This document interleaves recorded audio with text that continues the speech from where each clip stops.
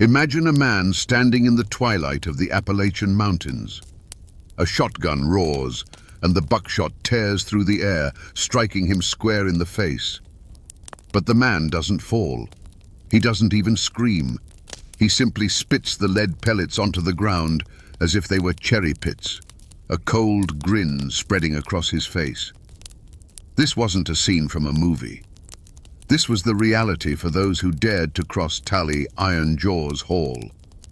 The whispers in Wise County said he was more than a man. They said he was enchanted, that bullets couldn't kill him. But was he a demon born of mountain folklore? Or was the truth something far stranger, something hidden in the very marrow of his bones? Today, we separate the legend from the man to find out what really made Tally Hall the bandit who couldn't be killed. To understand the man, you must first understand the mountains that made him. In the late 19th century, Wise County, Virginia, was a world unto itself. It was a labyrinth of steep hollows, dense forests, and rushing creeks where the outside world felt a million miles away. The land was both a provider and a tyrant. It gave families corn from the bottomlands and game from the woods, but it demanded back-breaking work in return. Life here was simple, hard, and governed by unwritten laws older than any courthouse. Family was everything, and an insult to your kin was an insult to you. In this world, Mabra Tally Hall was born. He wasn't born a monster or a legend.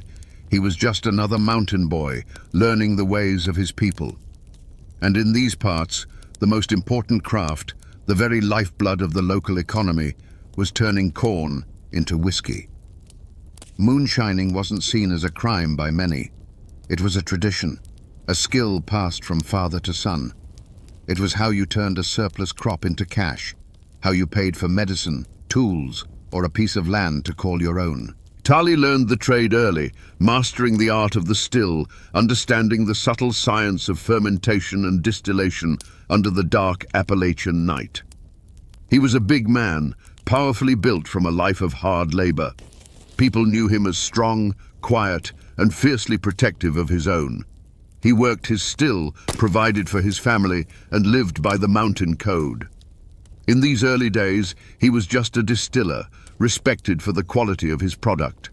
He was part of a community of others just like him, men who saw the federal government's whiskey tax not as a law to be obeyed, but as an intrusion by a foreign power trying to steal the bread from their tables. The conflict wasn't just about money, it was about pride and independence. The people of these mountains had always taken care of themselves. They built their own homes, grew their own food, and settled their own disputes. The arrival of federal marshals, the revenuers, was seen as a declaration of war on their entire way of life. These outsiders didn't understand the mountains or the people who lived in them. They saw moonshiners as simple criminals, not as farmers and family men trying to survive. And in this simmering tension, the seeds of Tally Hall's future were sown. He wasn't just making whiskey, he was making a stand. Every barrel he sold was an act of defiance. But this quiet rebellion couldn't last forever. The government was determined to enforce its laws, and men like Tally were just as determined to resist. The calm of the mountains was about to be shattered by the crack of rifles, and a simple moonshiner named Tally Hall would soon be forced to become something far more dangerous to survive. The world was coming for him, and it would learn that he would not be taken easily. The law came for Tally Hall not with a polite knock, but with the splintering of wood and the cold gleam of rifle barrels. It happened on a misty morning, deep in a holler where the smell of sour mash hung heavy in the air. Tally was working his still with his brother when two federal marshals, led by a man named Red Blevins, crashed through the undergrowth. They weren't there to talk, they were there to make an example. With a sneer, Blevins kicked over a barrel of fermenting corn, the lifeblood of the Hall family business spilling into the dirt. For a mountain man, this was more than the destruction of property. It was a profound insult, a strike against his pride and his ability to provide. Tally stood frozen for a moment, his massive hands clenched into fists. He didn't say a word. According to the stories passed down, Marshal Blevins then raised his axe, not to the still itself, but to the worm, the delicate copper coil that was the heart of the operation. As the axe came down, something inside Tarley Hall snapped. The quiet distiller was gone, and in his place stood something far more primal. What happened next became the first chapter of his legend. Tarley didn't reach for a gun. He lunged forward, moving with a speed that was terrifying in a man his size. He met the marshals not with bullets, but with bone and sinew. He broke one man's arm with a single brutal twist and sent the other flying with a blow to the chest that knocked the wind clean out of him. Red Blevins, the leader, found himself lifted off the ground by his throat, staring into eyes that held no mercy. Tarley didn't kill him. He simply threw him down the hillside like a sack of grain, leaving him broken and humiliated. The marshals limped back to the town of Wise, carrying with them not just bruises and broken bones, but a story of a man who fought like a cornered bear. The line had been crossed. This was no longer about an unpaid tax. Tarley Hall had assaulted federal officers. A warrant was issued for his arrest, and his name was no longer just whispered among moonshiners. It was now spoken with fear and anger in the courthouse. He was officially a fugitive, a wanted man with a price on his head. Tarley knew what this meant. There was no going back. He couldn't return to a quiet life. He had stood his ground, and now the full weight of the law was coming for him. But instead of running, he dug in. He gathered his brothers and his kin, men who believed in the same code he did. The forest that had been his workshop now became his fortress. The first drops of blood had been shed, not by Tarley, but by the government's attempt to break him. And Tarley Hall had answered in the only language he knew they would understand. The war had begun. With a price on his head, Tarley Hall became the most hunted man in Wise County. But hunting him and catching him were two very different things. The mountains were his kingdom, and he moved through them like a ghost. This drove his rivals, other moonshiners whose business he had crushed with his own brand of violent enforcement, to a point of desperation. They decided to do what the law couldn't. They set a trap on the Pound Gap, a treacherous road that snaked through the mountains, a place where a man could disappear without a trace. They waited in the deep shadows as Tarley rode alone, a silhouette against the rising moon. As he passed a narrow bend, the night erupted. A shotgun blast, fired from less than 20 feet away, struck him full in the head and upper body. The sound echoed through the holler, a deafening roar that sent birds scattering from the trees. Tarley's horse shrieked and crumpled to the ground, its legs tangled in a dying heap. The ambushers stepped out from their cover, rifles ready, expecting to see a body. But Tarley Hall was still standing. He swayed on his feet, stunned by the impact, but he did not fall. The men watched in frozen disbelief as he slowly raised a hand to his face. There was a strange, gravelly sound, and then he spat something dark onto a broadleaf plant on the roadside. He did it again and again. The moonlight caught the objects, and the attackers felt a cold dread creep up their spines. They were lead pellets. Buckshot. He was spitting the bullets out of his own flesh. It was in this moment that the man died, and the legend was born. The attackers weren't looking at a moonshiner anymore. They were looking at something torn from the pages of a dark folk tale, a creature the mountains themselves had made. He took a step towards them, his face a mask of cold fury. One of the men, shaking with fear, raised his rifle and fired again. The bullet slammed into Tarley's chest with a sickening thud, a sound like a hammer hitting stone. It barely staggered him. The sounds that followed were not of gunfire. They were the sounds of snapping wood as Tarley ripped a rifle from one man's hands and broke it over his knee like a twig. They were the dull, heavy thuds of fists meeting flesh, followed by choked-off cries of pain.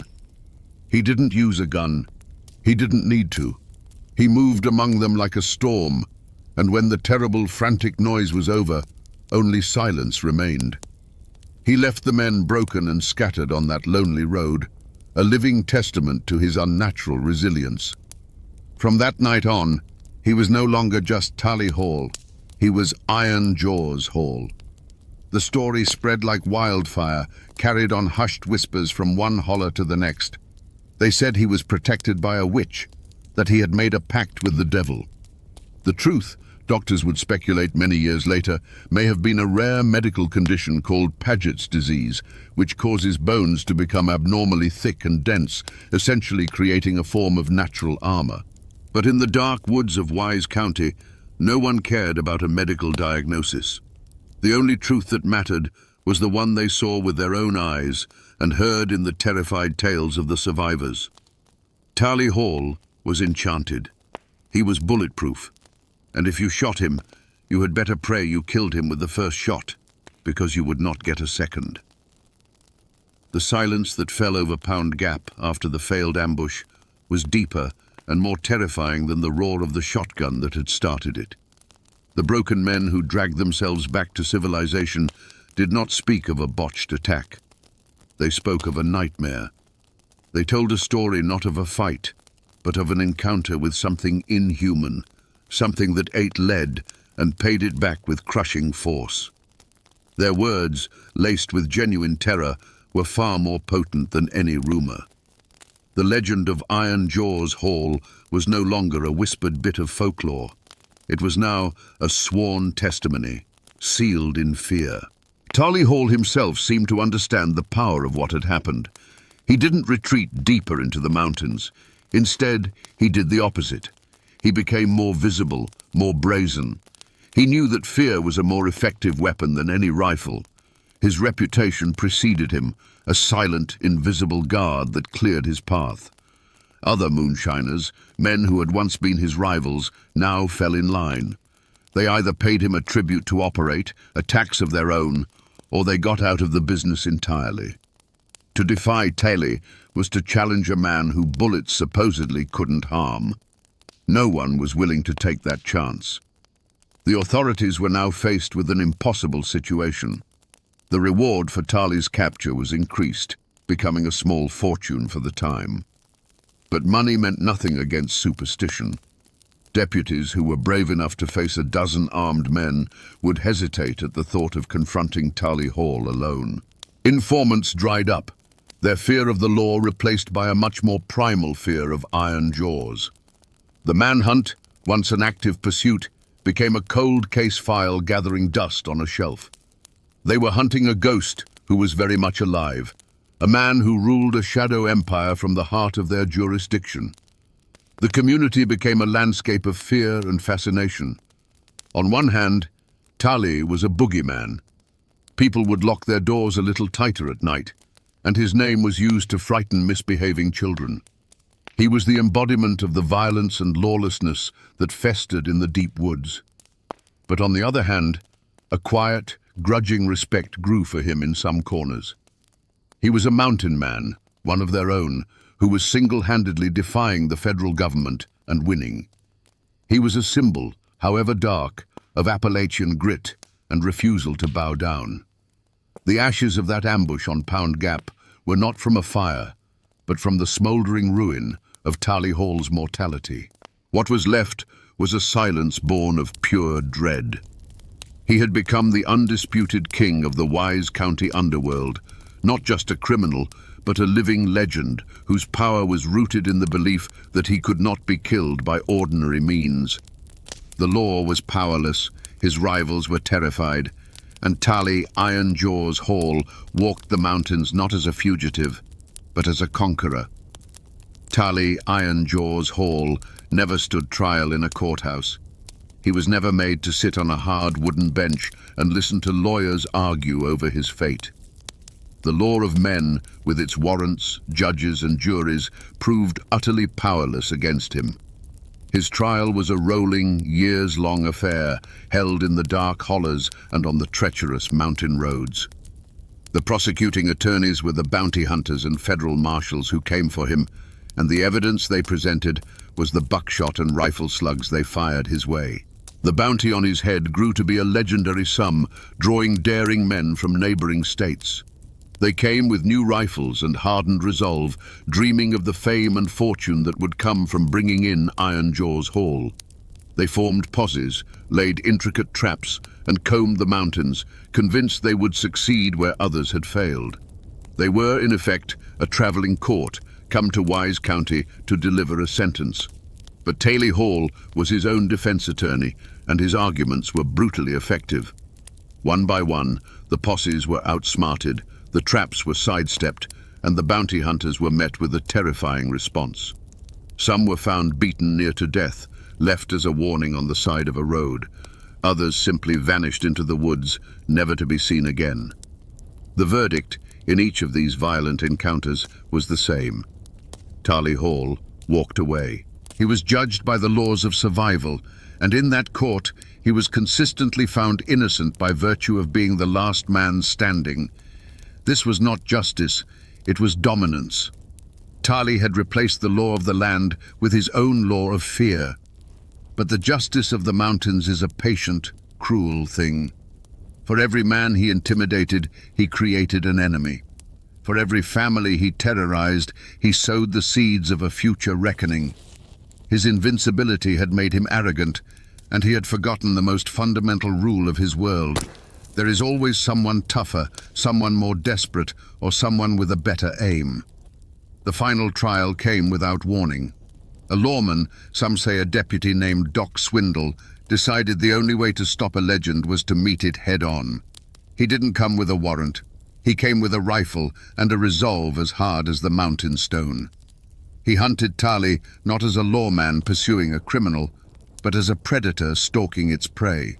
He found him on a lonely path, and there was no talk, no chance to surrender. The air cracked with the sound of a single, well-aimed shot. This time, Iron Jaws fell. He hit the dirt, and this time he did not get back up. The bullet, they say, was special. Some claim it was silver, others that it was filled with mercury, designed to overcome whatever magic protected him. But whether it was magic or lead, the verdict was finally in. Taylor Hall was guilty, and the sentence was death. It was a verdict delivered not by a jury, but by a lone gunman, and it raises the ultimate question. Was this the law of men at last catching its fugitive? Or was it simply the brutal, unforgiving justice of the mountains finally claiming one of its own? Taylor Iron Jaws Hall was buried in a small, remote cemetery in Wise County, not far from the lands he once ruled.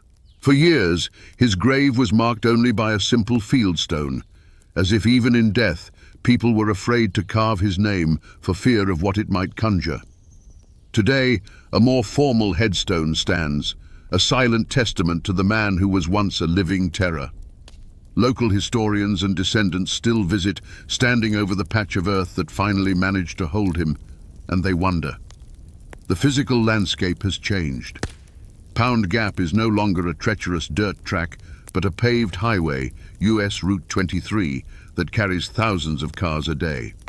Commuters and truckers speed through the cut in the mountain, their minds on schedules and destinations, completely unaware that they are passing through the very spot where a man once stood and spat buckshot back at his would-be killers.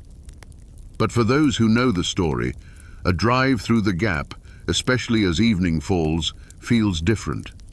The shadows seem deeper, and the wind whistling through the rocks sounds like a whisper from the past. The legend of Iron Jaws has outlived the man by more than a century. It survives in the oral traditions of Appalachia, a story told by grandparents to their grandchildren, a campfire tale that happens to be true. While modern science offers a plausible explanation in the form of Paget's disease, that dry medical term has none of the power or romance of the legend. In the mountains, the story of the enchanted moonshiner who couldn't be killed by bullets remains the preferred version. It speaks to a deeper truth about the region, a belief in the extraordinary, and a deep-seated suspicion of simple explanations.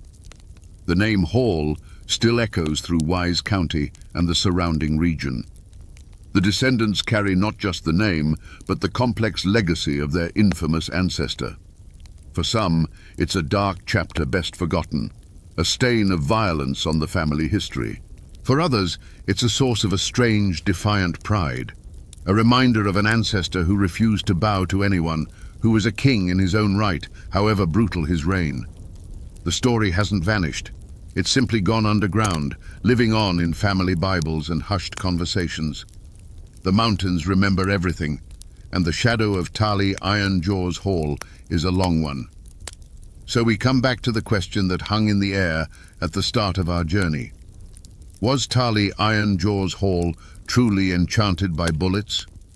The logical mind points to science, to the rare bone disease that likely turned his skull and ribs into a natural, horrifying armor.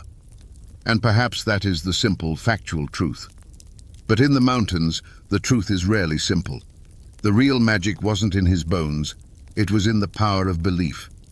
His legend became a weapon more potent than any gun, a shield more effective than any steel plate. The fear he created was so real, so absolute, that it may as well have been a genuine enchantment. This is a story that goes beyond a simple tale of a mountain outlaw. It is a raw and brutal lesson about the soul of Appalachia itself. It's a story about the fierce, untamable spirit of independence, but also a dark warning of what that spirit can become when it's stripped of its humanity. Tali Hall began as a man defending his way of life, a symbol of resistance against an outside world he didn't trust. But in his war against the law, he became a tyrant far more terrifying than any government agent, a monster who preyed on his own people. He is the ultimate Appalachian paradox, a folk hero and a villain forged in the same fire.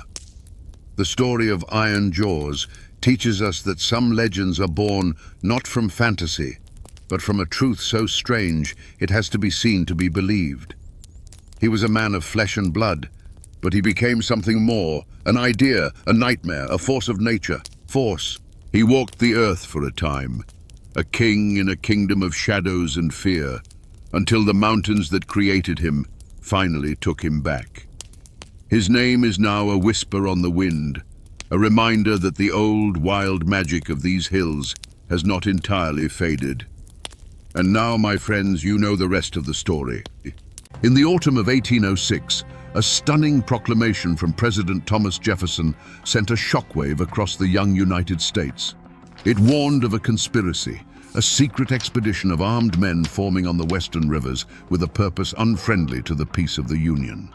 It called for the immediate arrest of the plot's ringleader, a man whose name was known in every household from the drawing rooms of Philadelphia to the log cabins of the frontier, former Vice President Aaron Burr. The news was unthinkable.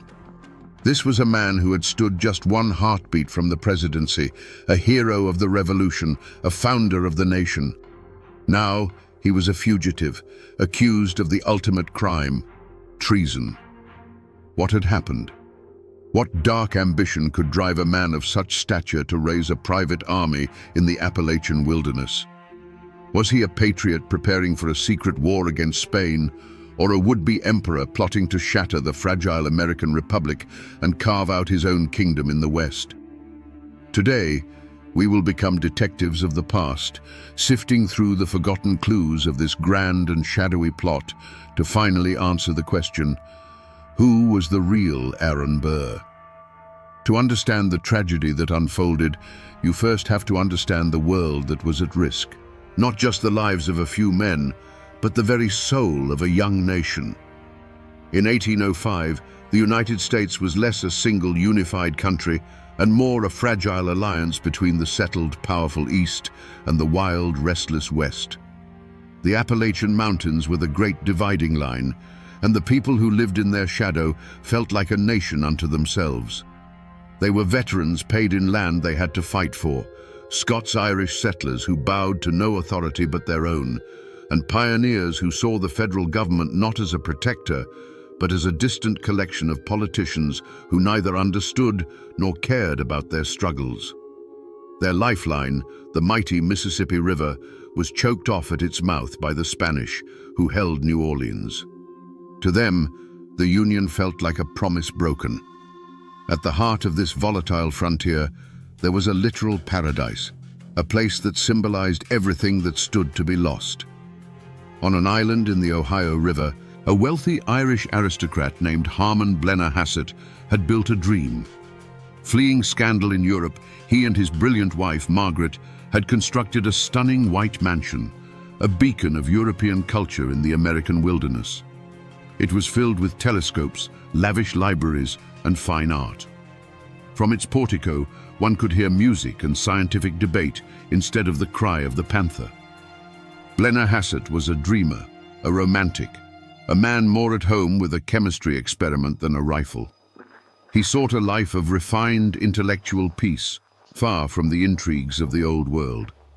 His wife, Margaret, was his equal in every way, a poet, an accomplished horsewoman, and a gracious host who made their island a legendary oasis of hospitality. They had 2 young sons and a fortune they believed was secure. Their world was one of beauty, science, and domestic tranquility, an idyllic existence carved right out of the rugged frontier. They were not the only ones with a stake in the future. All along the river valleys, thousands of families had gambled everything on this new land. They had cleared the forests, fought off disease, and planted their hopes in the rich, dark soil. Their lives were hard, their dreams simple: to own their land, to provide for their children, and to have a say in their own destiny. They were a proud, tough, and deeply dissatisfied people, their hearts filled with a simmering resentment against the East and a burning hunger for the opportunities they believed lay just beyond the horizon. This, then, was the world that existed before the serpent entered the garden. A fragile nation, a perfect island paradise, and a populace of hardy frontiersmen, all vulnerable in their own ways. They were a collection of dreamers, idealists, and fighters, unknowingly waiting for a charismatic leader to ignite their passions and lead them toward a new destiny or toward their own destruction. The crime, in this case, was not discovered with a single gunshot or a body in a ravine. It was discovered in pieces, a slow dawning horror that spread through the Appalachian territories like a fever.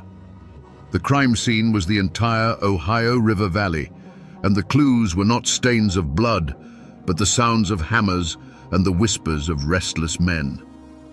The epicenter of it all was Harmon Blennerhassett's idyllic island. The once peaceful estate had been transformed. The music and philosophical debates were replaced by the ring of blacksmiths' anvils and the thud of axes. Locals paddling past the island in their skiffs saw things that made no sense. A fleet of 15 massive keelboats was being constructed, far more than any group of simple settlers would need. Harmon Blennerhassett, the gentle scholar, had turned the grand halls of his mansion into a workshop, using his fireplaces to kiln dry the wood for the boats. Huge quantities of supplies were being stockpiled: barrels of pork, sacks of flour, and casks of whiskey, enough to sustain an army, not a handful of families heading to a new farm. The most unsettling clues were the men themselves. Young, rootless, and ambitious men from Pennsylvania, Ohio, and Kentucky began to gather on the island. They weren't farmers. They carried new rifles and spoke not of planting seasons, but of adventure and glory. When questioned, they were evasive, offering a sly grin and a vague promise of riches to be won in the South. The story changed depending on who was telling it. Some said they were off to settle the Bastrop Tract, a massive land grant in Texas. Others winked and spoke of a secret government mission to fight the Spanish. The scene spoke of a grand conspiracy unfolding in plain sight, yet its true purpose remained maddeningly obscure. Was this an elaborate land speculation, as Burr publicly claimed? Or was it the secret mobilization of a patriot army waiting for the president's signal to march on Spanish territory? Or was it something far darker, the birth of a rebel force preparing to turn its guns on its own country? The wilderness offered no easy answers, only a multitude of unsettling questions that grew louder with every plank nailed into place. At the center of this storm of rumor and preparation stood one man, the obvious and immediate suspect: Aaron Burr. This was not some backwoods rabble-rouser. This was a political giant, a fallen angel of the Republic. By 1805, Burr was a political ghost, a man whose career had been immolated in the fires of scandal. As vice president, he had been sidelined and distrusted by Thomas Jefferson. Then came the final, fatal blow, his duel with Alexander Hamilton. By killing his great rival, Burr had made himself a pariah in the East, a man reviled in the very halls of power he had once commanded. His motive, whispered from the taverns of Pittsburgh to the halls of Congress, was not simple greed, but something far more potent, a burning desire for revenge. This entire Western enterprise was seen as a grand and audacious act of personal vengeance against the nation and the man who had cast him out. Burr felt betrayed by the American political system, and his ambition was to build a new empire in the West, so powerful and glorious that it would dwarf the United States. He would show Jefferson, he would show all of them, what a mistake they had made. To the people in the East, his actions weren't about settling land. They were about settling a score. The initial evidence was Burr himself, and the godlike manner in which he traveled through the wilderness. He journeyed down the Ohio not in a humble canoe, but on a magnificent 60-foot barge, a floating mansion complete with a dining hall and wine cellar. Imagine the spectacle, this vessel of Eastern luxury gliding past the rough log cabins of the frontier. It was a statement of power and intent, the procession of a king, not the humble transport of a pioneer. Whispers followed him everywhere, born of his almost hypnotic personal charm. Witnesses described a man with piercing dark eyes who could hold a room captive with his words. He didn't just ask for support. He seduced men into his vision. He made every farmer, every militia captain, every wealthy planter feel as though they were the single most important person to the success of his grand and secret enterprise. The sheer number of influential men who flocked to his banner was damning evidence in itself. From the moment his grand barge appeared on the river, there was no doubt who the leader was. Every rifle purchased, every boat built, every secret oath sworn in the dead of night pointed directly back to one man, the disgraced vice president, Aaron Burr. But as grand as Burr's ambition was, he wasn't acting alone. He couldn't be. To seize New Orleans and control the West, he needed more than a few dozen frontiersmen in keelboats. He needed a military man on the inside, a powerful ally who could deliver the U.S. Army itself into his hands. He had such a partner, a man whose position made the entire scheme seem not just possible, but destined for success. General James Wilkinson, the commanding general of the entire United States Army and the governor of the Louisiana Territory. He was Burr's most trusted confidant, his co-conspirator, the sword that would carve out their new empire. And here, my friends, is where the story twists from a simple tale of ambition into a shadowy labyrinth of deceit. For what no one in Burr's inner circle knew, what the frontiersmen flocking to his banner could never have imagined, was that General Wilkinson, the highest-ranking soldier in the United States, was living a lie. For years, he had been a secret agent on the payroll of the Spanish government, known to his handlers only as Agent 13. Wilkinson's loyalty was not to Aaron Burr, nor was it to President Jefferson. His true master was himself, and his motive was a toxic cocktail of greed and a desperate instinct for self-preservation. He was playing the most dangerous game imaginable, promising support to Burr's conspiracy while feeding information to his Spanish masters, all while maintaining his position as America's top general. With this horrifying truth in mind, all of Wilkinson's actions snap into a darker focus.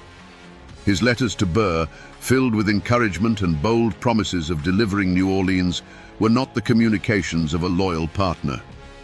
They were the calculated words of a master manipulator, luring Burr deeper and deeper into the trap. He fanned the flames of Burr's ambition, assuring him that the army was ready, that the Creole population of New Orleans would welcome him as a liberator. Each promise was another thread in the web he was weaving around his supposed friend. His apparent support was pure theater, a performance for an audience of one. Re-examined, every action reeks of a darker truth. Wilkinson was not helping Burr build an empire. He was helping him build a gallows. He waited, letting Burr invest his money, his reputation, and the lives of his followers.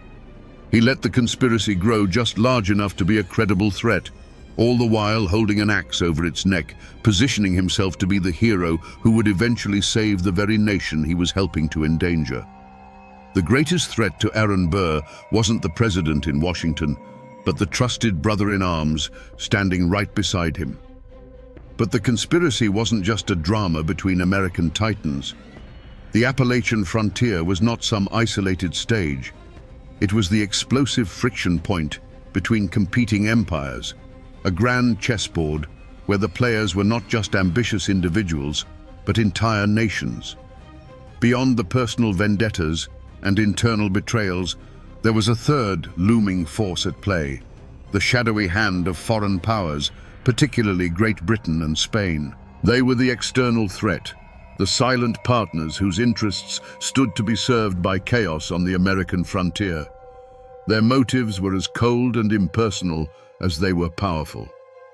Great Britain, still stinging from its defeat in the Revolution, saw in Burr's plan a golden opportunity to fracture and weaken its upstart rival. A new, independent Western Republic, hostile to the United States and friendly to the Crown, would be a strategic masterstroke. It would halt American expansion and give Britain effective control over the Mississippi River and the heart of the continent. The British minister in Washington, Anthony Merry, listened with great interest to Burr's proposals, seeing a chance to undo the results of the war. Spain, on the other hand, was a crumbling empire motivated by pure fear. They looked at the aggressive, land-hungry American frontiersmen pouring over the Appalachians and saw an existential threat to their most valuable colonial possession, silver-rich Mexico. For the Spanish, Burr's plot was both a terrifying danger and a potential solution. A successful invasion would be a catastrophe, but a civil war that turned Americans against each other could keep them occupied for decades, protecting the Spanish border through mutual destruction. This foreign meddling created a poisonous paranoia that seeped into every settlement along the river. Who could be trusted? Locals spoke of well-dressed strangers with European accents appearing in frontier taverns, men with heavy coin purses and too many questions. Rumors spread that the incredible sums of money funding Burr's expedition were not coming from his own ruined fortune, but from the coffers of a foreign king. This wasn't just a domestic rebellion anymore. It was an international intrigue, and the hardy folk of Appalachia were being courted, manipulated, and used as pawns in a game whose rules they didn't understand, by forces whose ultimate loyalty was to a distant throne. The initial pursuit of Aaron Burr was not a chase through the mountains, but a maddening hunt through a wilderness of lies. Burr, a master of political intrigue, had constructed a labyrinth of false trails and red herrings so brilliant that it paralyzed his enemies and confused his friends. The investigation, led from a distance by a deeply worried President Jefferson, repeatedly crashed against the wall of Burr's plausible deniability. The most powerful of these false trails was the public and seemingly legitimate one, the settlement of the Bastrop Tract. Burr had purchased a massive disputed land claim on the Ouachita River in what is now Louisiana. To the world, he was simply the leader of a land company, gathering brave pioneers to build a new life in the West. It was the perfect cover.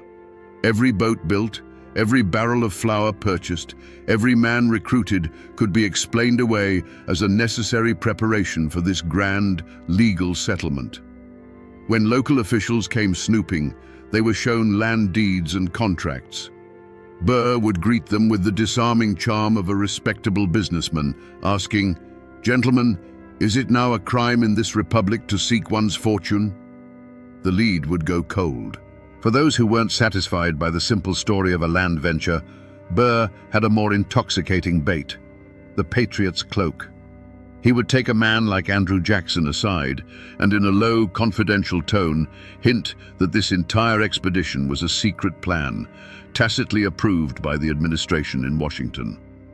War with Spain was imminent. he'd suggest, and his force of hardy frontiersmen was meant to be the vanguard of the American army, ready to seize Texas or even Mexico the moment hostilities began. This masterstroke of misdirection turned potential accusers into enthusiastic allies. How could you arrest a man who was carrying out the president's secret orders? Back in Washington, Thomas Jefferson was wrestling with shadows. The reports that reached him were a maddening torrent of contradictions. One letter would paint Burr as a traitorous madman, the next as a misunderstood patriot. The vastness of the Appalachian frontier swallowed the truth. Messengers took weeks to travel, and by the time Jefferson could act on a piece of intelligence, the situation on the ground had already changed. He dispatched agents to the Ohio, but they too became lost in the fog of rumor. The investigation was dying a death of 1,000 dead ends.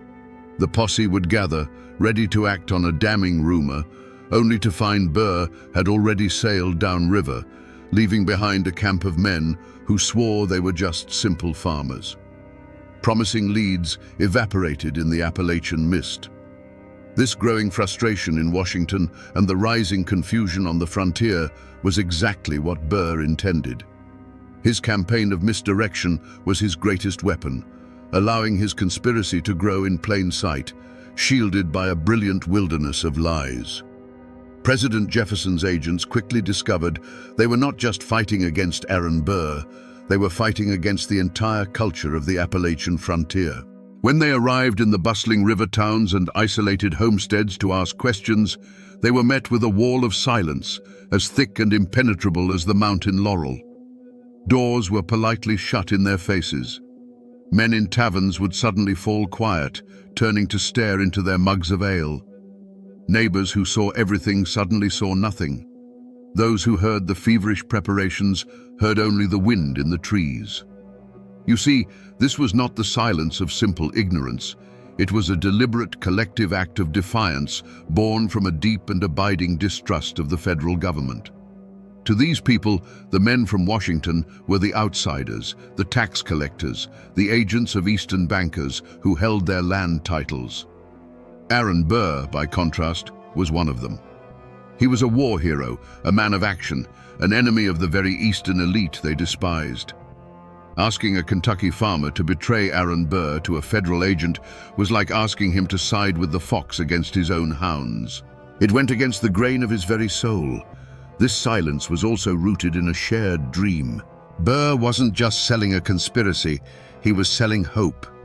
His vision of a Western empire, of conquering the riches of Mexico, became their vision. Their sons and brothers were the young men signing up for the expedition. Their crops were feeding the recruits, their whiskey filling the barrels on the boats. The entire region was complicit, bound together by a web of kinship, commerce, and a mutual gamble on a glorious future. To speak against Burr was to speak against their own community, against their own aspirations, and against the prospect of a better life that felt, for the first time, within their grasp. The psychological toll on anyone who considered breaking the code was immense. A man who voiced his doubts about Burr at the local store might find himself ostracized, his credit suddenly no good. A ferryman who reported the movement of armed men might find his boat mysteriously cut adrift in the night. There was no need for overt threats. The fear of retribution was a cold, unspoken understanding. In a land where a man's survival depended on his neighbors, isolation was a death sentence. And so, the people saw nothing, heard nothing, and said nothing, creating a perfect, silent incubator where treason could grow in the open air. For months, the conspiracy had been protected by Burr's masterful deceptions and the frontier's code of silence.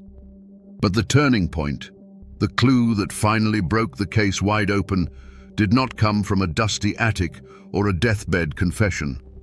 It came in a sealed dispatch, carried by military courier across hundreds of miles of wilderness, penned by the hand of the conspiracy's most important architect.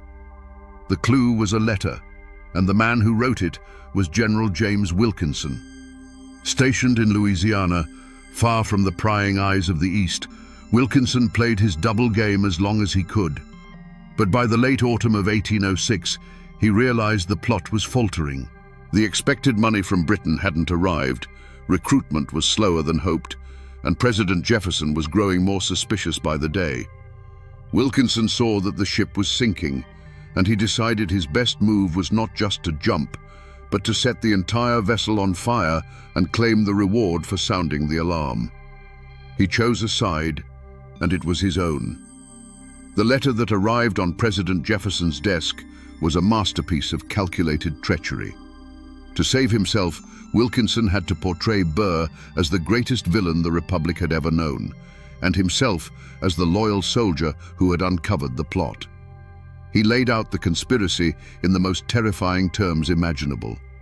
He spoke of a plan to seize New Orleans, rob the banks, incite a civil war, and create a Western empire with Burr on the throne. He painted Burr not as a mere adventurer, but as an American Napoleon, a devil whose ambition threatened the very existence of the United States. This letter was the forgotten clue that had been hiding in plain sight all along, the word of a traitor. For Jefferson, it was the moment of horrifying clarity. The fog of rumor was instantly burned away. The contradictory reports, the whispers, the vague warnings, they were all replaced by this one damning account from the highest-ranking general in the army. The labyrinth of lies that Burr had so carefully constructed collapsed in an instant. The letter changed everything. There was no more room for doubt, no more need for cautious investigation. The threat was real, it was imminent, and its full, treasonous scope was finally laid bare. A renewed and terrible urgency seized the capital. The time for waiting was over. The time for action was now. The moment Jefferson broke the seal on that letter, the game was over, and the manhunt was about to begin. With Wilkinson's damning letter in hand, President Thomas Jefferson acted. He issued a presidential proclamation that swept down the Ohio and Mississippi rivers like a flood, a single sheet of paper that tore away the web of lies and unmasked Aaron Burr before the entire nation. The proclamation ordered all civil and military officers to seize the illegal expedition, its boats, its supplies, and its leader. There was no more ambiguity, no more talk of secret government plans or peaceful settlement. The President of the United States had officially branded Aaron Burr a traitor. The news shattered the conspiracy. For the young men gathered on Blennerhassett Island and in camps along the river, the unmasking was a moment of brutal awakening. The dream of Mexican silver and grand adventure evaporated, replaced by the cold, stark reality of treason. They weren't patriots in waiting. They were outlaws, fugitives in their own country. The cause they had pledged their lives to was revealed as a criminal enterprise. And what was the true plot? The one hidden beneath all the layers of deceit. The forgotten clues, the letters between the conspirators, and Wilkinson's own self-serving confession finally revealed the chilling truth. Burr's plan was a masterpiece of flexible ambition. The first step was to lead his army of frontiersmen to New Orleans. He would seize the city, its federal arsenal, and its treasury. From there, his options would open up. If the moment was right, he would persuade the western states, Kentucky, Tennessee, Ohio, to secede from the Union and form a new Western empire with himself as its head. If secession proved difficult, he would use the captured funds and weapons to launch his own private invasion of Spanish Mexico, conquering its silver mines and crowning himself Emperor Aaron I. His motive was a volcanic mixture of personal revenge and grandiose destiny. Scorned by the nation he had helped to build, he sought to create a new one in his own image, a vigorous, martial empire free from the constraints of Jeffersonian democracy. He saw himself not as a traitor, but as a new Napoleon, a man of action destined to forge a continent.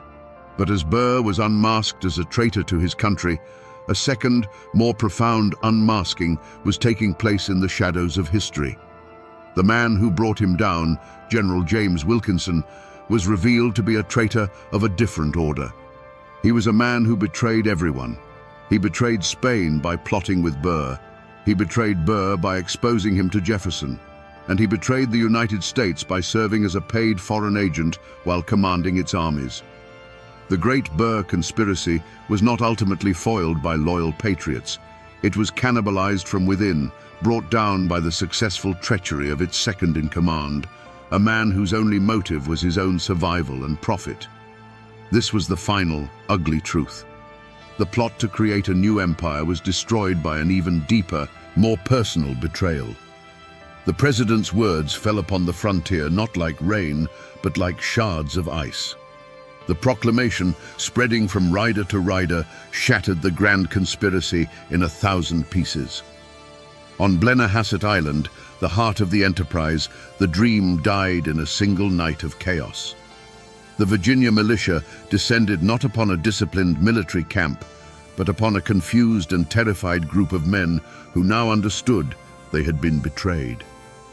With Burr and Blennerhassett already downriver, the abandoned recruits, their hopes of glory and riches turned to ash, unleashed their fury on the paradise that had lured them in. Through the eyes of Margaret Blennerhassett, who had been left behind, paradise was lost in a symphony of destruction.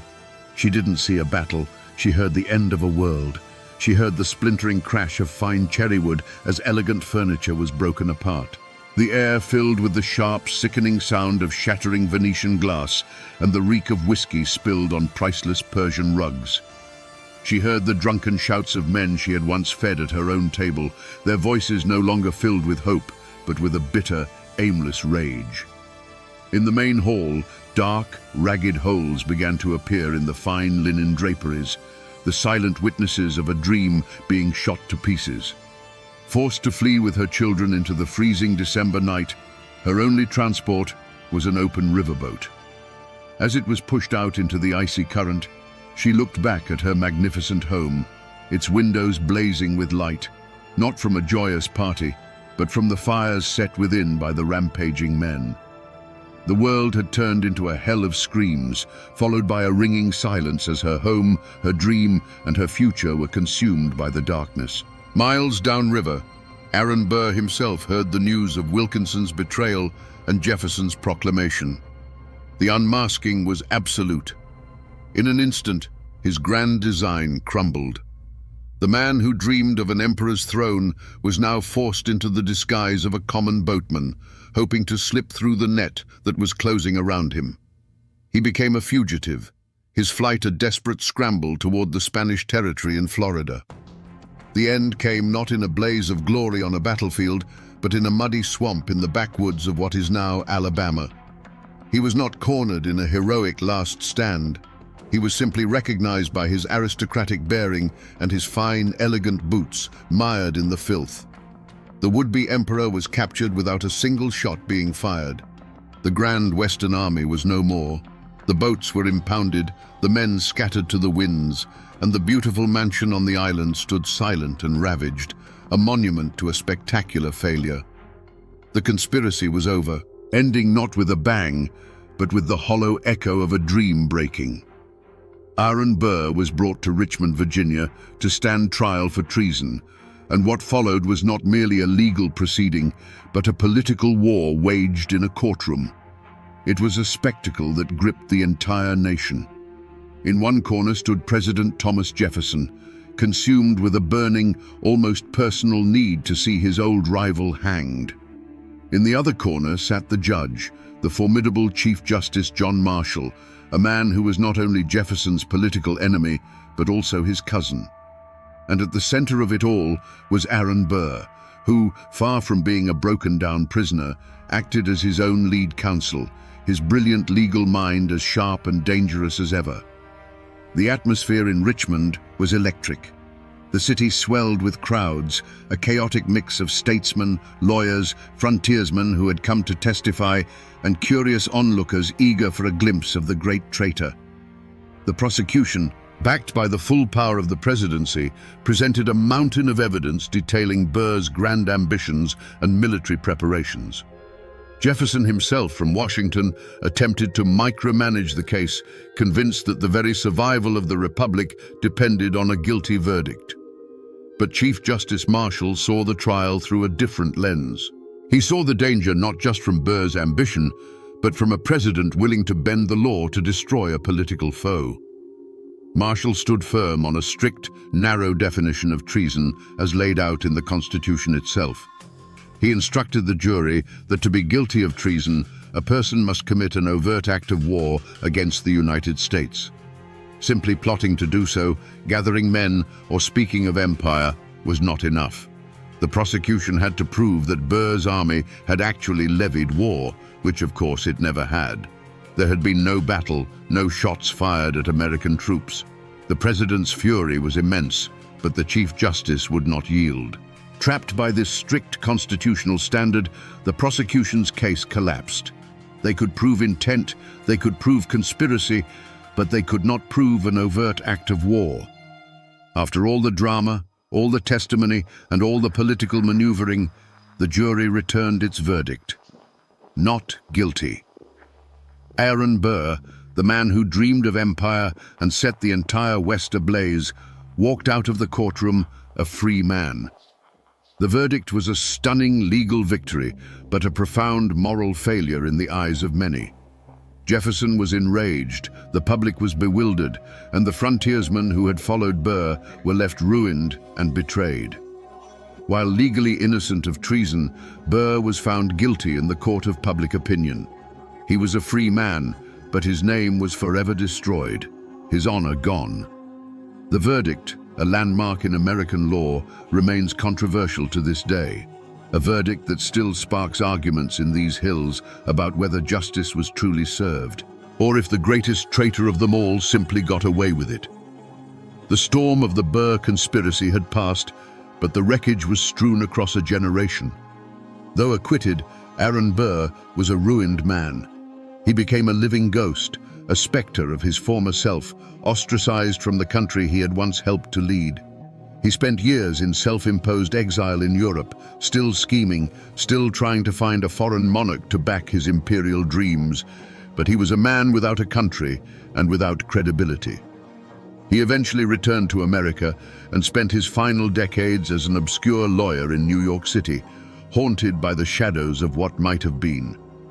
The man who dreamed of an emperor's throne died in relative poverty, his name forever synonymous not with founder, but with traitor. For Harmon and Margaret Blennerhassett, the dream had become a permanent nightmare. Their island paradise was a memory, their mansion a looted shell, their fortune gone. Harmon was arrested and spent months in a Richmond prison before the charges were dropped in the wake of Burr's acquittal. But his freedom was a hollow victory. Hounded by debt and disgrace, the couple wandered for years, from Mississippi to Canada to the Caribbean, trying to rebuild their lives, but they never recovered. Harmon died in poverty, and Margaret's final years were spent petitioning a Congress that had long forgotten her for some compensation for their ruined home. The idyllic life they had built in the wilderness was the first and most tragic casualty of Burr's ambition. But not everyone was destroyed. In Tennessee, Andrew Jackson, the fiery general who had been so taken with Burr, emerged from the scandal not only unscathed, but strengthened. He had been cautious, demanding proof that Burr's plans were sanctioned by the government. When that proof never came, and Wilkinson's betrayal was revealed, Jackson swiftly and publicly distanced himself from the plot, positioning himself as a loyal patriot who had been misled. The affair taught him a valuable lesson in political survival and reinforced his reputation as a shrewd and decisive leader. His brush with Burr's treason did nothing to slow his own meteoric rise to power.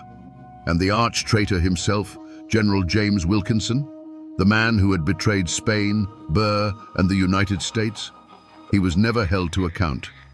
Despite a congressional investigation that uncovered his long history as a Spanish spy, he was exonerated, his web of lies and influence proving too thick to penetrate. He retained his command, continued his career, and died years later, the ultimate survivor of the web of lies he himself had spun. His fate was perhaps the story's bitterest lesson, that in the murky world of power, the greatest crimes are sometimes the ones that go unpunished. Even now, more than 2 centuries later, the traces of this grand and failed dream have not vanished from the land. The conspiracy is not just a story in a history book, it is a scar left on the map of Appalachia, a memory etched into the landscape itself. If you travel today to a small island in the Ohio River near Parkersburg, West Virginia, you can step right into the heart of the story. Blennerhassett Island is now a state park. The magnificent Palladian mansion, destroyed by fire and the passage of time, has been meticulously reconstructed, its white columns rising once more from the wilderness. You can walk through its halls and stand on its portico, looking out at the same river that once carried Burr's ambitions, and it is almost impossible not to feel the ghosts of that hopeful, tragic autumn. But the island is not the only place the memory lives on. It lingers in the old stories, in the local folklore of the river valley. For generations after Burr fled, treasure hunters would search the caves and hollows along the Ohio. They were looking for Burr's lost treasure, chests of Spanish silver and gold that legend says he was forced to bury when he became a fugitive. No great treasure was ever found, of course, but the myth itself is a powerful echo of the original promise that lured men to his banner. The dream of unimaginable wealth, a shortcut to a better life, buried just beneath the Appalachian soil. The land itself has not forgotten. The Ohio River, the great artery of the conspiracy, still flows past the same towns, Marietta, Parkersburg, Cincinnati, that once buzzed with whispers of the coming expedition. Standing on its banks today, watching the slow-moving barges, it is easy to imagine the sight of Burr's keelboats filled with armed men slipping past in the pre-dawn mist on their way toward a destiny they could not yet see. The river remembers. It was the silent witness to the entire affair, from the first nail hammered into a boat to the final desperate flight of its leader. And so, the story endures, passed down not in textbooks, but in the heart of the region itself. It has become a part of the Appalachian identity, a cautionary tale about a man of great ambition who tried to harness the restless spirit of the frontier for his own glory. The world might forget the details of the Burr conspiracy, but the mountains, the rivers, and the people who live in their shadow hold on to these memories. They remember the charismatic devil who came down the river, the paradise that was lost, and the grand dream of a Western empire that almost tore the nation apart before it was ever truly whole. And so, we come back to the question that started our journey into the shadows of the past. Was Aaron Burr a misunderstood patriot, or was he a would-be emperor? The truth, as is so often the case in these mountains, is far more complicated. Burr was a mirror. To men like Andrew Jackson, he reflected their own patriotic desire to fight the Spanish. To the dreamer Harmon Blennerhassett, he reflected a vision of an enlightened new society.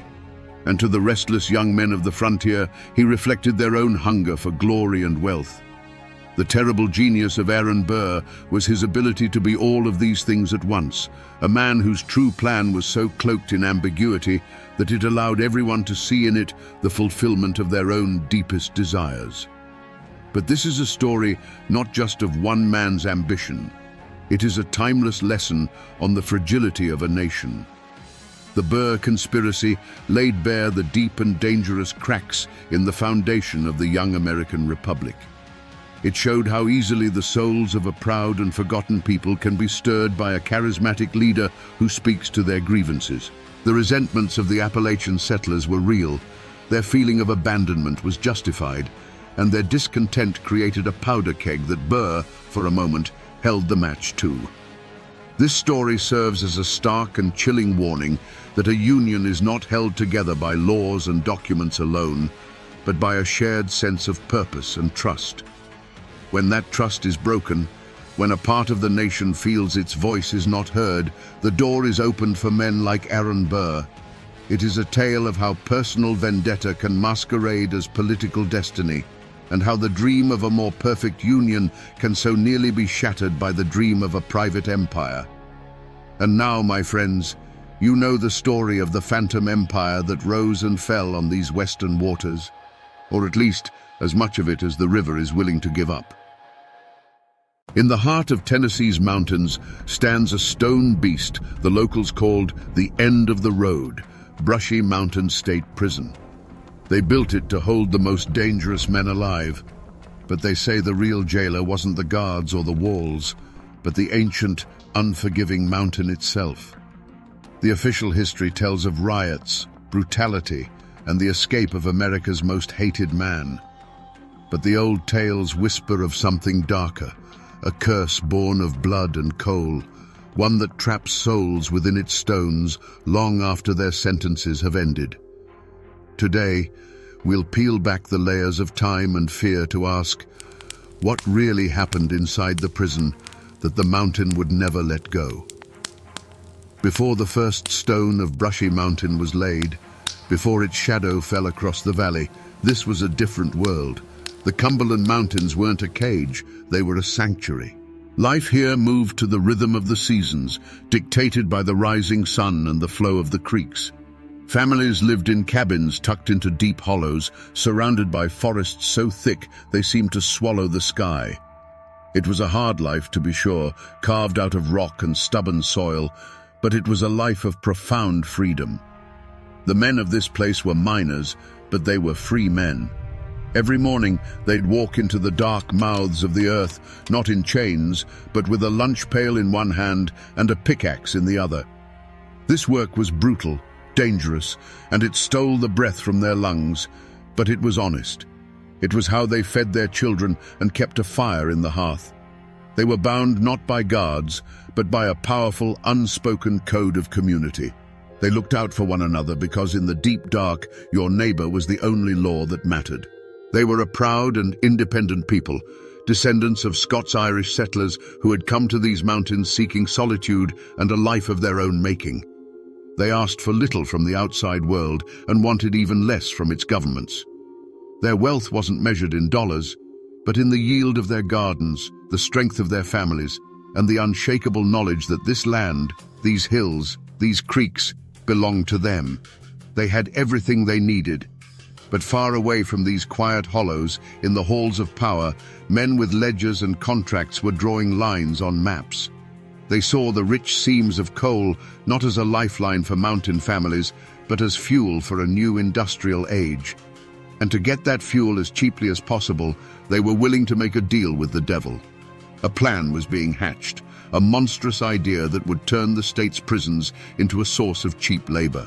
A rumor began to snake through the mountains, a whisper of a new kind of miner coming to the creeks, a miner who worked in chains and who would take the very bread from their tables. The world they knew was about to be burned to the ground. The ground for this conflict had been fertile for generations.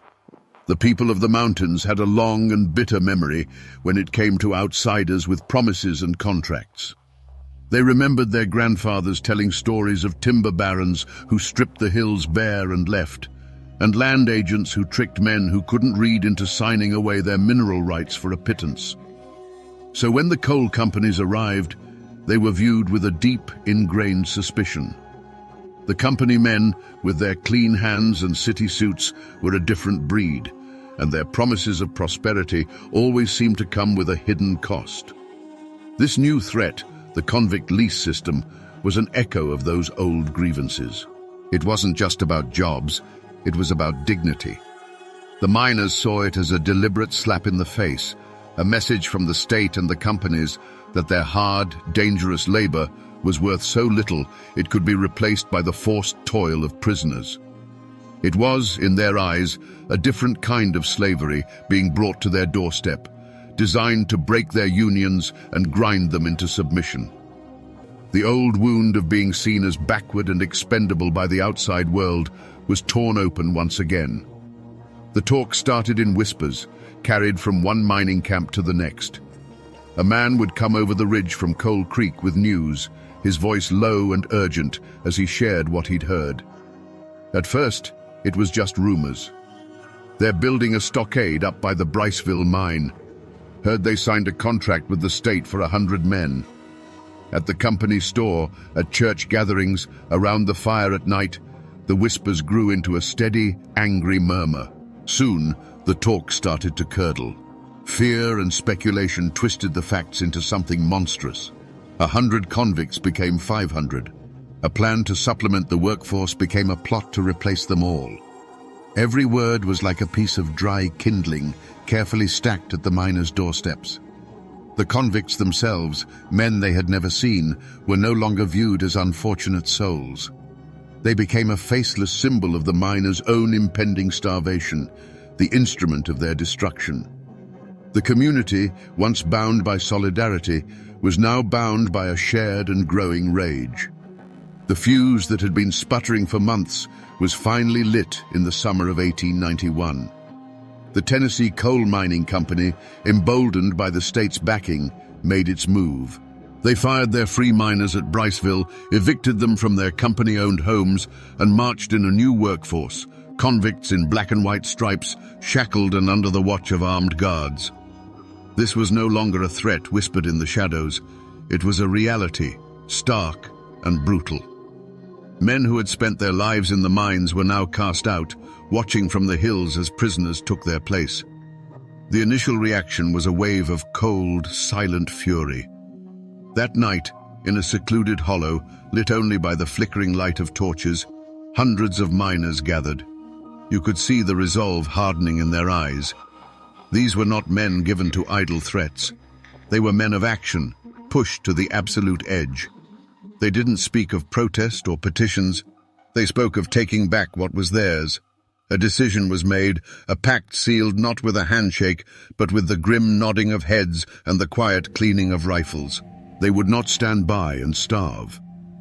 Before dawn on July 14th, 300 armed miners descended from the mountains, moving like ghosts through the morning mist. They surrounded the convict stockade at Briceville.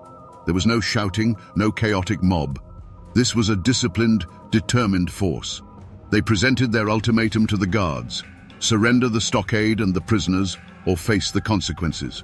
The guards, looking out at the sea of determined faces and the barrels of hundreds of rifles glinting in the twilight, knew they stood no chance. They surrendered without a shot being fired. But what happened next stunned the authorities. The miners didn't harm the convicts. They saw them not as enemies, but as fellow victims of a corrupt system. They broke open the stockade, gave the prisoners food and civilian clothes, and marched them to the nearest train station. They put them on a train and sent them to Knoxville with a simple, defiant message for the governor. We will not work alongside convicts, and we will not allow them to work here.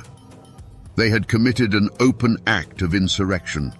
They had drawn a line in the coal dust, and in doing so had declared war on the state of Tennessee. There was no turning back now. The first move had been made, and the entire state held its breath, waiting for the violent reply that was sure to come. The state's answer to the rebellion wasn't a single battle, but a slow, grinding execution of the human spirit. They found their diabolical solution.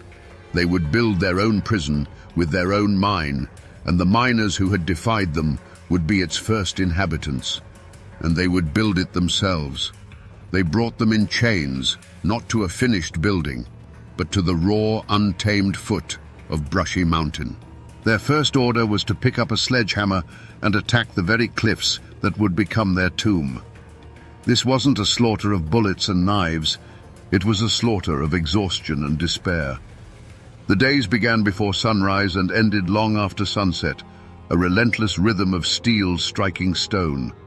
The air, thick with grey dust, became a constant shroud, coating their skin, filling their lungs, and turning their desperate coughs into a rasping choir. The only sounds were the sharp crack of the guards' whips against the rock, the groans of men lifting stones beyond their strength, and the rhythmic, hollow clang of hammers that beat like a dying heart. From the nearby hollows, you couldn't see the faces of the men, only their silhouettes against the raw face of the mountain. You'd see them moving like specters in the dust, a long, broken line of humanity being slowly erased. Sometimes, a silhouette would simply falter and disappear, collapsing in a heap. There was no ceremony. The work wouldn't even pause. The others would just keep swinging, their eyes fixed on the stone in front of them, not daring to look at the man who had just been swallowed by the mountain. The mountain itself seemed to be a silent, hungry participant. The stones they quarried were cold and sharp, tearing at their hands until they were raw and bleeding. It was as if the mountain was demanding a price, and the mortar that would hold the walls together was a mixture of sand, water, and the sweat and blood of these men. Every stone they lifted was soaked in their misery. Every block they set in place was a monument to their stolen freedom. With their own bleeding hands, they built their tomb, stone by agonizing stone. They watched the walls rise around them, a grey tide of granite that blotted out the trees, the sky, and any last sliver of hope. They were building their own cage, and they knew it. The final act of this slaughter was not a gunshot, but a sound. The deafening clang of a massive iron gate swinging shut for the very first time. The lock turned, and the men who had built the fortress were now its first official prisoners. Their rebellion was over. Their world was gone, and the mountain had them. When the last stone was set and the great iron gate slammed shut, a new kind of silence fell over the valley. It was not the peaceful quiet of the mountains. It was a silence so deep it had weight, pressing down on the men inside and the hollows outside. The dust of construction settled, revealing the finished prison not as a building, but as a scar of grey stone carved into the green landscape. The Coal Creek War was over.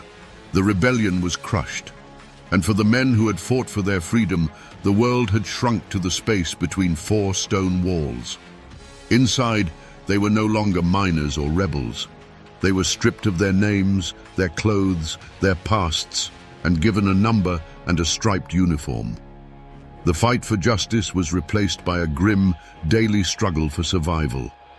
And in the cruelest twist of fate, the state opened its own coal mine right on the prison grounds.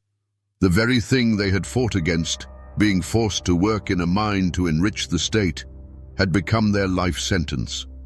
They now descended into the earth each day, not as free men, but as the state's property, digging the black heart out of the mountain that held them captive. For those who survived the mines, a new society began to form within the walls, governed by its own brutal laws. The guards were kings, their word absolute, and their fists the only justice. The slightest infraction could land a man in the hole, a pitch-black cell deep in the foundations, a place where the damp chill and total darkness were designed to strip away not just hope, but sanity itself. A hierarchy of violence took root among the inmates, and the men who had once stood shoulder to shoulder in rebellion now looked at each other with suspicion and fear. Outside, in the surrounding communities, the prison stood as a constant, terrifying monument to their defeat. The mountain had swallowed their husbands, their sons, their fathers. The spirit of defiance that had burned so brightly was extinguished, replaced by a pervasive fear.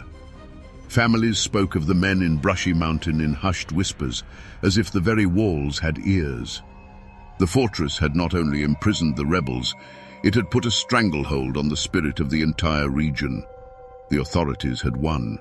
Brushy Mountain became their grim trophy, a symbol of absolute power and a chilling warning to anyone who would dare to challenge the system again. The rumors that bled out from behind the walls, tales of brutality, of men lost in the mines, of souls broken in the dark, only served their purpose, cementing the prison's reputation as the end of the road.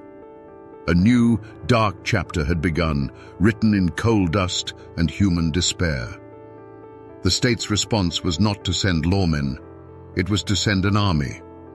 The Tennessee State Militia, hundreds of them, descended upon the mountains by train. They were flatlanders, boys from the cities and farms, clad in uniforms that stood out starkly against the deep greens and browns of the forest. They came not to investigate a crime, but to put down an insurrection. Local sheriffs and deputies, men who had grown up with the miners, were brushed aside. This was no longer a local dispute. It was a military occupation. Their orders were simple: hunt down the leaders of the rebellion and make an example of them. But the miners had vanished. They melted back into the landscape that had birthed them, becoming ghosts in their own land. They knew every hidden hollow, every game trail, every forgotten cave and abandoned mine shaft. The mountains that had been their home now became their fortress, a vast, tangled labyrinth where they held every advantage. The militia, accustomed to open fields and city streets, were utterly lost here. The mountains themselves fought against them with steep ridges, sudden ravines, and a disorienting wilderness that seemed to change with the light. The hunt became a brutal, nerve-wracking game of cat and mouse. Patrols of soldiers would march up the creeks, their movements clumsy and loud, while the men they were hunting watched silently from the high ground. A snapping twig, a bird call that sounded just a little off, these were the signals that passed between the hidden men. A silent war was waged in the shadows, a war of fear and attrition. The militia, frustrated and angry, turned their attention to the families left behind. They raided cabins in the dead of night, tearing homes apart in search of fugitives, their bayonets a constant threat meant to break the mountain people's code of silence. But that code ran deeper than fear. Hiding a man on the run wasn't just an act of defiance, it was a sacred duty. A network of whispers and secret signs kept the fugitives fed and informed. A lantern left burning in a specific window, a quilt of a certain pattern hung on a clothesline. These were the messages the soldiers couldn't read. For months, the community held fast, a wall of silence and deception against the invaders. Eventually, though, the siege began to take its toll. A winter in the mountains is long, and hunger is a powerful persuader. The state posted bounties, turning the price of a man's freedom into a bag of flour and a few dollars, a fortune for a starving family. Slowly, agonizingly, the wall of silence began to crack. One by one, the leaders were found. They were discovered not in a blaze of gunfire, but huddled by a low fire in an abandoned prospecting cabin, their faces gaunt with hunger. They were cornered in the dark tunnels of a played-out mine, surrendering with the quiet exhaustion of men who know their road has come to an end. There was no fight left in them. In their eyes was not the fire of rebellion, but the cold ash of defeat. They were bound in chains and marched down from the hills, often past their own homes, where their wives and children watched in stoic silence. Their long, desperate hunt in the shadows was over, and they all knew where they were going next. They were being taken back to the stone monster they had built, this time to be fed into its belly. The trials, when they came, were not about discovering truth. They were a public ritual of humiliation, a final breaking of the miner's spirit. The leaders of the rebellion were marched in chains into county courthouses packed to the rafters. On one side sat their families, women and children with faces carved from stone, their eyes holding a silent, defiant grief. On the other side were the company men in their starched collars and the state officials, their expressions a mixture of triumph and contempt. The air was thick with a tension you could taste, held in check only by the armed militia who lined the walls, their presence a constant reminder of who held the power now. The miners themselves sat in the dock, not with the downcast eyes of criminals, but with a quiet, exhausted dignity. These were not men who understood the intricate language of the law. They understood the simple justice of the mountains. You don't let your family starve. They listened as slick city prosecutors, using words they barely recognized, painted them as anarchists and violent insurrectionists, a threat to civilization itself. They were accused of destroying property, but the property in question was the state's right to the labor of other human beings. The proceedings were a tragic farce. Witnesses were brought forth, men whose will had been broken or whose loyalty had been bought with a bounty. The defense was a token effort, a whisper against a hurricane of state power.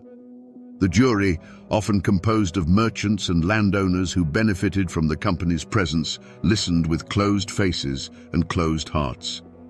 The real verdict had been decided months before, not in a jury room, but in the governor's mansion and the coal company's boardroom. When the foreman finally stood to read the verdict, there was no gasp of surprise. Guilty. The word fell into the silent room like a stone into a deep well. There were no tears from the families, only a tightening of jaws. The company men exchanged quiet, satisfied nods. The defendants themselves simply stared ahead, their faces betraying nothing. They had known from the moment the chains were locked on their wrists that this was the only possible outcome. Their freedom was gavelled away, their fight officially declared a crime. But the final, cruelest blow was the sentence. The judge, a man who saw them not as desperate fathers, but as a disease to be cured, condemned them to years of hard labor. And in a moment of supreme, calculated irony, he sentenced them to serve that time at the new Brushy Mountain State Penitentiary. They were being sent back to the stone monster they had been forced to build, to work the state's coal mine under the very system they had risked their lives to destroy. Was it justice? Or was it merely the law of the powerful, a tool to crush the desperate and sanctify the cruel? The mountains had their own code of right and wrong, but on that day, the law of men had spoken, and its voice was the sound of a prison gate slamming shut. Today, you can drive right up to the gates of Brushy Mountain. It's a tourist attraction. You can take a guided tour, eat at a restaurant called the Warden's Table, and even buy moonshine legally distilled on the very grounds where men were once broken. Tourists smile for photos, posing in the cell that once held James Earl Ray, their laughter echoing in the same spaces that once held only despair. It is a strange, surreal carnival built on a foundation of forgotten pain. But if you look past the gift shop and the polished exhibits, the echoes of that first desperate fight are still there. Run your hand along the cold, grey stones of the outer wall. You're touching the very blocks that were quarried and hoisted into place by the exhausted, bleeding hands of the Coal Creek rebels. The prison itself is their truest, most terrible monument.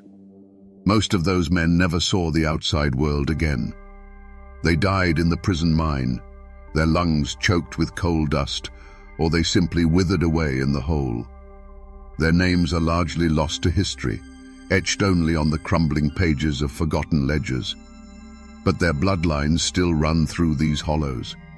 Their great-grandchildren still live on the same land, and in their families, the story of the war is passed down not as history, but as a quiet, stubborn legend of defiance. The physical traces are scattered across the landscape like old bones. In the woods around the prison, there are patches of unmarked graves, simple field stones marking the final resting places of convicts the state didn't bother to send home. The old mine portals, the very ones the rebels worked, are still visible as dark, collapsed scars on the mountainside, sealed with concrete but still seeming to exhale a cold, dead air.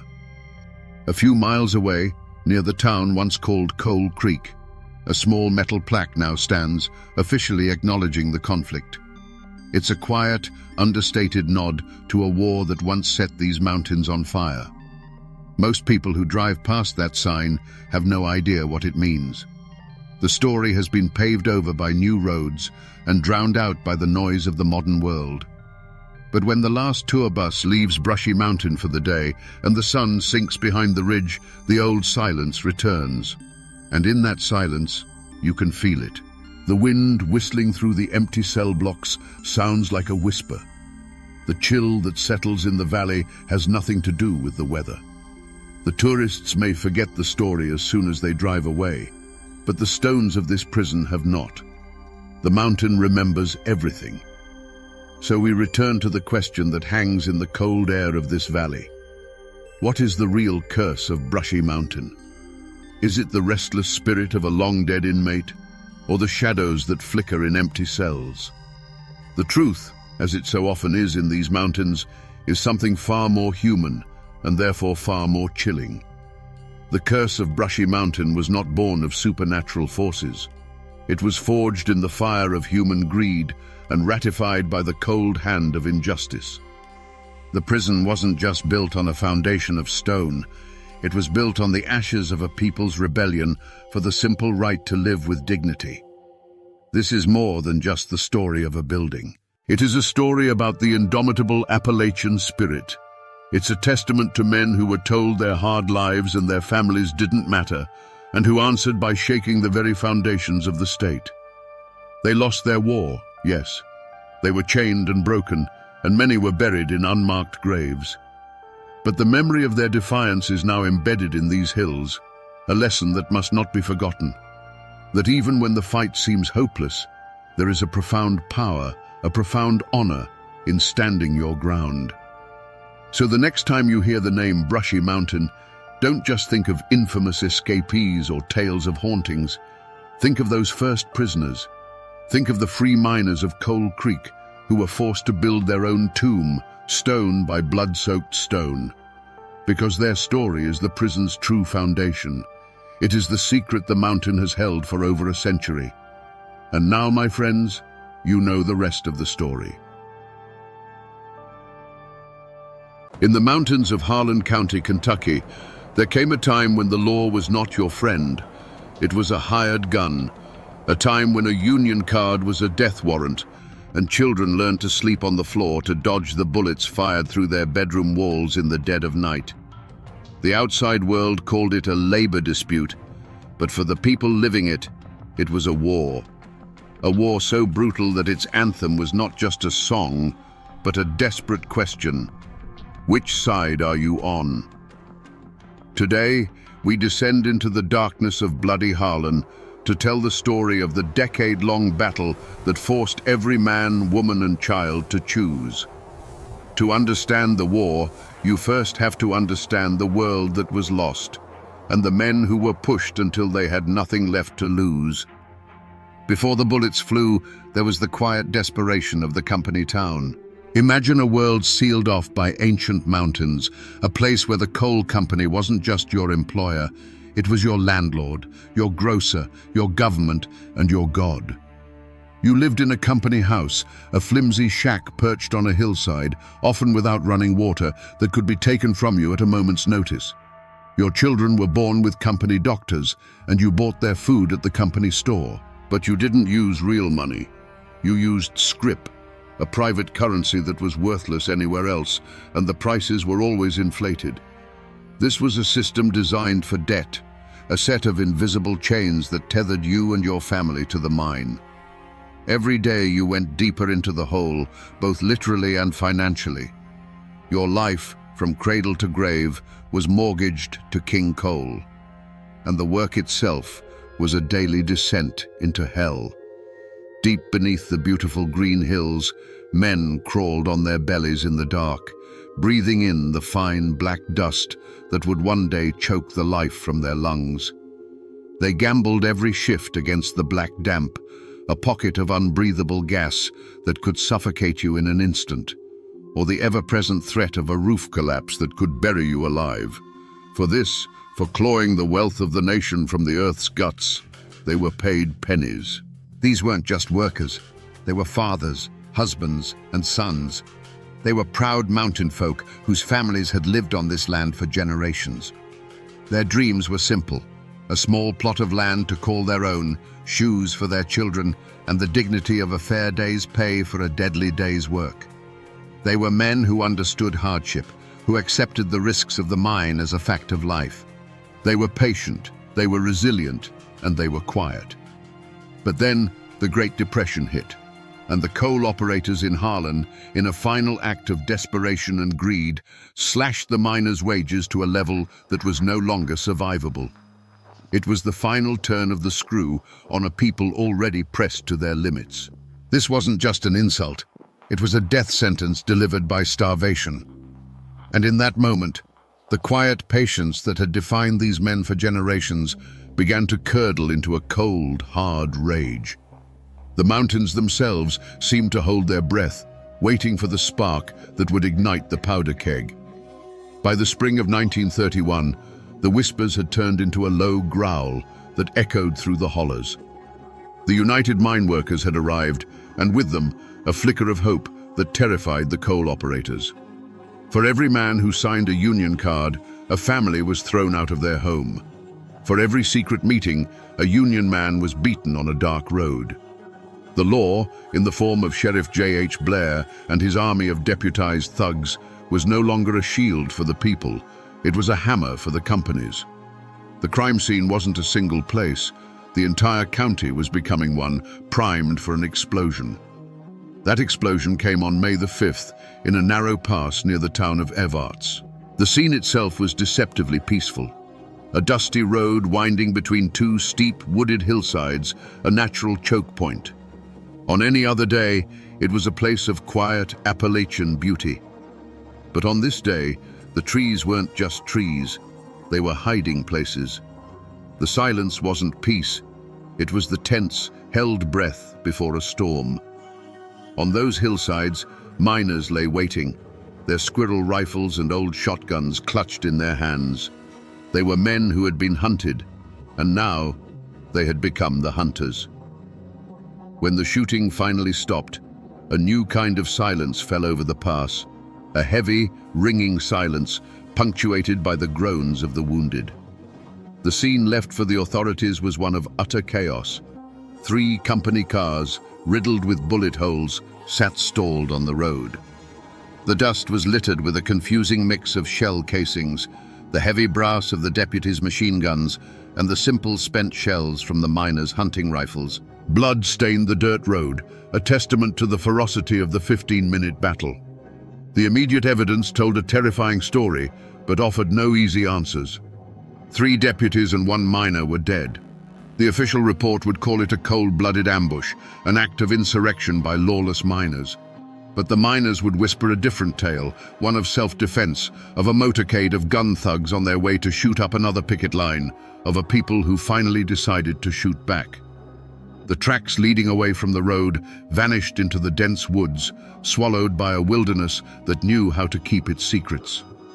The Battle of Evarts left behind more than bodies and brass. It left behind a bone-chilling question that hung in the smoke-filled air. This wasn't a simple murder. This was an organized, armed uprising. Who had planned it? Who gave the order to fire? The scene spoke of desperation and rage, but the wilderness offered no confessions. It only confirmed a terrible new reality. The war in Harlan County had gone hot, and the mountains themselves had become the first and most mysterious witness to the bloodshed. In the chaotic hours after the Battle of Evarts, as the bodies of the deputies were carried out of the pass, Sheriff J.H. Blair didn't need a detective to find his prime suspects. He already had his culprits. For months, a clear and public enemy had been challenging his authority and the absolute power of the coal operators. The finger of blame pointed squarely, and without a moment's hesitation, at the organizers of the United Mine Workers of America. These were the men who had come into his county preaching a gospel of discontent. They were, in the eyes of the establishment, outside agitators with foreign ideas about collective bargaining and workers' rights. They held secret meetings in darkened schoolhouses and on remote hillsides, whispering promises of a better life into the ears of desperate men. They were the ones who had lit the fuse of rebellion, and in the minds of the company men, the explosion at Evarts was the inevitable result. Their motive seemed undeniable. For weeks, Blair's deputies had been systematically breaking the strike, beating organizers and evicting families with brutal efficiency. The union was losing. The ambush at Evarts wasn't just a random act of violence, it was a calculated message, a bloody declaration that the UMWA would not be crushed without a fight. It was a violent attempt to seize control of the county and to terrorize the law-abiding citizens and workers who had refused to join their cause. This wasn't a mystery. It was an open war, and the Union had just fired its deadliest shot. The evidence, as far as the law in Harlan was concerned, was self-evident. Every man on that hillside was either a Union member or a sympathizer. The Union had been advocating for resistance, and now resistance had turned deadly. Whispers immediately became official reports. Names of known union leaders and the most outspoken miners were put on arrest warrants. The narrative was simple and powerful. The union came, and then there was violence. Therefore, the union was to blame. For Sheriff Blair, the case was already open and shut, and the manhunt for the union men began immediately. But while Sheriff Blair's fury was aimed squarely at the union men on the hills, a colder, more complicated suspicion began to take root behind the closed doors of the Coal Operators Association. The ambush at Evarts had been too perfect, too precise. The miners were desperate, yes, but this level of coordination suggested something more than just spontaneous rage. It suggested information. It suggested a leak, and a leak could only come from the inside. Suspicion, like a mountain mist, began to curl around the figures who stood between the two warring camps, the mine foreman and the company guards who had been deputized by Blair. These were men who came from mining families themselves, who spoke the same language and understood the grievances of the men in the pits, yet they drew their paychecks directly from the operators. They were trusted by both sides, and therefore trusted by neither. Could one of these men, a man who walked the line between loyalty and blood, have been the true architect of the massacre? The motive wouldn't have been a simple cry for workers' rights. It would have been something far more personal and venomous. Imagine a foreman whose father had been killed in a roof collapse years earlier, a death ruled an accident, but always whispered to have been caused by company negligence. He had risen through the ranks, his loyalty a perfect mask for a patient, simmering hatred. For a man like that, the union wasn't a cause, it was a weapon. Looking back, the signs were there. One particular foreman, known for his harsh discipline, had been conspicuously absent from the convoy that day, claiming a sudden illness. In the aftermath, his grief seemed hollow, his questions to the other deputies sharp, not with sorrow, but with the careful precision of a man confirming the details of a plan gone right. He knew the convoy's route, their departure time, and their numbers. A single, anonymous tip to a union contact was all it would have taken to turn that dusty road into a killing field, sacrificing a few of Blair's thugs to ignite a war that could burn his true enemies to the ground. The thought was chilling, that the Battle of Evarts wasn't an act of rebellion, but a calculated act of revenge, orchestrated by a traitor who wore the company's own badge. But there was a third shadow that fell across the mountains, one that terrified the union and the operators alike. This wasn't a local feud. The Great Depression had set the entire nation on edge, and whispers of revolution were drifting out of the cities and into the forgotten hollows of Appalachia. This third suspect wasn't a man, but an idea, a radical, violent ideology that saw the struggle in Harlan not as a labor dispute, but as the first battleground in a new American Civil War. Agents of more extreme movements, men who found the United Mine Workers too tame, began to slip into the county. They weren't miners. They were professional organizers, hardened veterans of bloodier conflicts in other parts of the country. They spoke not of contracts and wage increases, but of seizing the mines and overthrowing the system entirely. They saw the miners' desperation not as a problem to be solved, but as fuel for a much larger fire. Their motive was pure and terrifyingly impersonal: chaos. For them, a negotiated peace was a failure. They needed martyrs. They needed headlines. They needed a war. The Battle of Evarts, with its shocking death toll, was a perfect victory in their eyes. It escalated the conflict beyond the point of no return, forcing the hand of both the Union and the state. It transformed a local strike into a national symbol of class warfare. Their presence was felt not in public speeches, but in the shadows. Strange pamphlets would appear in the mining camps overnight, calling for armed resistance. Seasoned men with city accents were seen in hushed conversations with the most desperate and angry of the young miners, teaching them not how to picket, but how to build a barricade, how to choose a location for an ambush. They were ghosts in the machine, whispering poison into the ears of men who were already half mad with hunger and injustice. For these outsiders, The dead at Evarts were not a tragedy. They were a necessary sacrifice to ignite the revolution they craved. In the wake of the Battle of Evarts, Sheriff Blair's investigation was not a search for truth. It was a hunt for vengeance. He unleashed his army of deputies with a single simple objective: round up every known Union man and sympathizer. Warrants were issued for dozens of miners, but this wasn't a process of careful arrests. It was a brutal sweep. Doors were kicked in at midnight. Men were dragged from their beds in front of their screaming wives and children, their faces already bloodied by the time they were thrown into the back of a truck.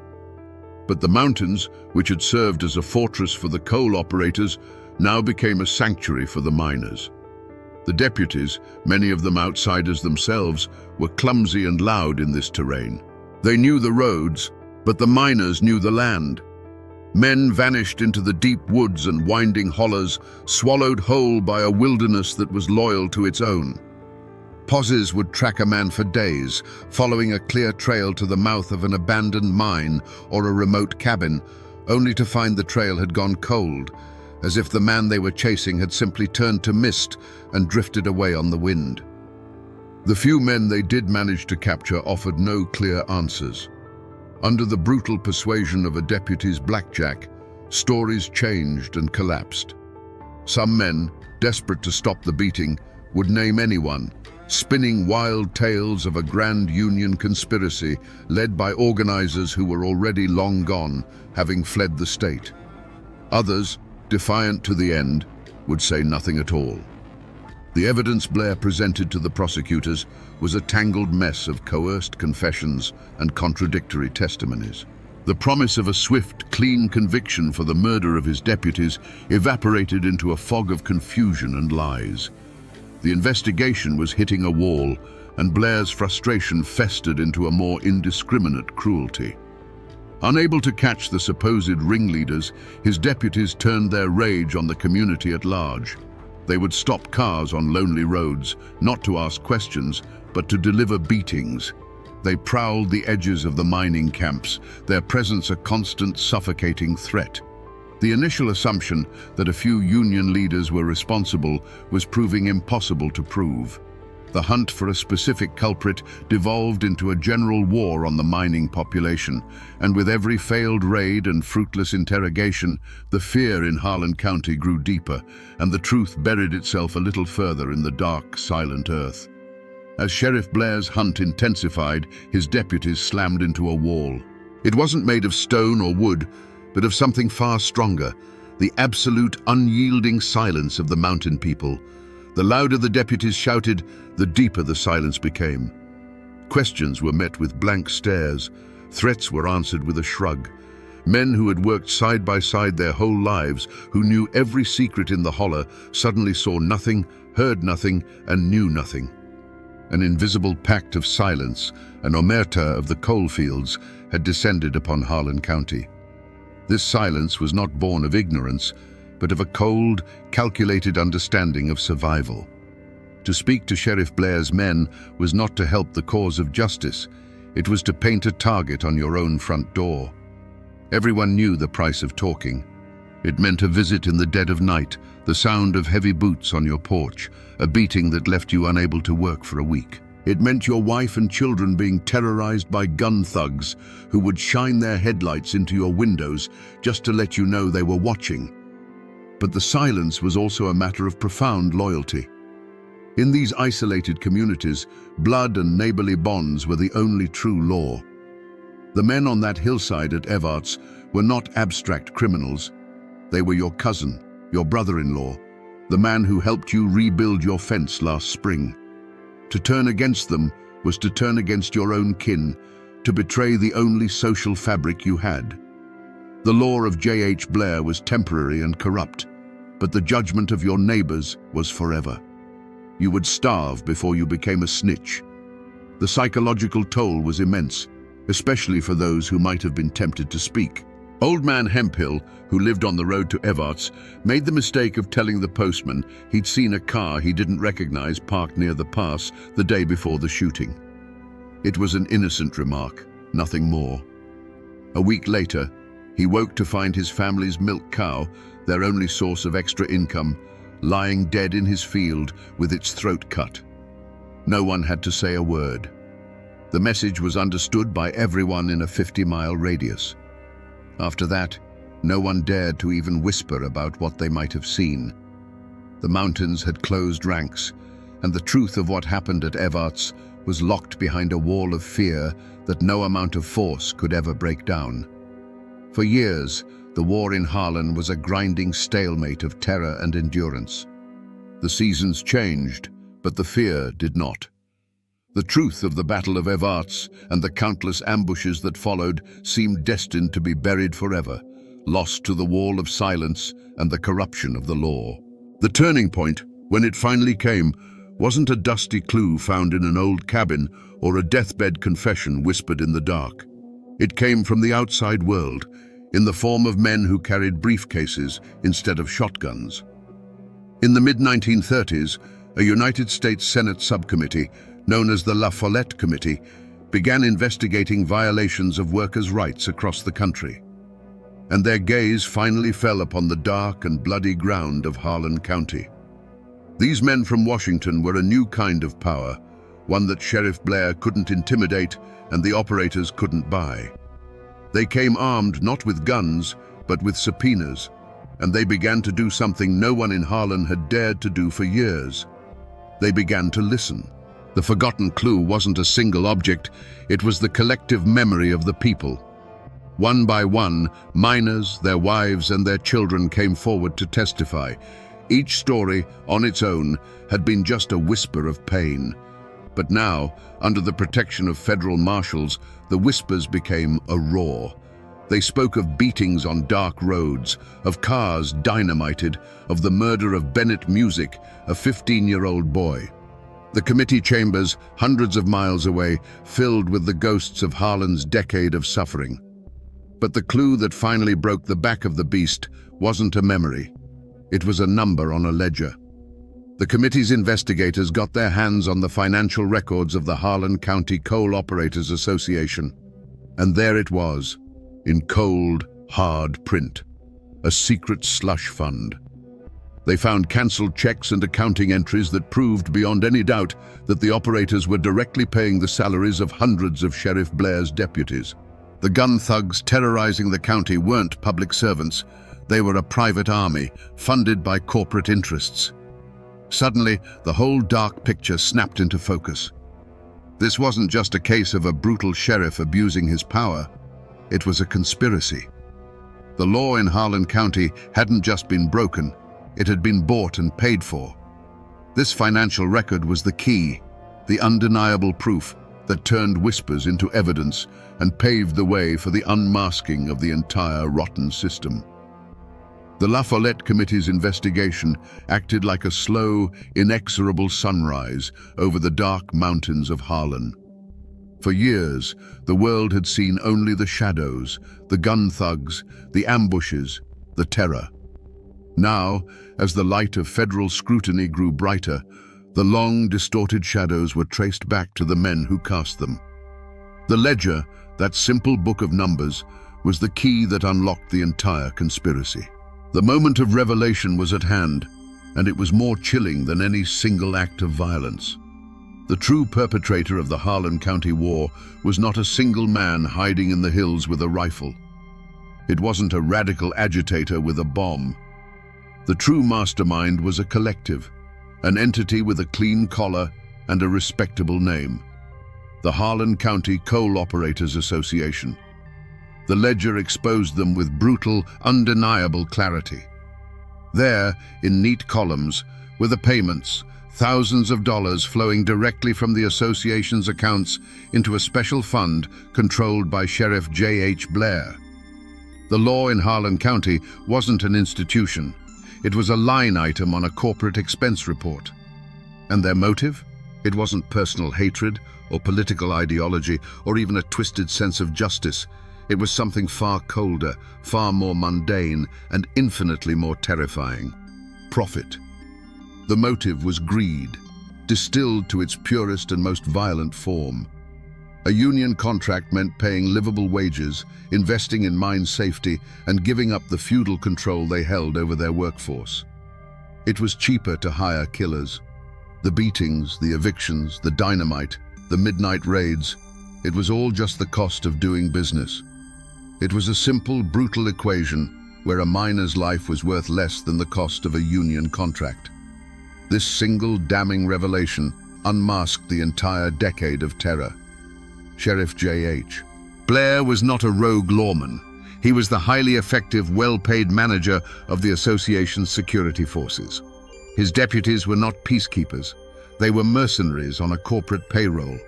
The violence wasn't random chaos. It was a calculated, systematic campaign of intimidation designed to protect profits at any human cost. The web of terror that had seemed so tangled and confusing was, in fact, devastatingly simple. It was a privately funded war waged by the rich against the poor. The unmasking was complete. The smoke of the Battle of Evarts finally cleared to reveal the true enemy, and they weren't wearing a miner's dusty overalls or a deputy's badge. They were wearing business suits and sitting on the boards of coal companies. They had turned an entire county into their personal fiefdom and had purchased the law itself to serve as their private army. The gun wasn't in the hand of one man, but in the ink of the men who signed the checks. Now that we know the truth, let's go back. Let's stand in the shadows of those mountains and watch the tragedy unfold, not as a mystery, but as the execution of a plan. The terror in Harlan County began not with the roar of a gun, but with the quiet scratch of a pen on a checkbook in a smoke-filled office. It was decided, with the cold arithmetic of greed, that it was cheaper to pay for violence than to pay a living wage. A ledger became a rifle, and an accountant's entry became an ambush. Picture again that dusty road near Evarts. The convoy of company cars rolls into the narrow pass, full of men who believe the law is on their side because they carry the sheriff's badge. They don't know that their lives are just a down payment. Then, from the hillside, comes a single crack, sharp and clear, echoing off the rock faces. And in its echo, a hellstorm erupts. The air fills with the deep, stuttering bark of Thompson submachine guns and the sharp, scattered retort of hunting rifles. For 15 minutes, the pass is a vortex of smoke, splintered glass, and the deafening noise of a community tearing itself apart. Then, as suddenly as it began, there is silence. A silence made heavy by the sight of stalled cars, shattered windows, and still forms lying in the road. Imagine being a child in a company shack, trying to sleep. The only sound is the crickets and the wind in the pines. Then, another sound. The low rumble of a car coming slowly up the holler, a car that doesn't belong. Your mother's hand is suddenly on your shoulder, pulling you from the bed to the floorboards.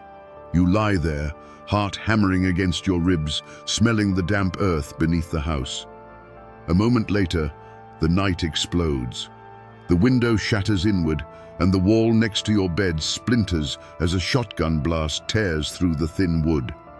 The car speeds away, its taillights vanishing into the darkness, leaving behind the tinkle of falling glass, your mother's whispered prayers, and a fear that will never, ever leave you. The roads themselves became weapons. A union man driving home to his family would see a pair of headlights appear in his rearview mirror, growing closer, pinning him in their glare. He would grip the wheel, his knuckles white, his mind racing.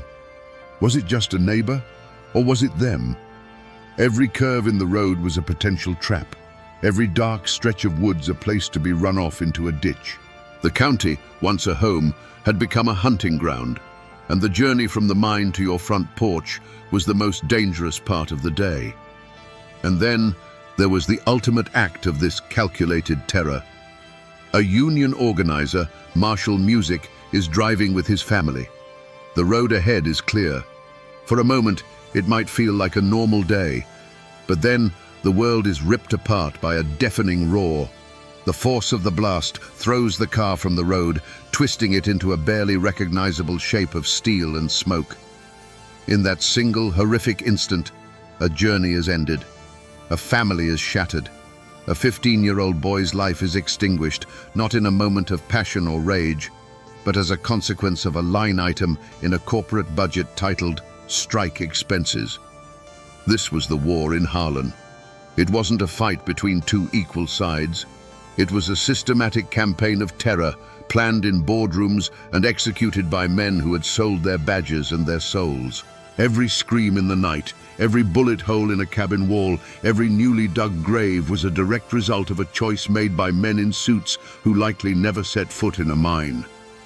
The true horror of Bloody Harlan is not just what happened, but the chilling, deliberate reason why. When the trials finally began, they were not held in the small, compromised courthouse in Harlan. The case had been elevated to the federal level, and the coal operators and Sheriff Blair, men who were once kings in their own domain, were now defendants in a United States court. The atmosphere was electric. Miners who had once hidden from Blair's thugs now sat in the witness stand, protected by federal marshals, their faces illuminated by the flashbulbs of a curious national press. For the first time, the quiet, fearful whispers of the Hollers were being entered into the official record, spoken aloud for the whole world to hear. The defendants, the powerful men of the Coal Operators Association, and their chief enforcer, J.H. Blair, sat at their tables with an air of defiant indignation. They were not accustomed to being questioned. In their eyes, this was a political circus, a witch hunt orchestrated by Roosevelt's New Deal to break the rightful power of industry. Their high-priced lawyers spun tales of defending private property against a violent, communist-inspired insurrection. They portrayed Blair not as a tyrant, but as a heroic lawman standing against anarchy. But their narrative began to crumble under the weight of the testimony. One by one, miners and their wives took the stand. With simple, halting words, they painted a devastating mural of the decade of terror. They spoke of night riding, of beatings, of houses riddled with buckshot, of the constant, gnawing fear. They presented the ledger, the cold, hard proof of a conspiracy. The trial became a battle of two realities, the operator's world of contracts and legal rights, and the miner's world of blood and survival. And yet, in a stunning blow to the government and the miners, the first trial in 1938 ended in a hung jury. The operators' immense influence, their deep connections, and their ability to cast doubt had proven just strong enough. For a moment, it seemed as if the wall of power was unbreakable. The operators walked out of the courtroom, not convicted, their smirks a final insult to the men and women who had dared to speak against them. It was a moment of profound injustice, an echo of the crooked law they had mastered for so long. But the verdict in the court of public opinion had already been delivered. The La Follette Committee's investigation and the national press coverage had exposed the rot in Harlan County to the entire nation. The operators had escaped a conviction, but they had not escaped the shame. Facing the certainty of a second, even more grueling federal trial, and with their public reputation in tatters, they finally understood that their private war was over. In 1939, after nearly a decade of bloodshed, the Harlan County Coal Operators Association did what no amount of violence could force them to do. They surrendered. They signed a contract with the United Mine Workers of America. There were no jail sentences for the masterminds, no hangman's noose for the architects of the terror. The justice served wasn't the clean, righteous verdict the miners had hoped for, but it was a victory nonetheless, won not by a gavel, but by sheer, bloody-minded endurance. The ink on the union contract was barely dry, but the war had already left ghosts that would walk the hollers for generations. For the miners and their families, the victory was real, but it was not clean. They had won a measure of dignity, a livable wage, and the right to stand together, but the cost was etched into their very souls. A piece of paper couldn't bring back a murdered son, heal the memory of a shotgun blast through a bedroom wall, or erase the years spent living in the shadow of a gun thug's menace. The men who survived the mines and the picket lines carried the war home with them.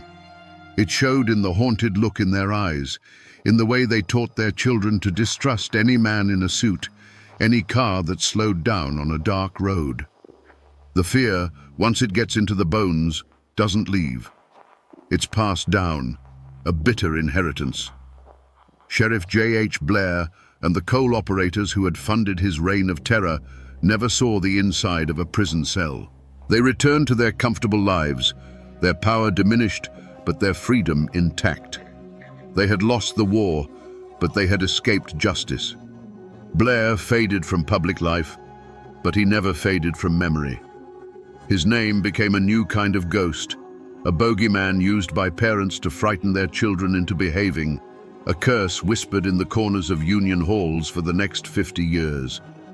The families of the deputies and gun thugs, many of whom were just local men trying to earn a paycheck, found themselves on the wrong side of a line that would never be erased. Their children grew up bearing names associated with betrayal and violence, forever marked by the choices their fathers had made. The war redrew the map of Harlan County. The lines weren't on any piece of paper. They were lines of loyalty and betrayal that ran straight through families, churches, and neighborhoods. The neighbor who had put on a deputy's badge was never fully trusted again. The store owner who had sided with the company found his business mysteriously dwindling. Friendships that had endured for a lifetime were shattered by the simple, brutal question of which side you were on. The children of union men and the children of company men went to the same schools, but they carried with them a silent, inherited animosity. Harlan County was no longer just a place. It was a memory of a war, and everyone who lived there was a veteran, whether they had carried a gun or not. Their lives were forever defined not by the peace that followed, but by the battle they had been forced to endure. You might think this war is over, a faded chapter in a history book, but you would be wrong. The story of Bloody Harlan is not history. It is a living memory etched into the very landscape of the county. Go there today and stand in that narrow pass near Evarts. When a coal truck rumbles by, the sound still echoes off the hillsides like the ghosts of machine gun fire. The road has been paved, but the place itself remembers. It is a scar on the land that will never fully heal. The tangible remnants are still there if you know where to look. They say that in some of the older brick buildings in town, you can still find the patched-over pockmarks left by stray bullets from forgotten shootouts. Walk through the old hillside cemeteries, and you'll find the tombstones of the men who fell on both sides, their names carved in stone, their stories now reduced to a pair of dates. These silent stone witnesses are the most honest memorials to the conflict, a quiet testament to the price that was paid. But the most powerful echo of Bloody Harlan isn't made of stone or steel. It's a song. That night, when Florence Reese, a hungry and terrified union man's wife, tore a page from a calendar and scribbled down the words to "Which side are you on?" she created something more powerful than dynamite. That song escaped the mountains. It became the anthem for the oppressed everywhere, sung on picket lines from Detroit to London, chanted in the streets during the civil rights movement, and translated into dozens of languages. A simple question, born of desperation in a Kentucky shack, became a global call to arms for justice. And the stories themselves are a living remnant. Sit on a porch with the old-timers, the grandsons and granddaughters of the men who fought, and they will tell you. They will tell you about the night the gun thugs came, stories passed down like family heirlooms. They'll tell you that the deep-seated distrust of outsiders and authority isn't paranoia. It's a lesson learned in blood. The world moves on, calendars change, but in Harlan County, the past is never truly past. It breathes in the mountain air, a constant whispering reminder that you must always be ready to answer that one simple question. And so we return to where we began, to that simple, haunting question, born of terror and hunger. Which side are you on? For a decade, the war in Harlan County was the answer. It wasn't a dispute over wages. It was a bloody 10-year war fought to decide if a man's life was worth more than a ton of coal. It was a war to determine if the law belonged to the people or if it could be bought and sold like any other commodity on the open market. This is a story not just of a crime, but of a conspiracy written in a ledger book. It's a chilling reminder of what happens when corporate greed is given a badge and a gun, when human lives are reduced to columns of profit and loss. But it is also a fierce testament to the enduring power of the human spirit when pushed to the absolute edge. The coal operators had the money, the guns, and the law. But the miners had something more powerful. They had their solidarity. And they had a song that turned their suffering into a shield, and their defiance into an anthem that would outlive all the men who tried to silence them. The guns in Harlan County are silent now. The picket lines are gone. But the story remains, a warning carried on the mountain wind. It reminds us that there are moments in history when there are no neutrals, when silence itself is a choice. And now, my friends, you know the story of Bloody Harlan, a story written in coal dust and paid for in blood that still asks every single one of us, which side are you on?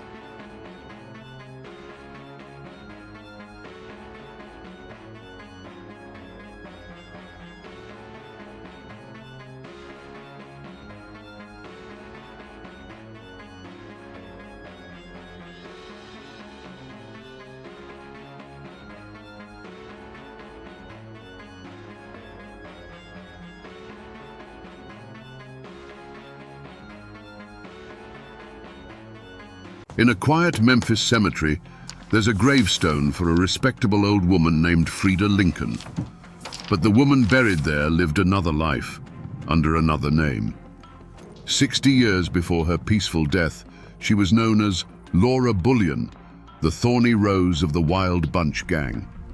They captured her not in a hailstorm of bullets, but in a respectable city boarding house, with a fortune in stolen banknotes hidden in her luggage. Was she a ruthless outlaw, the financial mastermind for America's most wanted criminals?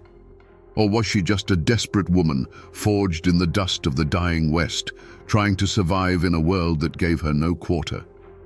The truth, as it always is buried somewhere between the legend and the law. Today, we're going to peel back the years, find the real woman behind the myth, and tell the ballad of Laura Bullion. Laura Bullion wasn't born in an Appalachian holler, but the world that made her was cut from the same rough cloth. Imagine West Texas in the 1870s. The Civil War had bled the country dry, and the land that was left was vast, empty, and unforgiving. This wasn't a place for quiet farmers and picket fences. It was a landscape of dust and desperation, where the line between the law and the outlaw was often just a puff of gun smoke. This was the world that welcomed Laura into it, a world where survival was the only sacrament. Her father wasn't a preacher or a politician. The whispers said he was a bank robber, a man with German roots who rode with his own small, forgotten gang. For young Laura, a life of crime wasn't a choice she made one day. It was the air she breathed.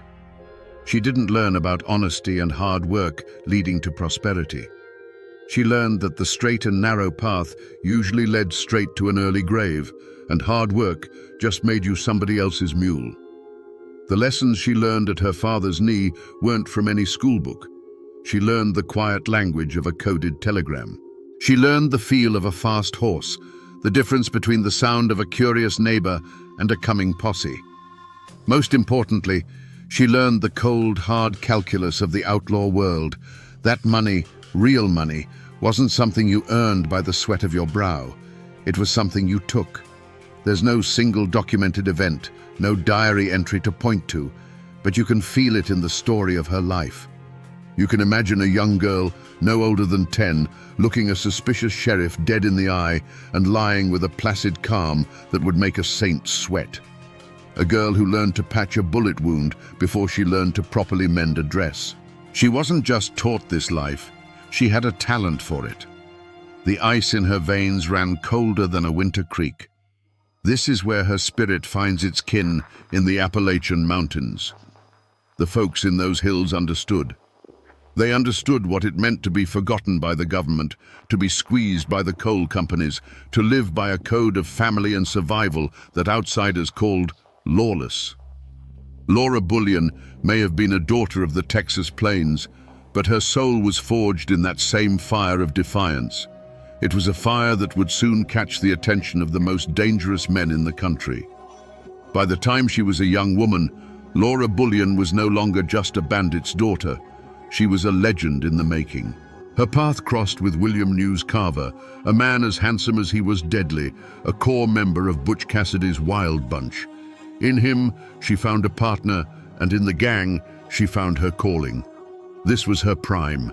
This was the time before the Pinkertons and the prison cells, a brief, glittering moment when she was the undisputed queen of the outlaw world. She wasn't just a camp follower who mended shirts and waited for the men to return. Laura was the gang's quiet genius. While men like Butch and Sundance were kicking in bank doors and blowing safes off trains, Laura was playing a far more delicate game. She was the one who could take a stack of scorched, blood-stained banknotes and make them clean. She was the expert scout, the ghost who could drift into a town, learn its rhythms, map its banks, and disappear without a trace. Her greatest skill was transformation. She could shed her identity like a snake sheds its skin. One week, she was a dusty figure in a remote Wyoming hideout. The next, a respectable cattleman's wife in a San Antonio hotel, turning stolen gold into legitimate currency. She was the calm eye in their hurricane of chaos, the cool-headed strategist who ensured their violent raids actually turned a profit. Without her, they were just thieves. With her, they were an empire. And with Will Carver, she had found her king. You can imagine them together, two dark-eyed, intelligent people who saw the world for what it was and decided to take their share. Theirs wasn't a romance of whispered poetry. It was a partnership forged in adrenaline and shared secrets, a bond of loyalty that was the only law they recognized. They were a team, moving seamlessly between the rugged outlaw underworld and the polite society they were bleeding dry. This was the world she had built for herself, a world of dangerous freedom, flush with money and devoid of rules. A life lived on her own terms, where her intelligence was her greatest weapon and her courage was her shield. She had respect, she had love, and she had a level of independence that most women of her time could only dream of. It was a life balanced on a knife's edge, but it was hers. But every legend has a crack in their armor, a single thread that, when pulled, can unravel everything. For Laura Bullion, it wasn't greed or a quick temper. It was a professional pride as cold and sharp as a honed knife. Her success wasn't just about the money. It was about proving she was smarter than the bankers she robbed, the lawmen who hunted her, and the Pinkerton agents who put her name in their ledgers. She didn't just want to win, she needed to dominate the game. For years, this pride was her greatest asset. It made her meticulous, patient. She would never rush a plan, never take an unnecessary risk. While the men of the Wild Bunch might get drunk and boastful, Laura remained a ghost in the machine, her movements precise and calculated. Her pride demanded perfection, and that perfection kept them all one step ahead of the gallows. It was her signature, this flawless execution. But things changed. Will Carver was killed in a shootout, a bloody end to her first great partnership. Her new man was Ben Kilpatrick, the tall Texan. Kilpatrick was a formidable outlaw, a giant of a man, but he lacked Carver's cool finesse. He was a hammer where Carver had been a scalpel. And in her relationship with him, Laura's pride began to shift. It morphed from a cautious professionalism into a dangerous overconfidence. Perhaps she believed she was smart enough for the both of them, that her intelligence could shield his recklessness. This is where the armor cracked. After the Great Northern train robbery, they were sitting on a fortune in stolen banknotes. The old Laura, the one whose pride was rooted in caution, would have known those notes were poison. She would have burned them or buried them. But the new Laura, the one who had outsmarted the law for years, saw a challenge. Passing those notes wasn't just a necessity, it was the ultimate proof of her superiority. It was a direct taunt to the entire system of law and order. Her pride had become hubris. She began to believe she was untouchable, that her will alone was enough to bend reality. She convinced herself that she could walk into a city like St. Louis and through sheer audacity make those hot banknotes spendable. This fatal pride, the very thing that had fueled her rise, was now blinding her to the simple, deadly truth of a telegraph wire and a circulated serial number. The boom of dynamite on July 3rd, 1901 didn't just split open a train car. It split Laura Bullion's life in two. Near Wagner, Montana, Ben Kilpatrick and the remnants of the Wild Bunch pulled off their last great score, stopping the Great Northern Express. They escaped with a fortune, over $40,000 in fresh, unsigned banknotes. When Kilpatrick brought that haul to Laura, he wasn't just bringing her money. He was bringing her a challenge that struck at the very core of her identity.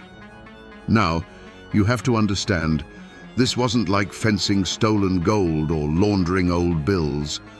Unsigned banknotes from a national bank were a special kind of poison. Within hours, the Pinkerton Detective Agency, the most relentless manhunters in the country, would have telegraphed the serial numbers of every single missing bill to every major city. Every bank teller, every shopkeeper, every hotel clerk would have that list. Trying to spend one of these notes was like lighting a signal fire on a dark plain, screaming, "Here I am, come and get me." For a woman whose entire reputation was built on being smarter, quieter, and more careful than the law, this was an intolerable situation. It was a direct affront from the system she had so long outwitted. The humming of the telegraph wires was like a personal taunt. They weren't just protecting the money, they were challenging her. They were daring the great Laura Bullion, the financial wizard of the Wild Bunch, to make a move. For a lesser criminal, the answer would be simple: bury the money and run. But Laura's pride wouldn't allow it.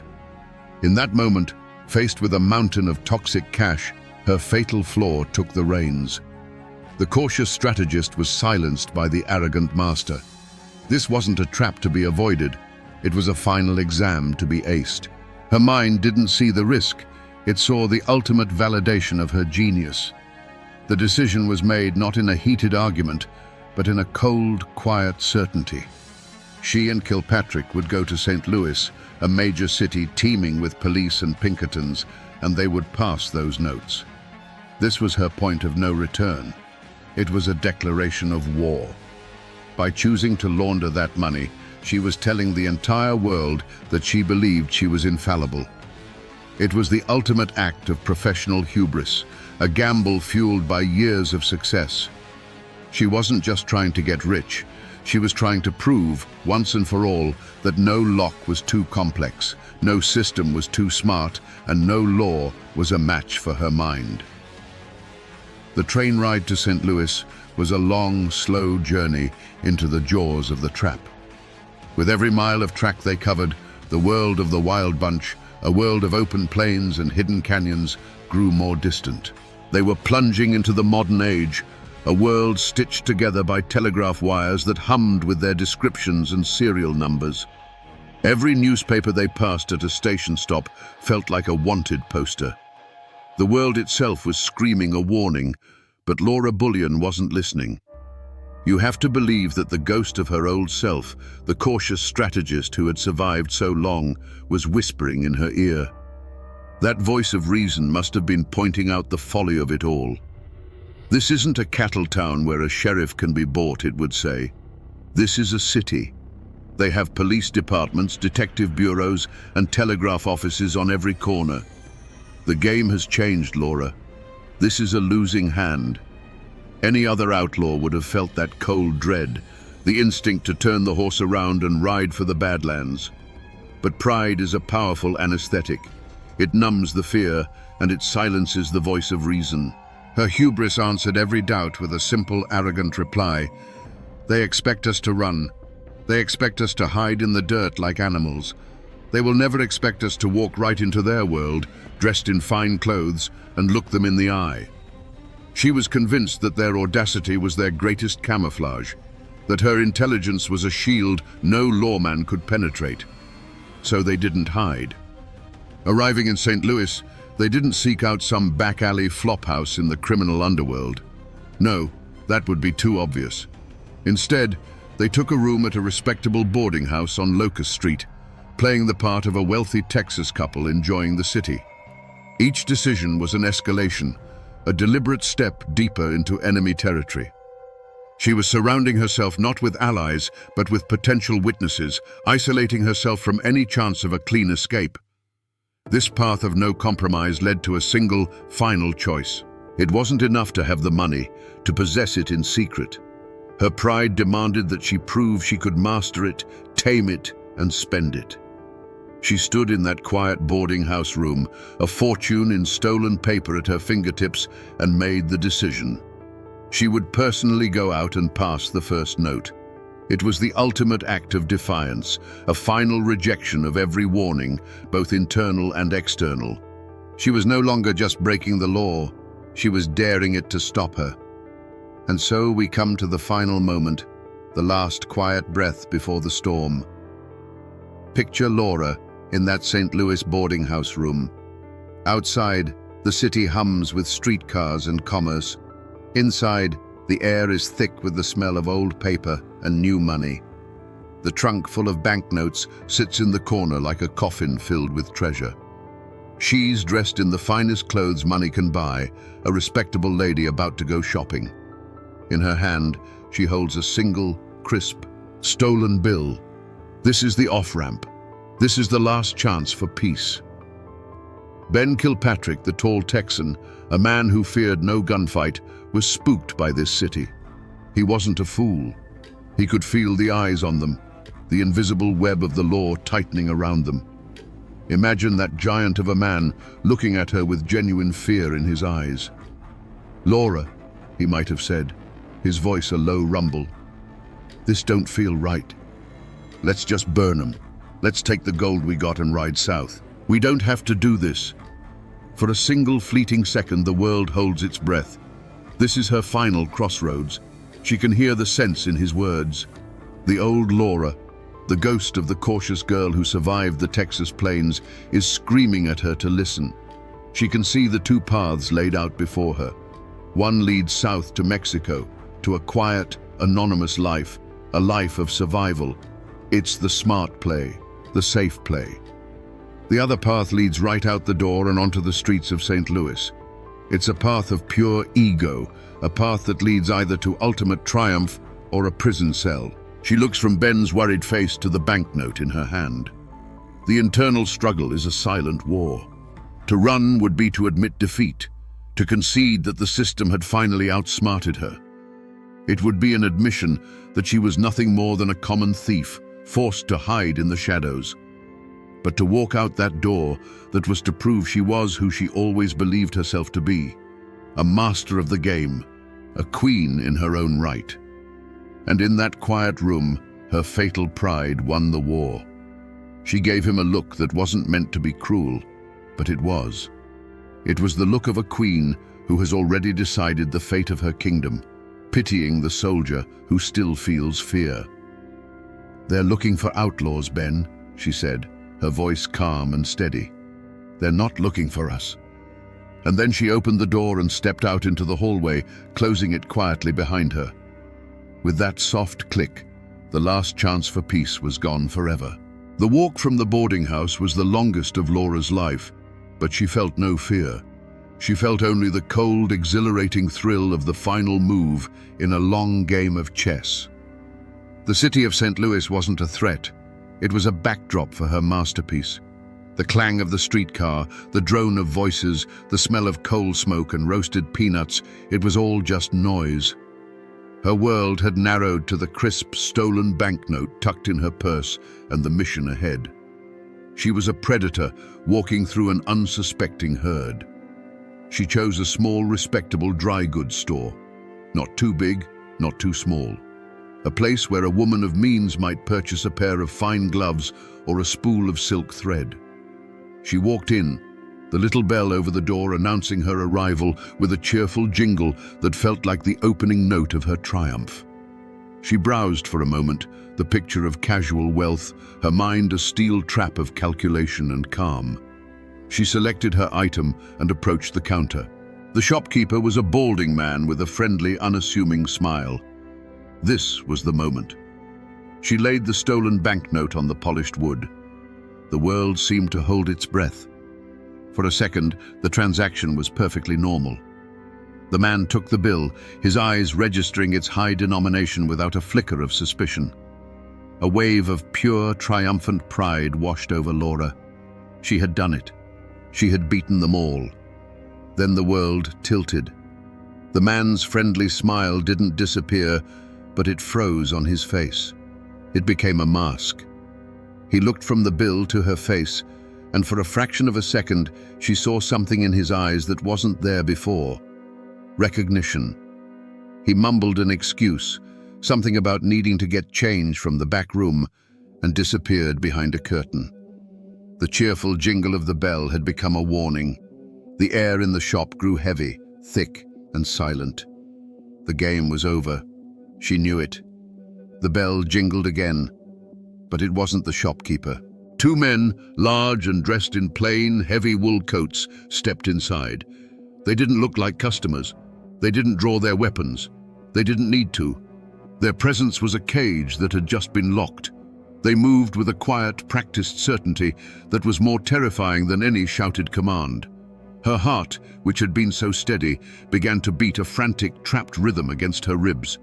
One of the men stepped forward. He didn't speak her name, the one whispered in outlaw camps and Pinkerton offices. He spoke to the shopkeeper, who had reappeared from the back room, his face pale. "Is this the woman who tried to pass the note?"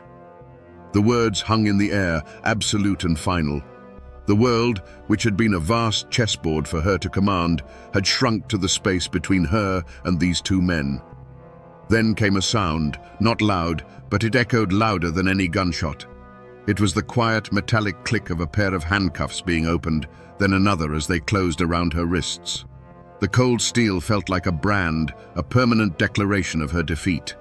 The argument she had been having with the entire world, her silent insistence that she was smarter and untouchable, was suddenly, permanently over. The thorny rose had finally been plucked. As the cold steel of the handcuffs locked around her wrists, there was no explosion of violence, no desperate struggle. There was only a cold, quiet finality. The intoxicating pride that had carried her out the boarding house door, that had felt like an impenetrable shield, simply vanished. In its place was a vast, hollow emptiness. The world, which had seemed so sharp and clear moments before, was now a dull, grey blur. In that instant, she saw her mistake with a clarity that was more painful than any bullet. It wasn't the law that had beaten her. It was her own damn self. They led her out of the shop into the afternoon light. A small crowd had gathered, drawn by the sight of the lawmen's coats. Their faces were a mixture of curiosity and judgment. But Laura Bullion did not look away. She held her head high, her back ramrod straight, and walked to the waiting police wagon. Her face was a mask of stone. This was her last performance. She would not give them the satisfaction of seeing her break. She would not let them see the terror and regret that was now a frozen lump in her chest. Her silence was the only weapon she had left. At the police station, the questions were inevitable. The lawmen weren't fools. They knew a score this big wasn't a solo job. They knew about the Wild Bunch, and they knew about Ben Kilpatrick. They laid it out for her in the dim light of an interrogation room. "Where is he, Laura?" For a moment, the old code of the outlaw, the code of loyalty, flickered inside her. But it was just an ember. The fire was out. The game was over. Protecting him now was pointless. It would only delay the inevitable by a few hours. For Laura, this was the last move on a board where she had already been checkmated. It was no longer a question of honor, but of cold, hard logic. The strategist in her, the part that had been silenced by hubris, made one final pragmatic calculation. With a voice devoid of emotion, a voice that sounded like a stranger's, she gave them the address on Locust Street. It was a simple statement of fact that ended an era. As she sat in a barren holding cell, the lock clicking shut, she knew what was happening across town. She could picture it with perfect, agonizing clarity. The quiet approach of the agents, the splintering wood of the boarding house door, the look of utter shock and betrayal on Ben Kilpatrick's face as he was caught completely unaware. Her capture hadn't just ended her freedom, it had been the Judas kiss that sealed his fate too. Her active role in the story was over. The thorny rose, the queen of the outlaws, was now just another name on a jailer's list. The first and most brutal ripple from Laura's capture slammed into Ben Kilpatrick. He wasn't caught in a gunfight or a desperate chase. He was caught sitting in a boarding house room, waiting for his partner to return from a shopping trip. The splintering wood of the door and the sudden rush of lawmen was an ambush he never saw coming. And in the cold silence that followed as they snapped the cuffs on his wrists, he must have understood the simple, devastating truth. She had given him up. The outlaw code, the bond of loyalty that was the only real law in their world, had been broken. Her pride didn't just cost her freedom, it cost Ben Kilpatrick his. But the wreckage spread further than one man's cell. With the capture of Bullion and Kilpatrick, the Wild Bunch, as a functioning entity in America, ceased to exist. Butch and Sundance were already ghosts on their way to South America. Will Carver was in his grave. Now, 2 more of its key figures were gone. It wasn't a spectacular end in a hail of bullets. It was a quiet, almost pathetic dismantling. Their capture was proof that the world had changed. Telegraphs and detectives had finally strangled the life out of the horse and revolver outlaw. The legend of the Wild Bunch died in that St. Louis boarding house, leaving behind nothing but a few scattered members who were now just ghosts haunting a dead campfire. The Bullion name itself became a kind of curse. Any family she had, distant cousins or even her shadowy outlaw father, were now tied to the sensational story of the outlaw queen. Her choice to live in the spotlight of infamy cast a permanent shadow over them. They would have to live with the whispers, the pointed fingers, the suspicion of every local lawman. She hadn't just sacrificed her own future. She had severed her own roots, making herself an orphan of her own creation and staining the name for anyone who had to carry it. And finally, there was the wreckage of the truth itself. The newspapers had a field day. They didn't tell the story of a complex, intelligent woman who made a fatal error in judgment. They told the story of a gun-slinging queen, a caricature of a woman driven by greed and a lust for violence. The real Laura Bullion, the quiet strategist, the master of disguise, the woman who lived by a code of professional pride, was lost forever. She was replaced by a cheap headline. The tragedy wasn't just that her life of crime came to an end, but that the real story of who she was and why she did it was buried under a mountain of newsprint. When Laura Bullion stood trial, it wasn't just a woman facing a judge. It was a clash of 2 separate Americas. You can just imagine her, a creature of dust and wind, standing perfectly still in a polished St. Louis courtroom. Her world was one where justice was decided by a fast horse and a firm trigger finger. This new world was a sterile place of paper and ink, of lawyers in stiff collars speaking a language of statutes and precedents she neither knew nor respected. She faced the machinery of the modern legal system, and she did not flinch. The prosecution's case was a simple, brutal piece of clockwork.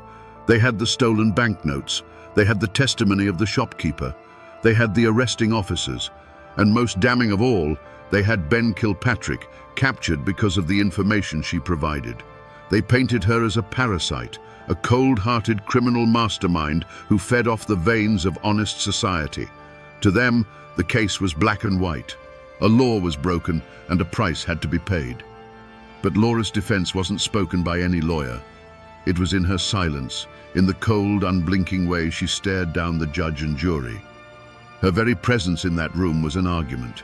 She was a product of the outlaw code, a belief that the real criminals weren't the people who robbed the trains, but the railroad barons and bankers who had already stolen the country from the common man.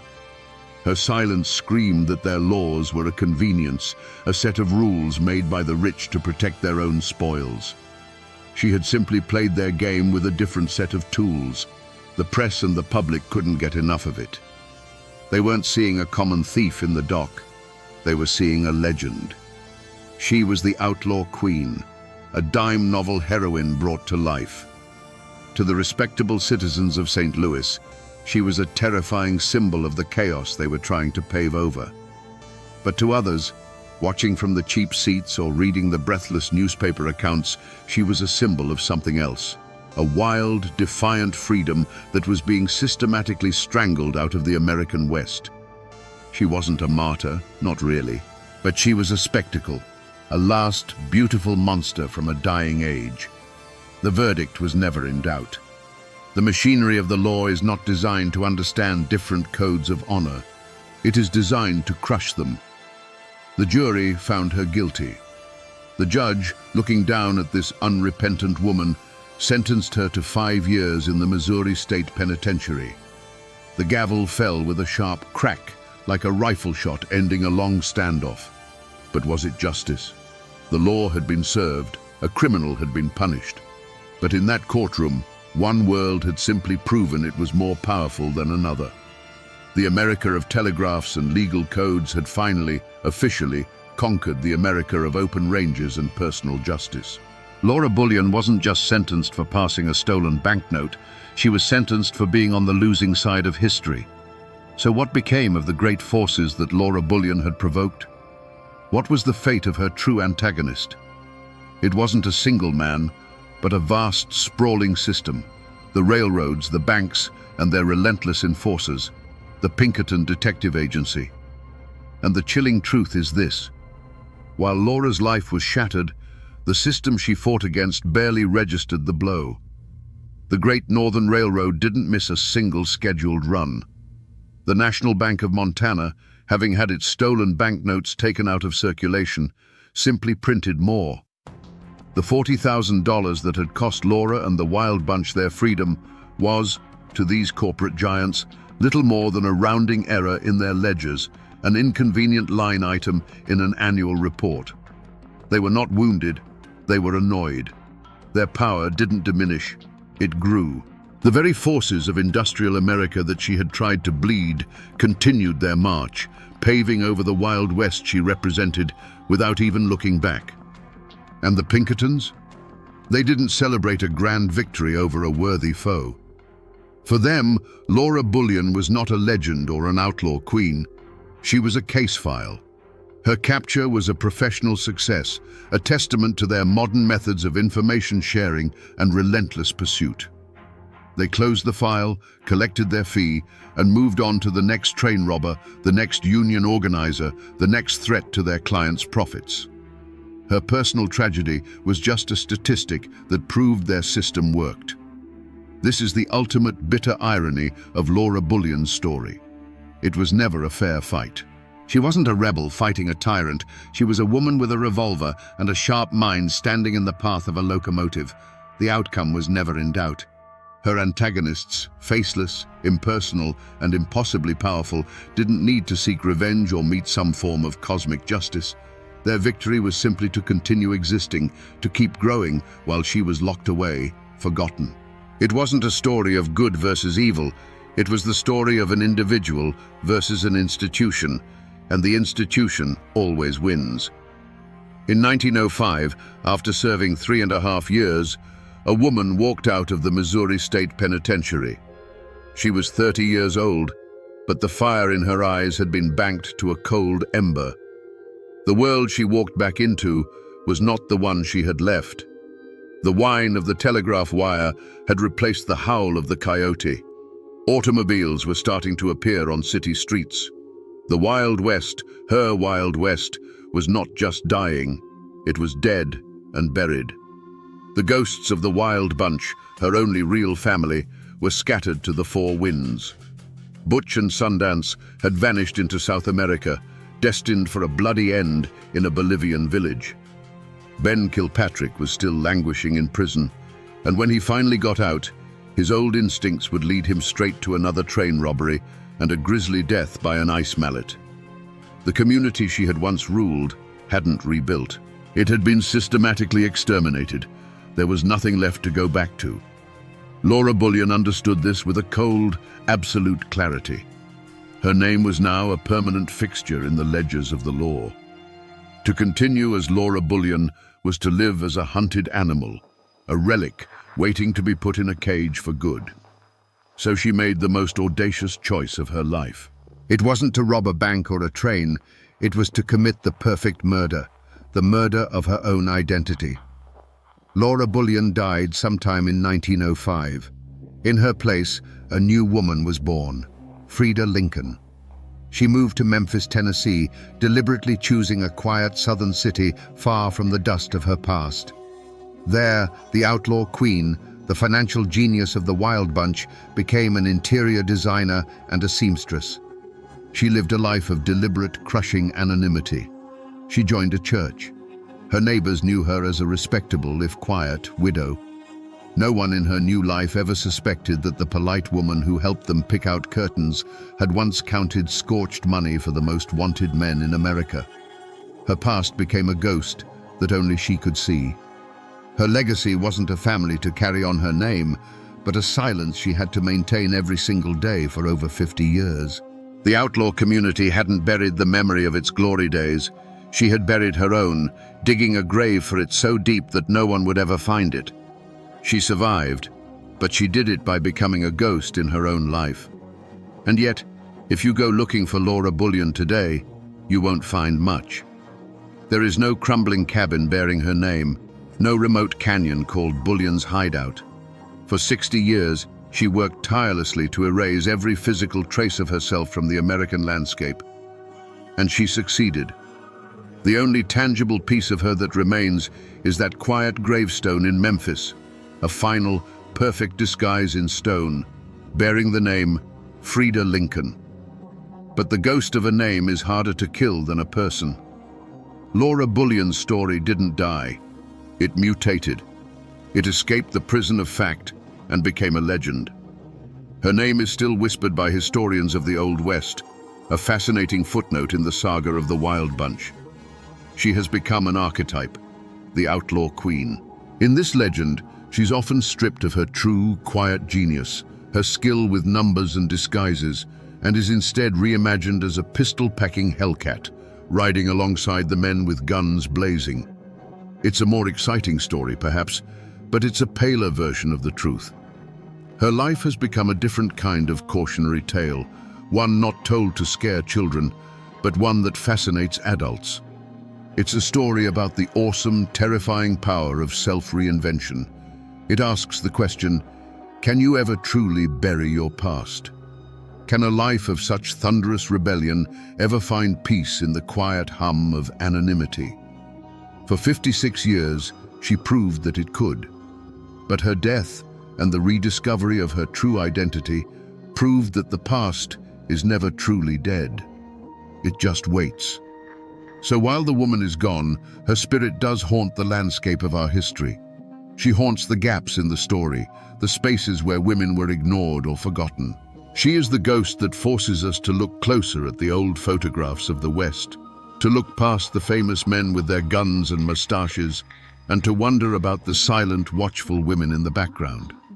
Her story is a crack in the glossy, romantic myth of the Old West, a reminder that behind every famous outlaw, there might have been a woman who was smarter, quieter, and far more dangerous than the history books ever let on. So in the end, we come back to the question we asked at the start. Was Laura Bullion a hero or a villain? The truth is, she was neither. She was something far more rare. She was a brilliant mind born into a world that had no place for her ambition. She was a queen in a kingdom of dust and gunpowder, a kingdom that was already sinking into the sea of the modern world. To call her a hero is to ignore the wreckage she left behind. But to call her a simple villain is to ignore the courage and genius it took to live the life she did.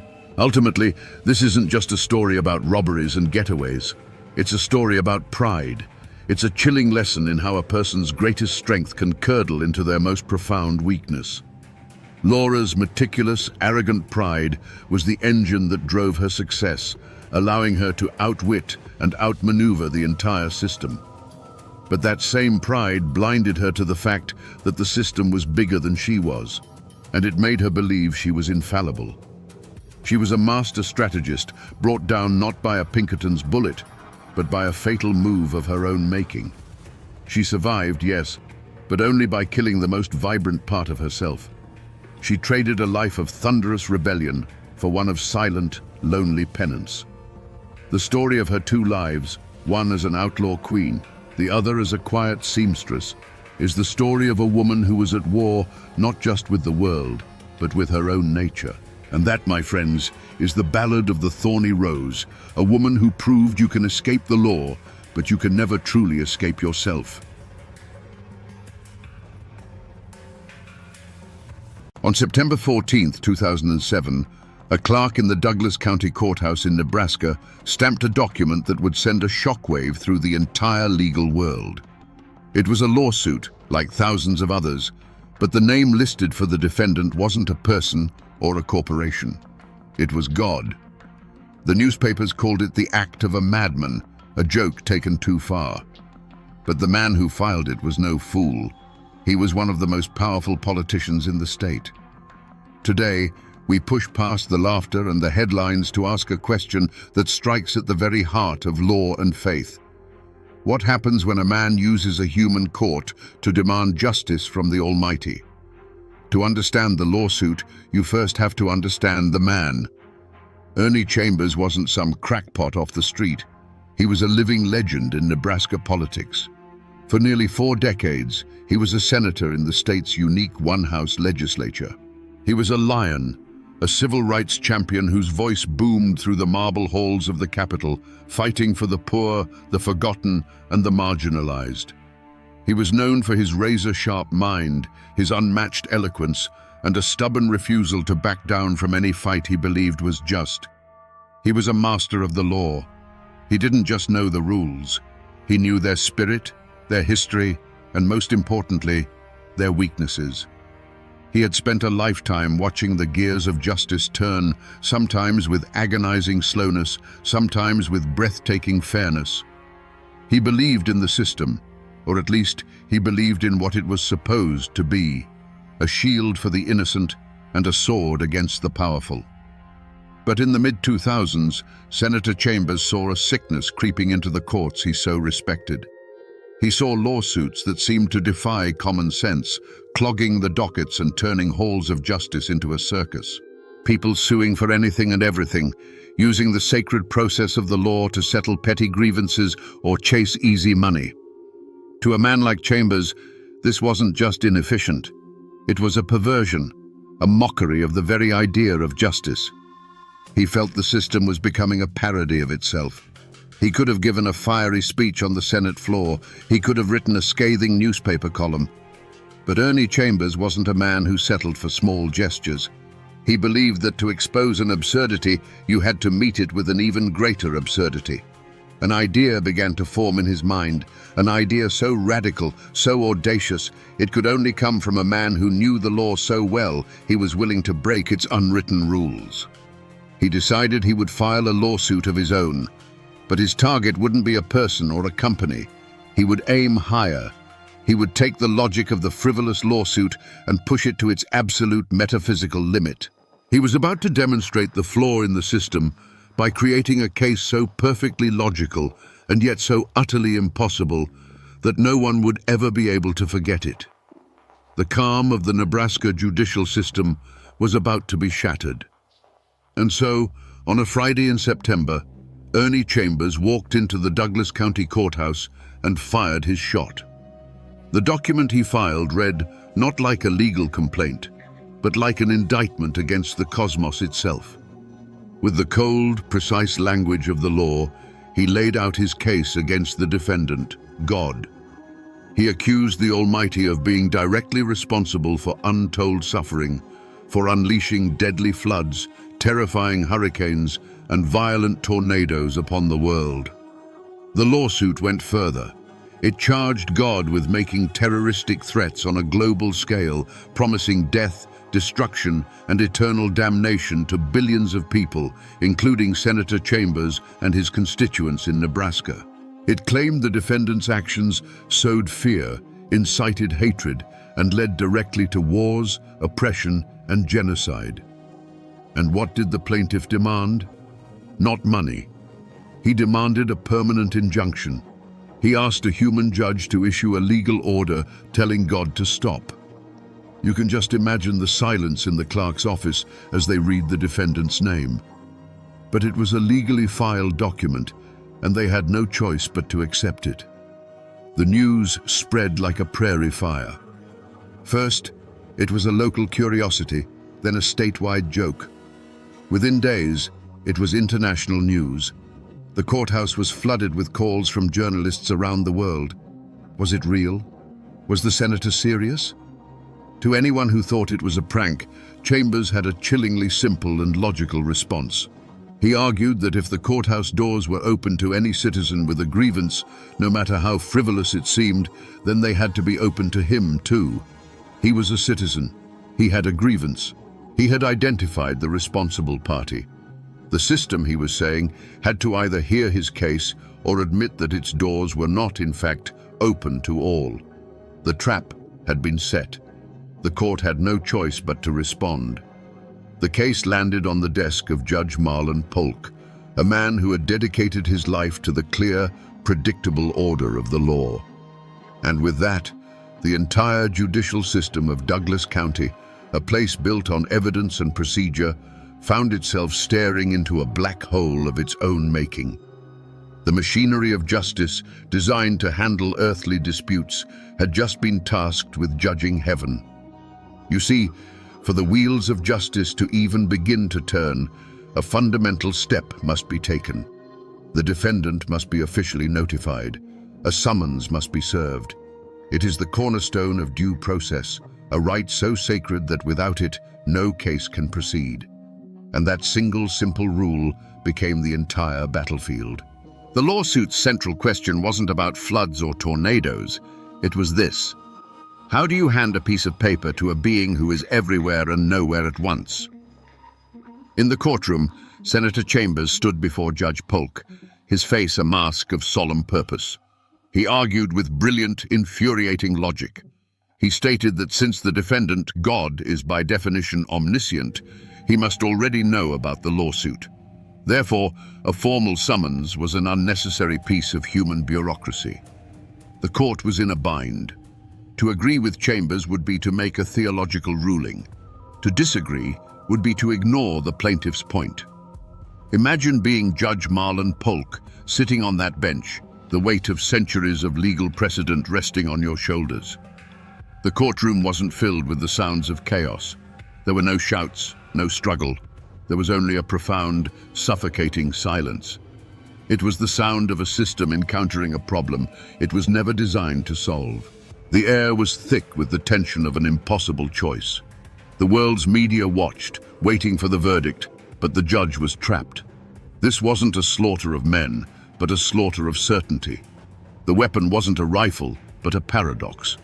Every path the judge could take led to a contradiction.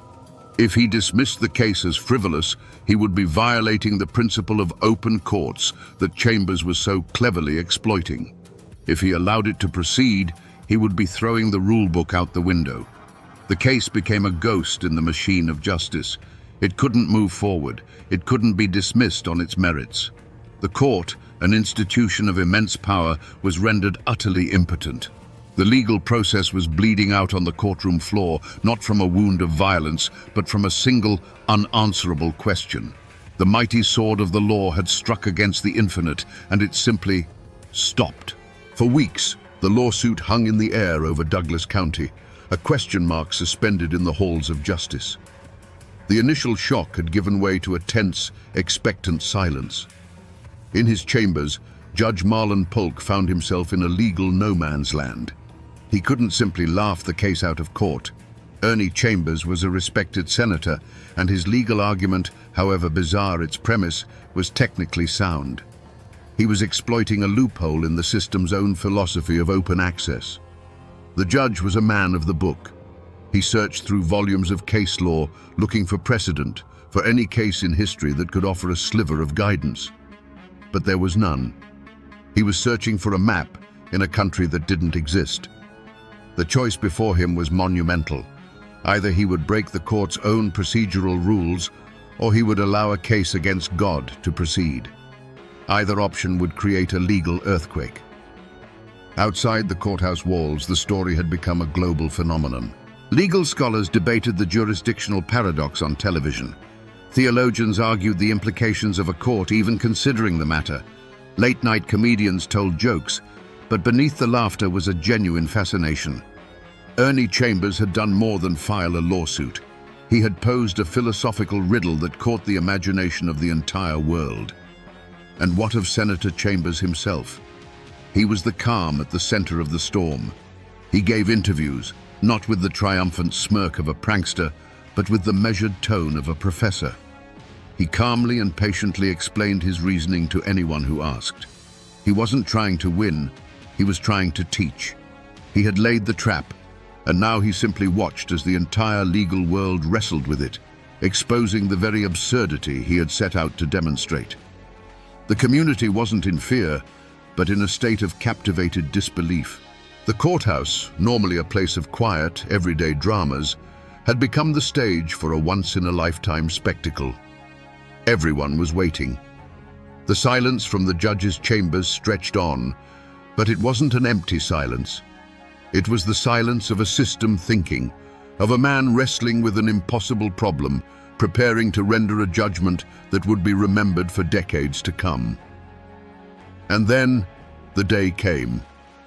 Judge Marlon Polk entered the courtroom, the weight of his decision palpable in the silent, crowded room. This wasn't a trial in the traditional sense.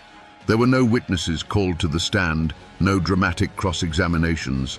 The battle was fought entirely on the sterile landscape of legal procedure. The world's media held their breath, waiting to see how a small county court would solve a problem that had stumped philosophers for millennia. Judge Polk didn't try to answer the unanswerable. He didn't rule on whether God was responsible for hurricanes or whether the lawsuit had merit. He did something far more clever. He found his answer not in theology, but in the mundane, practical rules of civil procedure. He found the one thread that could unravel the entire case without touching the explosive questions at its core. He dismissed the case. But the reason he gave was a masterpiece of judicial logic. He stated that for the court to hear a case, it must first have jurisdiction over the defendant. And to establish that jurisdiction, the defendant must be properly served a summons. Since the defendant, God, had no fixed address and could not be served notice, the court simply had no power to proceed. The case was thrown out not because it was absurd, but because in the eyes of the law, the Almighty couldn't be found. It was a brilliant legal escape. The judge didn't try to slay the dragon. He simply declared that there was no address to send the challenge to. But Ernie Chambers didn't see it as a defeat. He stood before the reporters, a slight, knowing smile on his face. He argued that the judge's ruling was, in its own way, a profound victory for his cause. For the court to declare that it couldn't find God's address, he reasoned, it first had to implicitly acknowledge that there was someone to find. The verdict was in. The law of men had been applied. The system had protected itself by retreating behind its own procedural walls. But was it justice? Or was it the most elegant sidestep in legal history, a moment where the human system of rules looked into the infinite and chose, wisely, to look away? The gavel had fallen, but the real questions were left hanging, unanswered, in the quiet air of the courtroom. The television cameras eventually left Omaha. The reporters filed their last stories, and the world's attention moved on to the next spectacle. But the case of Chambers versus God never truly disappeared. It simply sank into the bedrock of legal history, becoming something of a legend. Today, it's a story told in law school classrooms, a famous case study used to teach the dry-as-dust concept of jurisdiction. It's a ghost story that lawyers tell, a cautionary tale about the absolute limits of the law. As for Senator Ernie Chambers, he didn't fade into obscurity. He went right back to the Capitol building and continued his life's work. He remained that lion of the Nebraska legislature for years, a fierce, unapologetic voice for his constituents, a constant thorn in the side of the establishment. When he finally left office, he was the longest-serving state senator in Nebraska's history. His legacy is one of fighting for the powerless, and this lawsuit was just his most famous weapon in a long and storied career. And the lawsuit itself? That document is still there, filed away in the archives of the Douglas County Courthouse. It's just a few pages of typed words in a manila folder, a humble physical artifact of a metaphysical battle. It bears no special markings.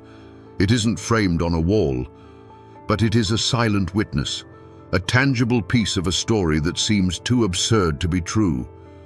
It's proof that once, a man walked into a courthouse and tried to hold the creator of the universe accountable under the laws of Nebraska. Most people have forgotten the headlines, and the name Marlon Polk is just another name on a long list of judges. But the system remembers. The archives remember.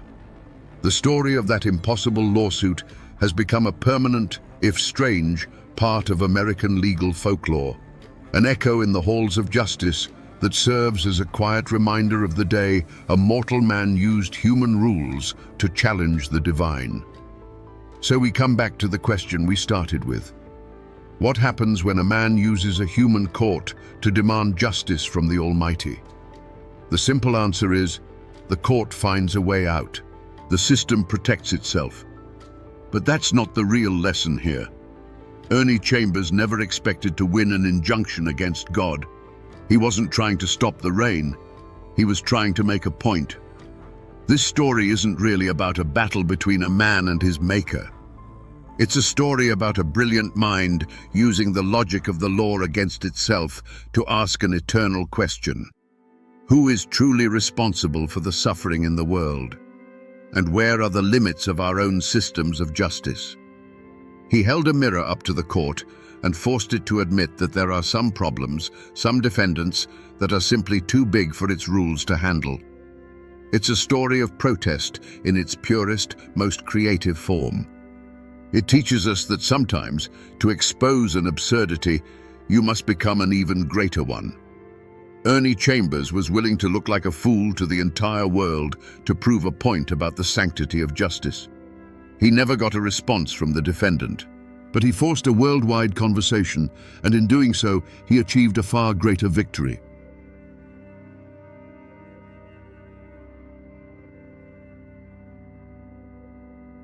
You can find places like this all over Appalachia. A quiet spot on the edge of town where a creek whispers over smooth stones and the only sound is the rustle of leaves in the canopy above. It feels peaceful, timeless even.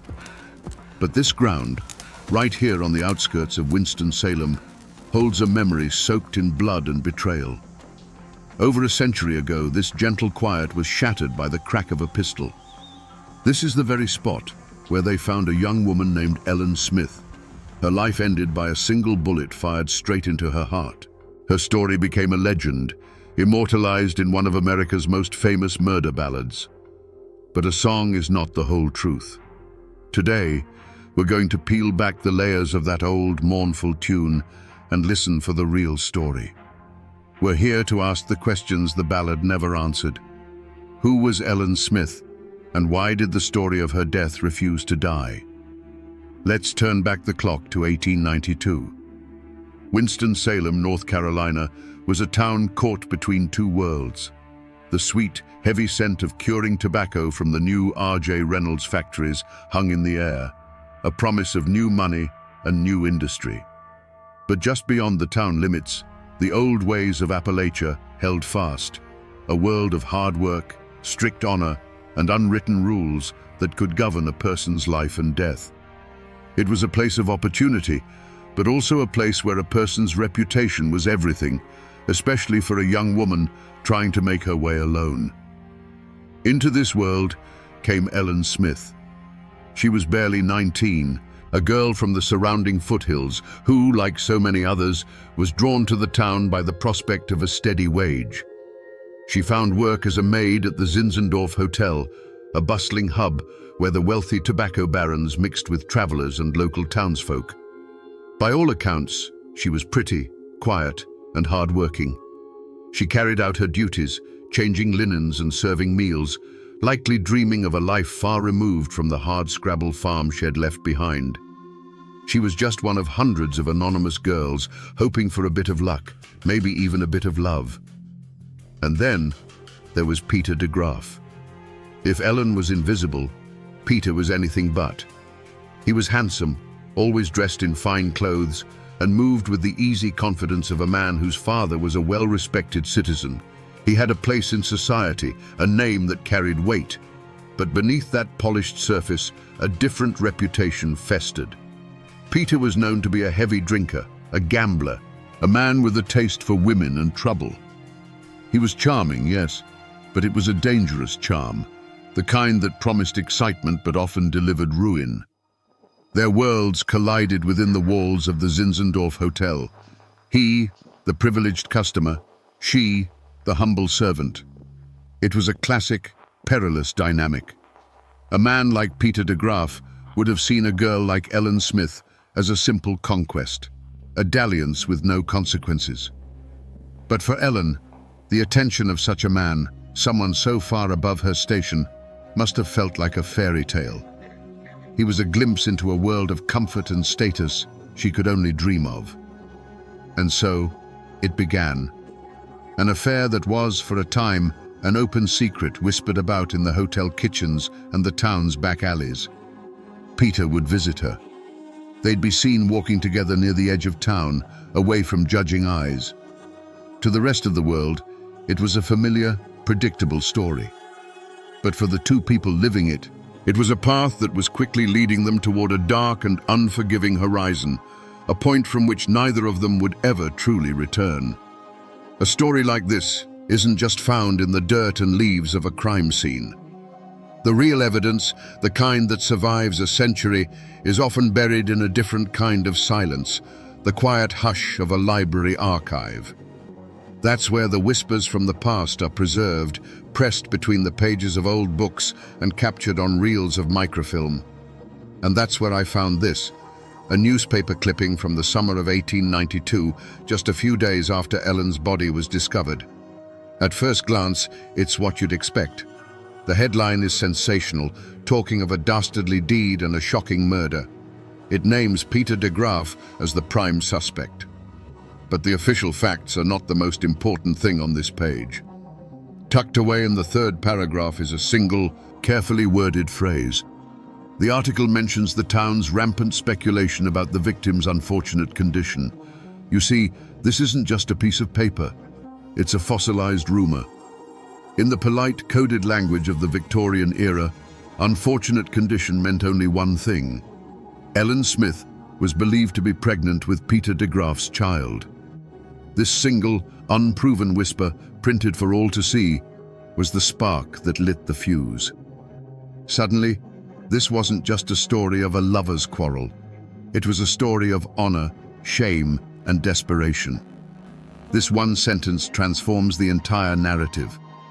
The affair was no longer a secret dalliance. It became a time bomb. For Peter, it was a threat to his engagement to a more suitable woman and a stain on his family's good name. For Ellen, it was a last, desperate hope for legitimacy. The question this old newspaper forces us to ask is a heavy one. How does a whispered rumor in a small southern town build enough pressure to end in a gunshot? That newspaper clipping only reported what everyone was whispering. But for Ellen and Peter, that rumor was a stark, terrifying reality. Imagine a hushed, desperate conversation in a shadowed corner of the hotel, away from the prying eyes of guests and staff. This is where the love story, if it ever was one, truly died, and the countdown to tragedy began. Ellen, likely terrified but resolute, would have told Peter about the child. For her, it was a plea for salvation. In that moment, she wasn't just his lover. She was the mother of his heir, and in the unwritten code of the mountains, that demanded action. She would have asked him to do the right thing, to marry her and give their child a name. Peter de Graaf, however, was already promised to another woman, Fanny Faust, a bride his family approved of. Ellen's news was not a blessing, it was a catastrophe. It was a threat to his reputation, his inheritance, and his entire future. The easy charm he had used to woo her would have vanished, replaced by a cold panic. To him, her plea for marriage was not a request for honor, but an ultimatum that could unravel his entire world. The days that followed must have been a private hell for both of them. Their secret meetings would no longer have been filled with affection, but with bitter arguments. He likely offered her money, told her to leave town and never come back, to solve the problem on her own. But Ellen wouldn't have backed down. For her, this was not a problem to be disposed of. It was her life, her child's life. Her desperation would have made her bold, perhaps even threatening to expose him to his family and his fiancée. What started as a whispered secret between two people was now a festering conflict. Every denial from him would have fueled her resolve. Every tearful plea from her would have deepened his fear. The seeds of conflict were sown not in jealousy or simple hatred, but in a clash of two inescapable realities. She needed a husband to avoid ruin, and he needed to get rid of her to avoid the very same fate.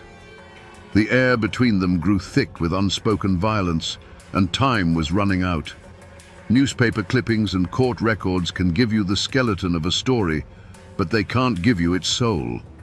For that, you have to talk to the people who keep the memories alive.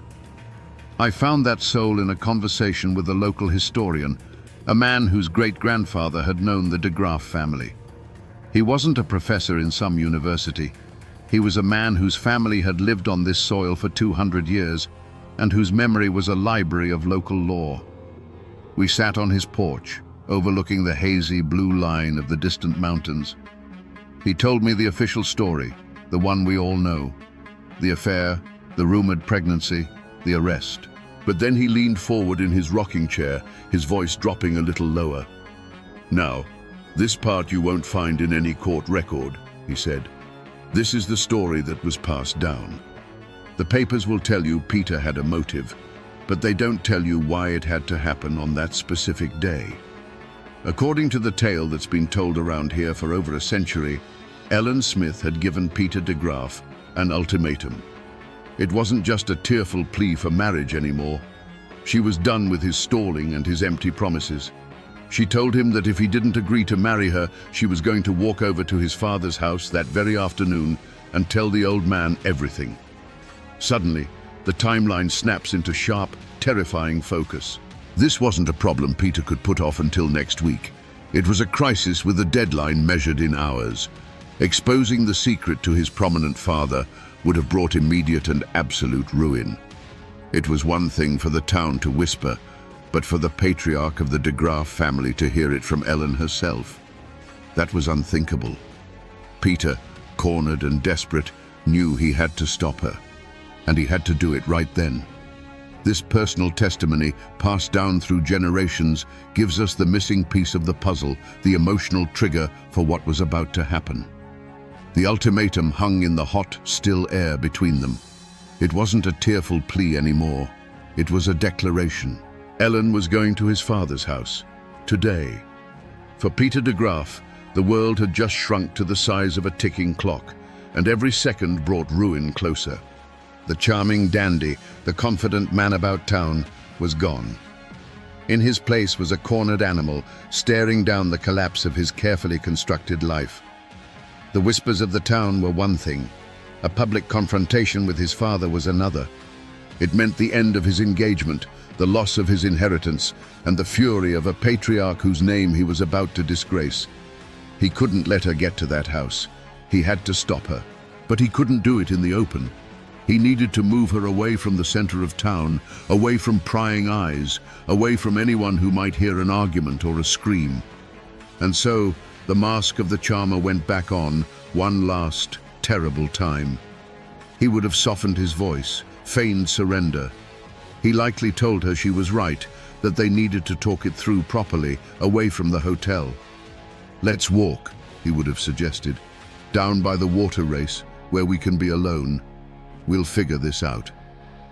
Did a flicker of hope ignite in Ellen's heart? Did she believe for just a moment that her desperate gamble had worked, that he was finally going to do the right thing? Or did a cold knot of fear tighten in her stomach? We will never know. But we know she agreed. Perhaps she felt she had no choice but to see it through. So she walked with him, away from the safety of the busy streets, away from the life she knew. Each step they took together was a step further from her world and deeper into his. They made their way toward the outskirts of town, toward the secluded spot by the old paper mill. The path would have grown quieter, the sounds of the town replaced by the buzz of insects and the steady rush of the water in the race. It was a sound loud enough to swallow other sounds. It was a place for secrets. They were alone now. No one to see them, no one to hear them. The pretense could finally be dropped. This was not a place for reconciliation. It was a place for a final, brutal resolution. The time for talk, for lies, for empty promises was over. The time for consequences had arrived. Standing there, with the sound of the water in his ears and the threat of his ruin standing before him, Peter de Graaf made his choice.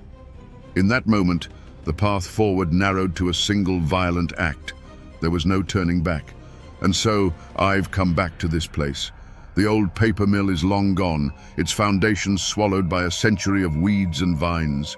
But the path is still here, and the water race, though now just a shallow, meandering creek, still whispers the same story to the stones. There are no historical markers, no monuments. This place has been allowed to forget, to let nature cover up the memory of what happened here. But the scar is the landscape itself. There are no bullet holes in a wall to show you, no faded bloodstains preserved under glass. The evidence is the geography of the crime. Look how secluded it is, even now. You can see how the thicket of trees would have swallowed them, hiding them from the road. You can hear how the constant rush of the water would have been just loud enough to muffle the sound of a raised voice or a single sharp crack of a pistol. This is the real, physical proof. This clearing was not a random spot. It was chosen. This was the end of the line. Standing here, in the same oppressive summer humidity they would have felt, you can almost hear the final desperate words exchanged. This wasn't a sudden burst of rage. This was an execution, planned in the desperate few minutes it took to walk from the edge of town into this green, silent tomb. Right here, in this quiet, forgotten clearing, the final brutal act of our story unfolded. The time for lies was over. Standing in that secluded clearing, Ellen would have stood her ground, her voice steady with the conviction of a woman with nothing left to lose. She would have repeated her ultimatum one last time. I am going to your father's house. I am going to tell him everything. Those were the words that sealed her fate.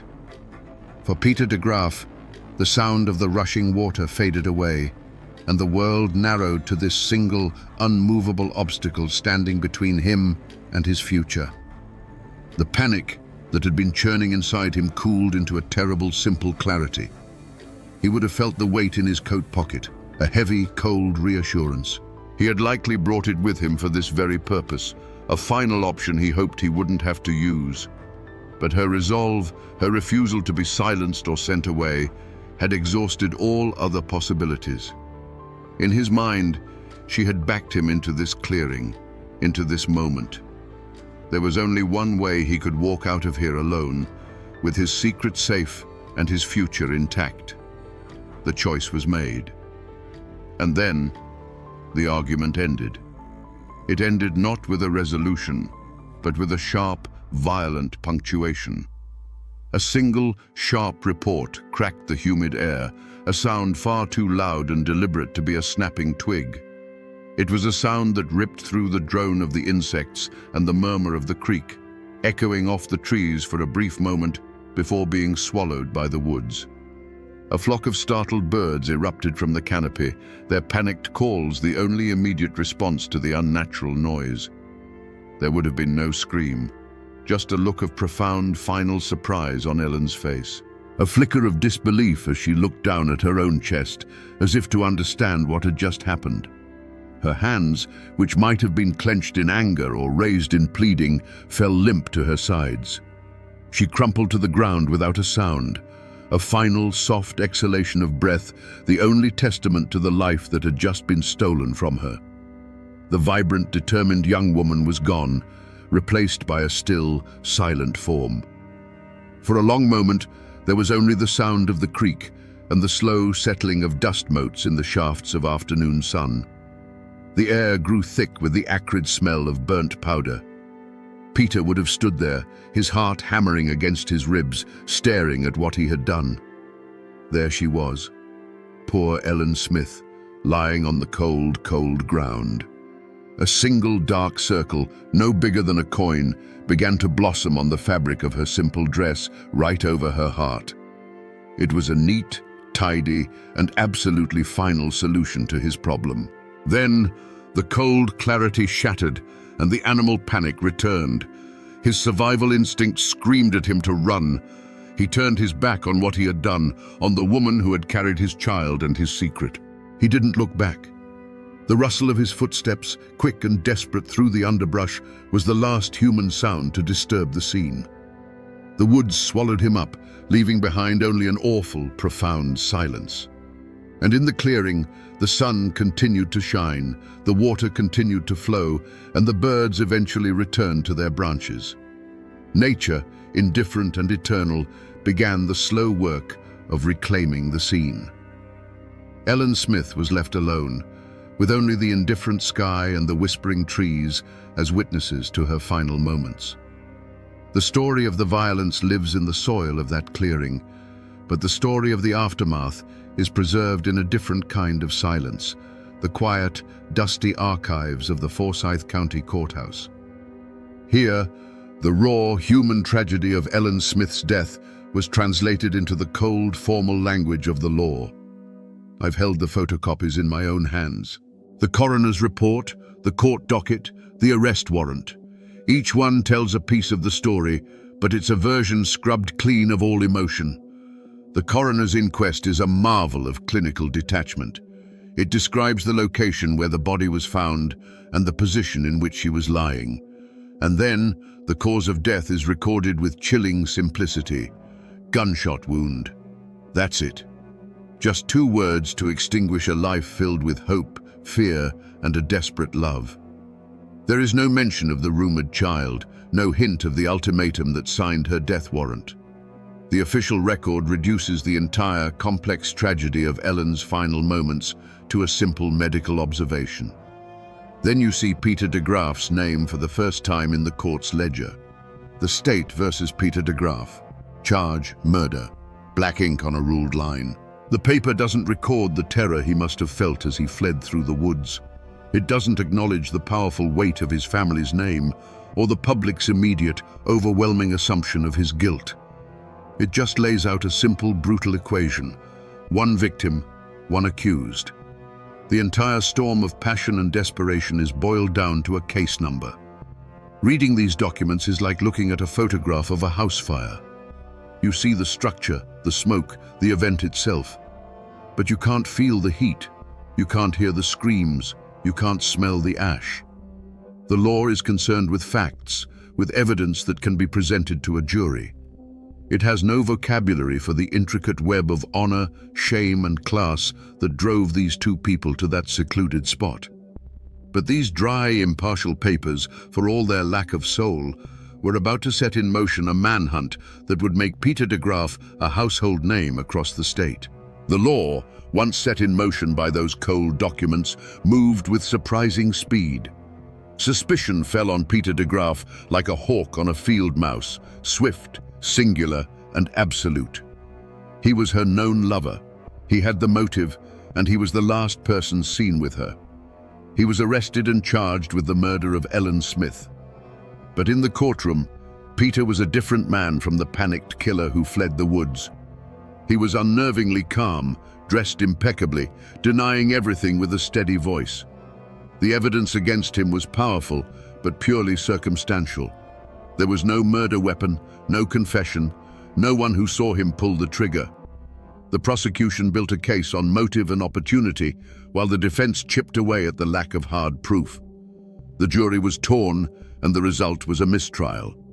For a moment it seemed Peter de Graaf might just walk free.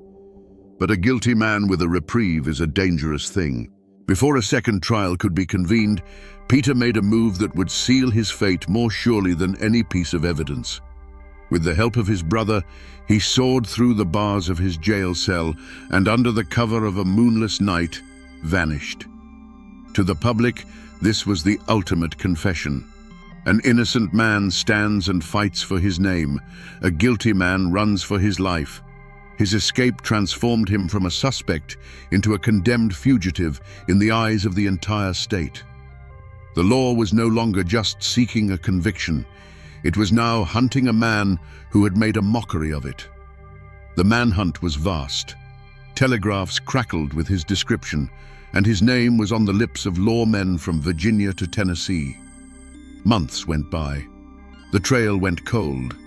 It seemed Peter de Graaf had been swallowed by the continent.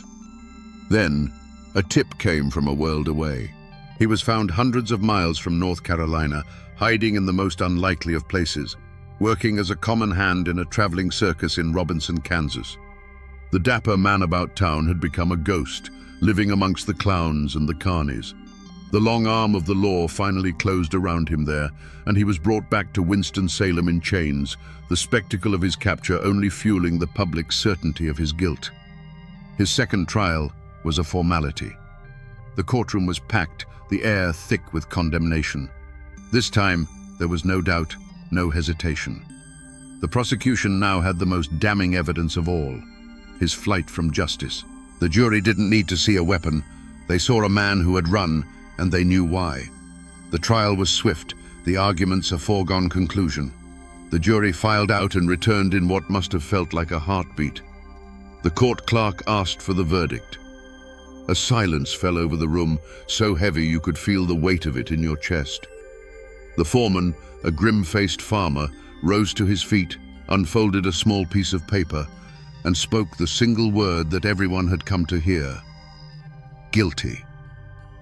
The dry legal process that began with a line of ink in a ledger had found its final, brutal endpoint. Peter de Graaf was sentenced to hang by the neck until dead.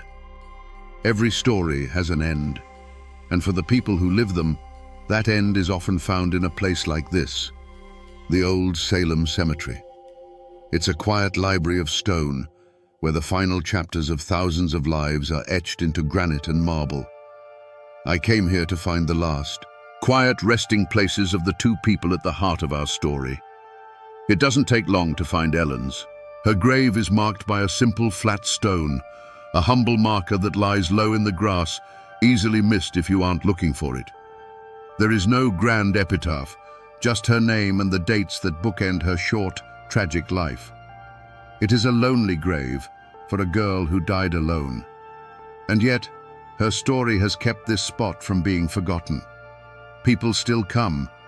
They know the ballad, and they seek out this small stone as a kind of pilgrimage. Her final resting place is as modest as the life she lived, but the legend that grew from it is monumental.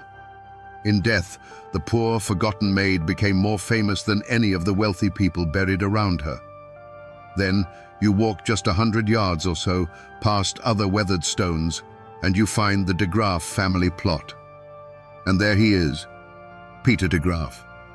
His marker is part of a respectable family collection, more substantial than Ellen's, but weathered by the same century of sun and rain. And the irony is so thick you can almost taste it. He killed her to protect his family's name, to sever their connection forever. But here they lie, just a short walk from one another. Enemies in life, neighbors for all eternity in this silent city of the dead. Seeing these two stones, so close and yet worlds apart, makes you realize that the gallows was not the end of the story. It was only the end of Peter's. For the families left behind, for the community that had witnessed the tragedy, the consequences were just beginning to unfold.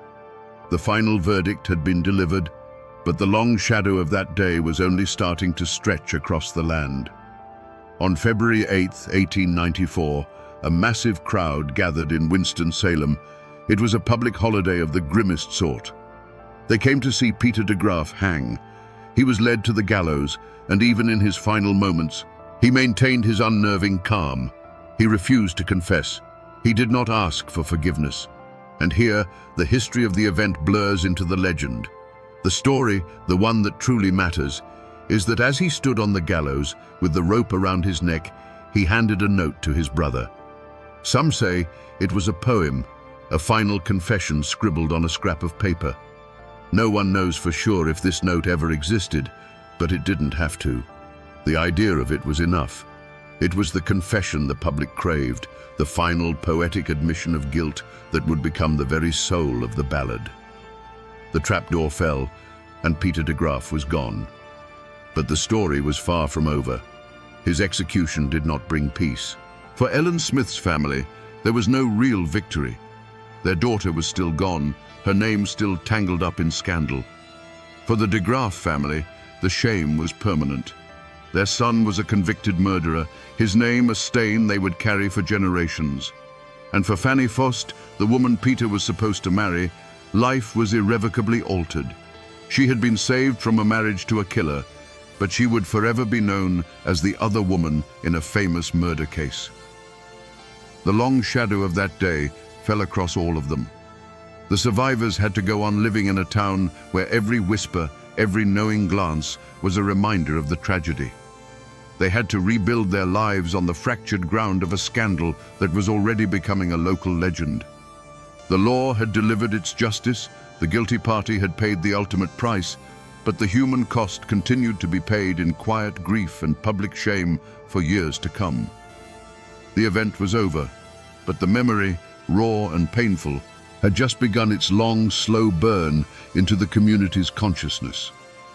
You would think that a story with a body, a killer, a trial, and an execution would have a clear, definitive ending. But it rarely works that way. The song that bears Ellen's name paints the picture in stark black and white. There is a villain, and there is a victim. Peter de Graaf is the cold-hearted killer, and Ellen Smith is the poor, innocent girl he murdered. For the rest of the world, for anyone who has ever heard that mournful tune, that is the end of the story. It is a simple, powerful, and enduring morality tale. But when you spend time here, when you talk to people whose roots run deep in this soil, you find that the truth is never that clean. In the whispers and memories that were never set to music, a different, more complicated picture emerges. While no one defends what Peter did, the telling of the story shifts. In this version, Ellen is not just a passive lamb led to the slaughter. She is a woman who, finding herself in a desperate situation, used the only weapon she had, the threat of public shame. She gave an ultimatum, a high-stakes gamble in a game where she held very few cards. Likewise, in this whispered history, Peter de Graaf isn't a simple monster. He is a weak man, a foolish man, trapped by his own vices and the rigid expectations of his family.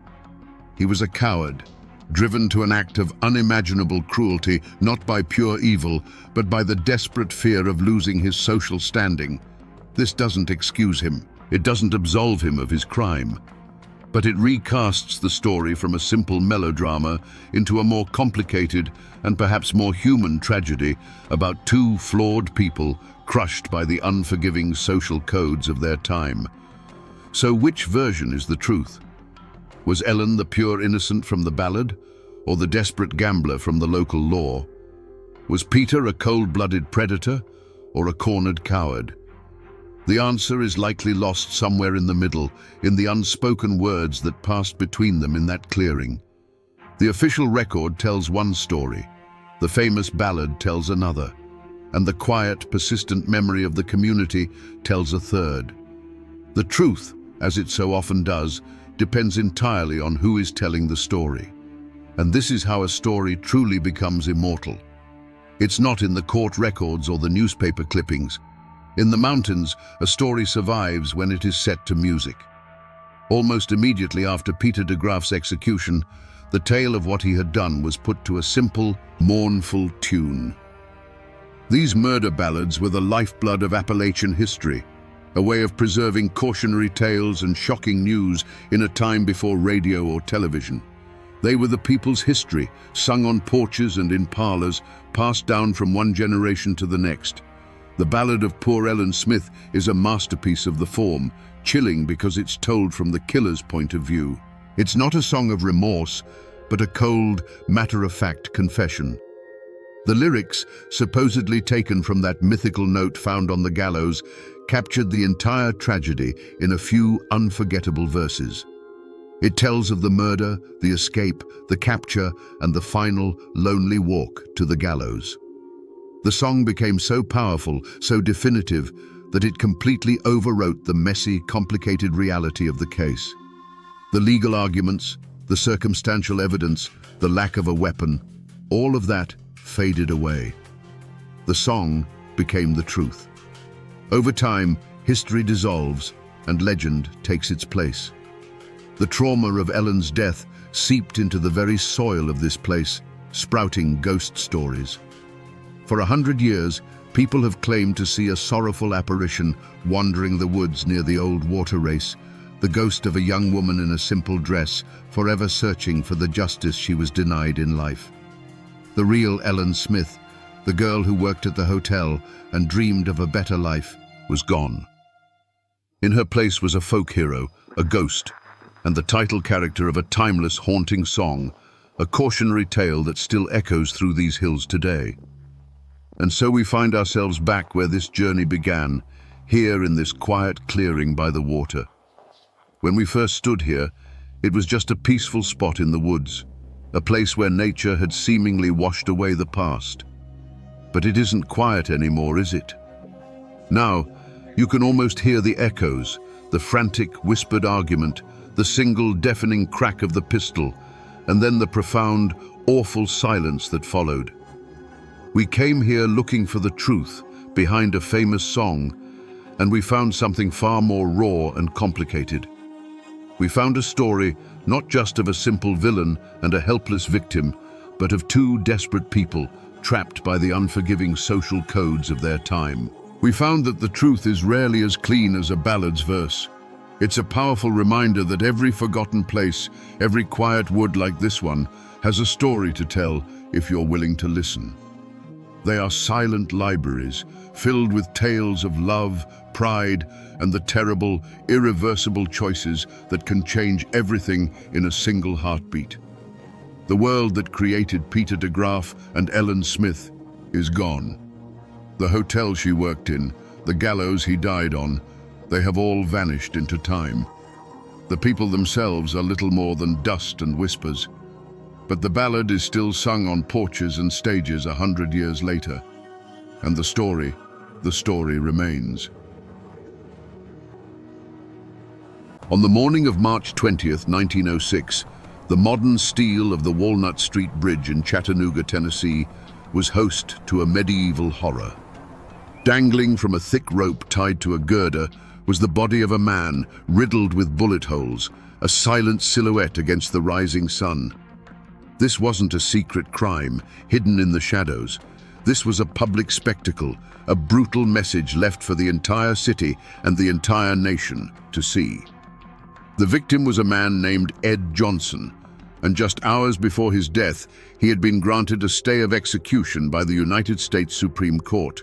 He was, by law, under federal protection. So what happened on that bridge? How could a mob tear a man from his cell and lynch him in open defiance of the highest court in the land? Today, we will answer that question. We will unravel a story of a city's rage, a sheriff's betrayal, and an injustice so profound it sparked an unprecedented legal battle for the very soul of America. Before he was a name in a Supreme Court case, Ed Johnson was just a man trying to find his way. He was 24 years old, a handyman, and a member of the Second Baptist Church. He wasn't a troublemaker. By all accounts, he was quiet, unassuming, and known for his steady work. In the segregated world of 1906 Chattanooga, a city trying to brand itself as a progressive hub of the New South, men like Ed Johnson lived a precarious existence. They were the backbone of the city's labor force, yet they were afforded none of its protections and lived under the constant unspoken threat of a racial hierarchy enforced by both law and tradition. His world was one of separate entrances, separate water fountains, and a carefully maintained social distance. He had hopes and fears like any other man, but his were filtered through the lens of Jim Crow. He sought stability, a bit of peace, and the quiet dignity of a life well lived within the narrow confines society had drawn for him. He was, in short, an ordinary man, which made him the perfect blank canvas onto which a city could project its deepest fears and hatreds. Miles away, in another part of that same city, lived Nevada Taylor. She was a young white woman, and her world was the mirror opposite of Ed Johnson's, defined by a different set of rigid expectations. Her life was meant to be one of protected virtue, of church socials, and a future promised within the safe confines of her community. She was a symbol of the Southern purity that the white power structure was obsessed with defending. The city they both called home, Chattanooga, was a place of deep contradictions. It boasted of its industry, its economic growth, and the grand Walnut Street Bridge that stitched the city together over the Tennessee River. But beneath this veneer of progress was a simmering cauldron of racial animosity. The memory of the Civil War was still fresh, and the rigid social order of the Jim Crow South was considered sacred. The slightest perceived transgression against that order, especially the ultimate taboo of a black man being accused of harming a white woman, was enough to make the city's civilized facade crumble into dust. In this tinderbox, Ed Johnson and Nevada Taylor were strangers, their lives running on parallel tracks that were never meant to intersect. But on a cold January night, in the darkness of a cemetery on the edge of town, those tracks would collide in a catastrophic event. One of them would become the victim of a brutal assault, and the other the victim of a city's ravenous, indiscriminate rage. Both of their lives and the world they knew were about to be destroyed. The crime scene was not a room with four walls, but a sprawling, cold expanse of earth and stone, the Forest Hills Cemetery.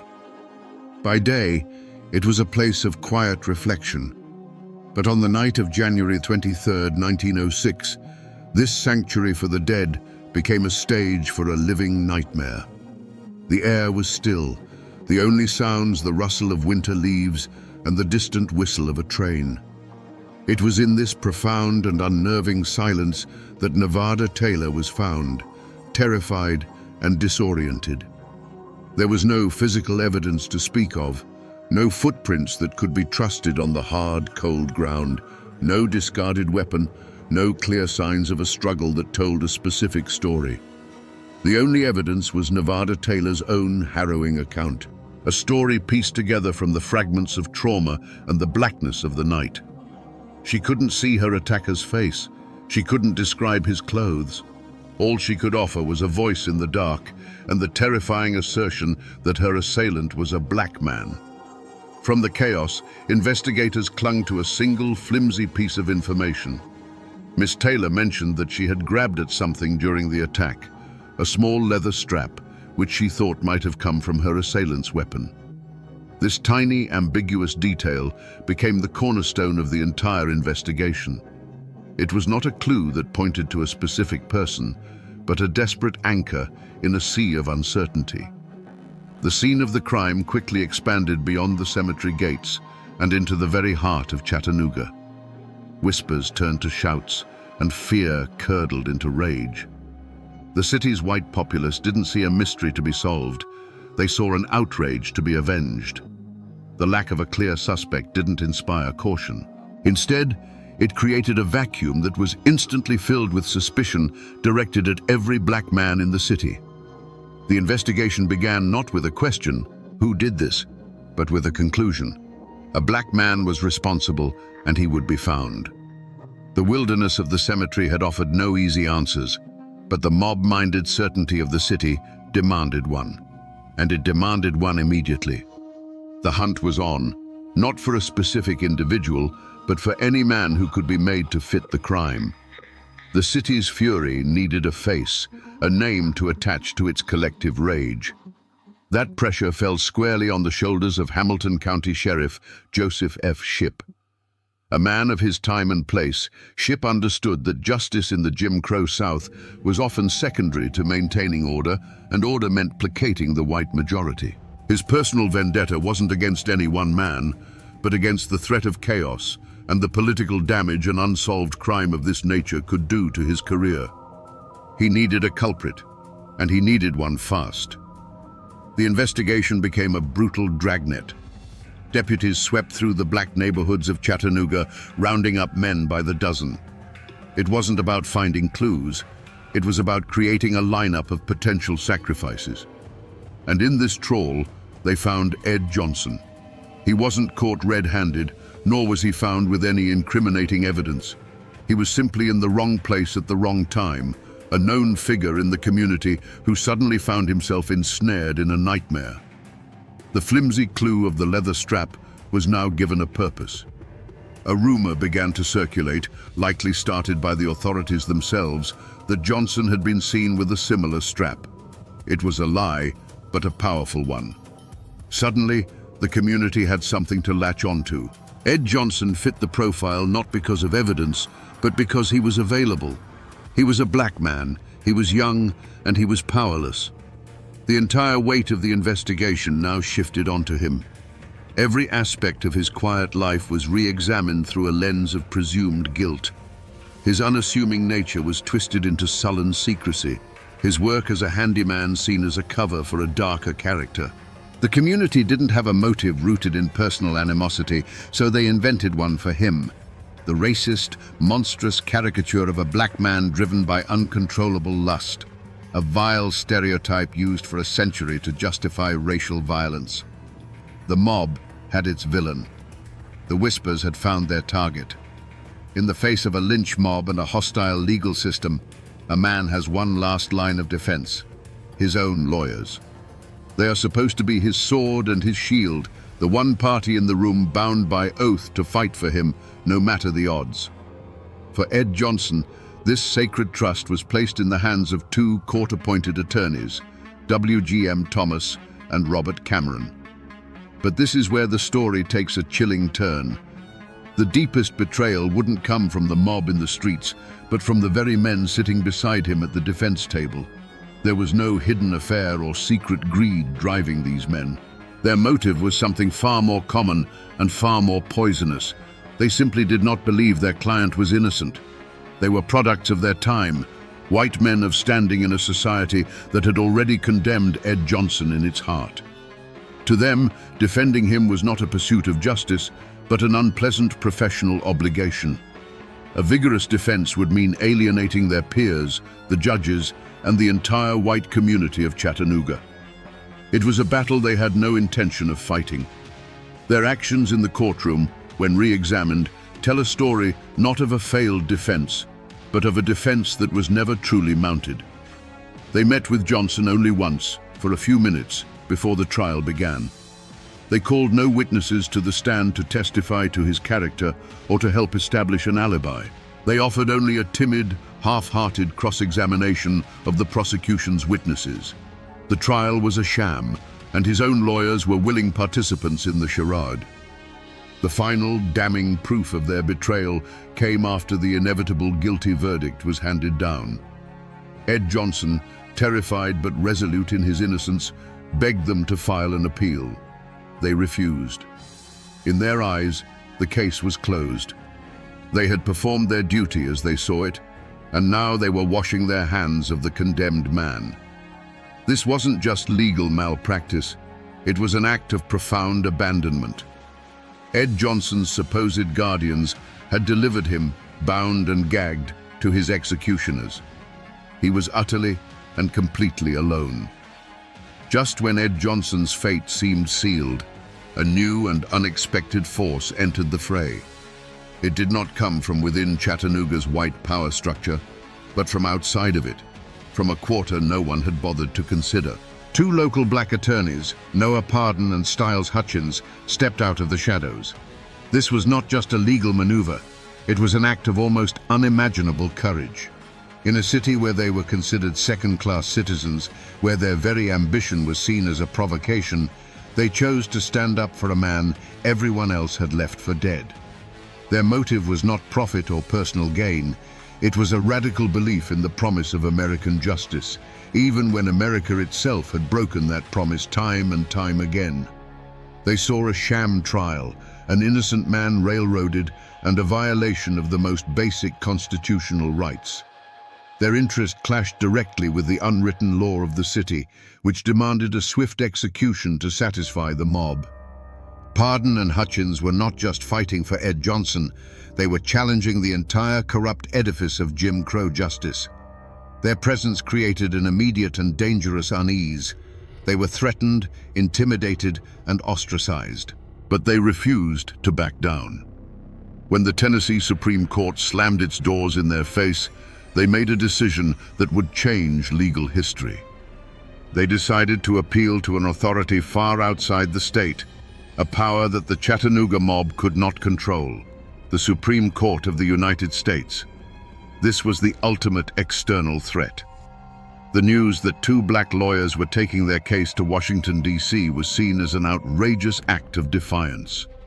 To Sheriff Shipp and the city's leaders, this wasn't an appeal, it was an invasion. It was the federal government, the same force that had crushed the Confederacy 40 years prior, once again threatening to meddle in their affairs. The conflict was no longer just about Ed Johnson. It was a battle for control, a struggle between local mob rule and the supreme law of the land. The entire official investigation into the assault of Nevada Taylor was, from the very beginning, a grand and tragic false trail. The objective was never to find the truth, but to secure a conviction. The so-called clues that led to Ed Johnson were not discoveries, but constructions, red herrings deliberately laid to guide public opinion toward a predetermined conclusion.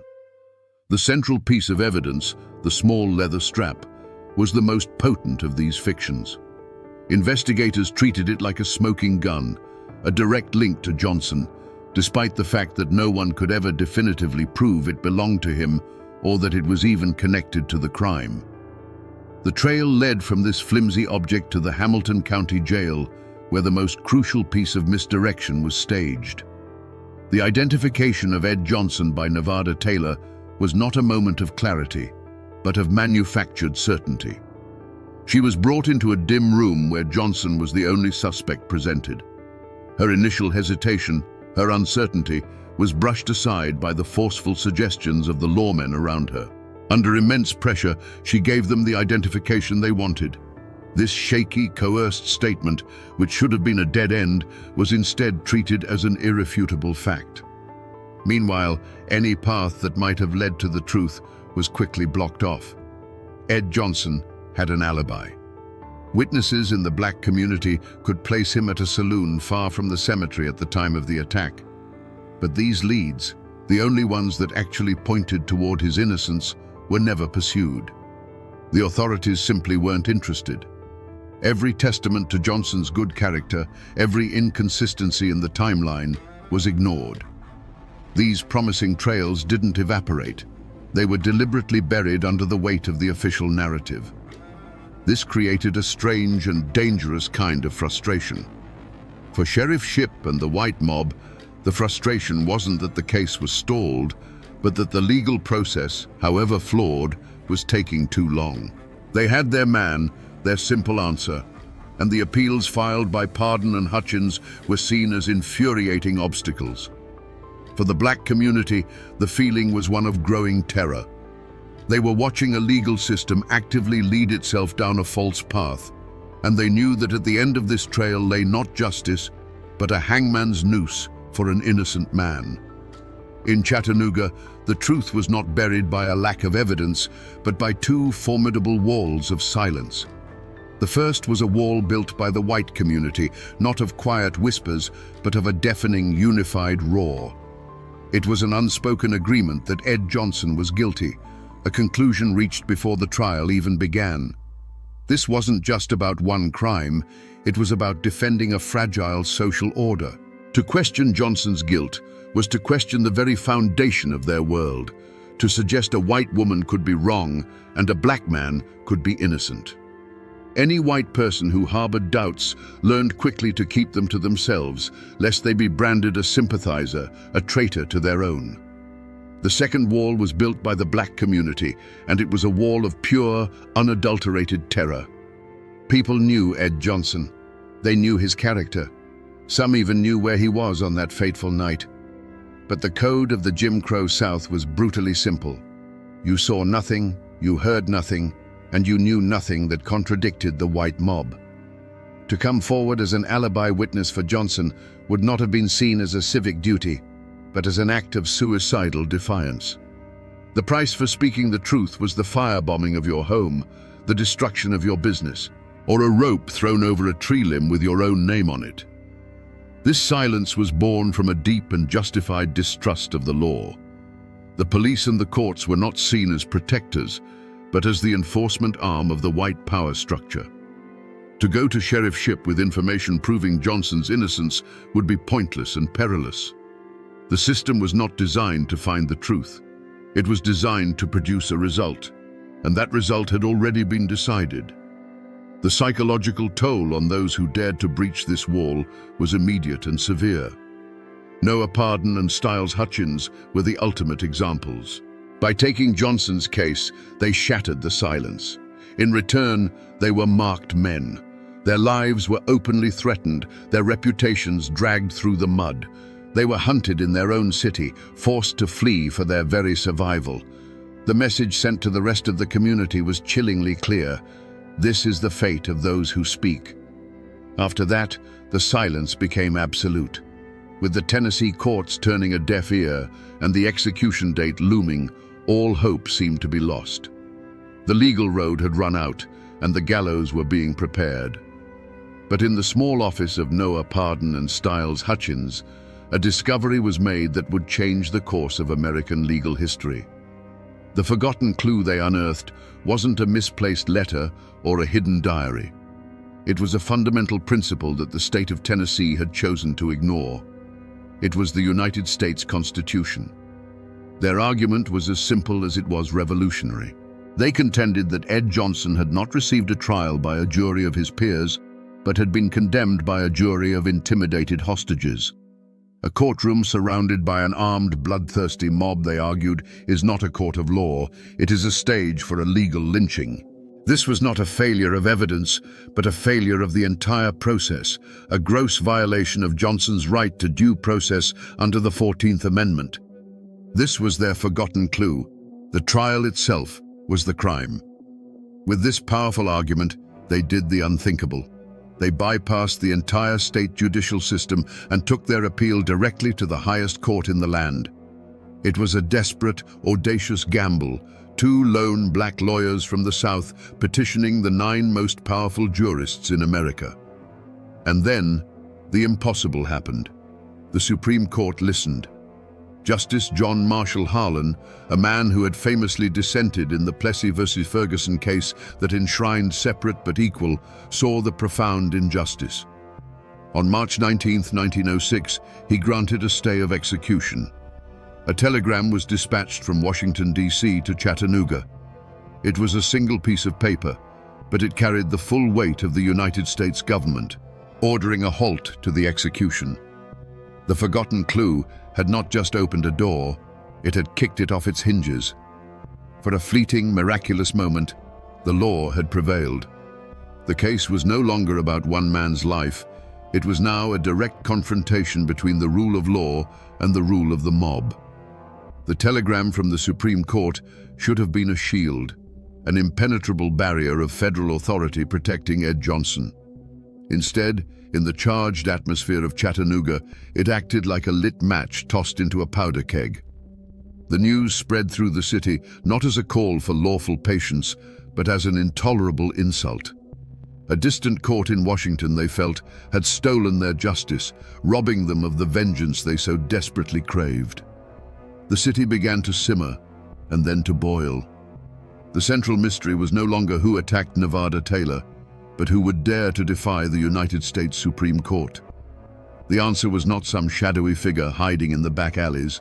The mastermind of the lynching, the man who held the keys to both the jail and to the mob's fury, was Hamilton County Sheriff Joseph F. Shipp. His unmasking came not from a forgotten clue, but from his own deliberate, chilling actions on the night of March 19th. His motive was a toxic cocktail of wounded pride, political calculation, and pure racist ideology. The Supreme Court's stay of execution was a direct and public humiliation. It was a declaration that he, the sheriff, had overseen a failed and unconstitutional trial. In his mind, his authority, his honor, and the honor of his community had been trampled by an interfering federal power. Faced with a choice between his oath to uphold the law of the land and his allegiance to the unwritten code of the mob, Sheriff Shipp made his decision. He would side with the mob. The unmasking is found in the sequence of his orders that night. First, he sent the vast majority of his deputies home, leaving the county jail, which held a man now at the center of a national firestorm, almost completely unguarded. Then, he personally disarmed the one remaining jailer, a man named Nicholson, leaving him with only a single, useless key. He had effectively laid out a welcome mat for the violence he knew was coming. The mob that gathered that night was not a spontaneous eruption of chaos. It was an organized force, its leaders emboldened by the silent, implicit permission of the sheriff. They marched on the jail not with the uncertainty of a riot, but with the confidence of men who knew they would face no resistance. When the sledgehammers began to ring against the jailhouse doors, the sound was not just breaking steel, but the shattering of the rule of law. The true culprits were unmasked, a furious mob acting as the fist, and the county sheriff, the man sworn to stop them, acting as the calculating, treacherous mind. The night air of Chattanooga filled with the rhythmic, brutal clang of steel on steel as the mob's sledgehammers beat against the jailhouse doors. Inside, a terrified Ed Johnson listened as his last line of defense was systematically battered into submission. When the doors finally gave way, a river of angry shouts and menacing faces flooded the corridor. Rough hands seized him, dragging him from the relative safety of his cell out into the cold March street. They marched him through the city, a grim procession lit by flickering torches and street lamps. The mob was a beast with 100 heads, and it was parading its victim towards the altar of its rage, the Walnut Street Bridge. The modern steel structure, a symbol of Chattanooga's progress, became a stage for its most medieval impulse. The dark, swirling waters of the Tennessee River flowed silently below, an indifferent witness to the horror about to unfold. On the bridge, under the vast, starless sky, a thick rope was thrown over a steel girder. In this final, terrifying moment, Ed Johnson was granted a chance to speak. His voice, clear and steady, cut through the jeers of the crowd. He did not beg for his life. He proclaimed his truth. "I am an innocent man," he declared to the faces surrounding him. "I am not guilty of this crime. I have said it all the time and I say it now. God bless you all. I am ready to go." Then he was pushed into the void. The rope snapped taut, but the fall did not bring a swift end. As his body twisted in the air, a leader of the mob raised a pistol.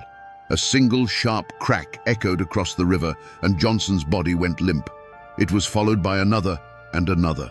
From the bridge above, a fusillade of gunfire erupted.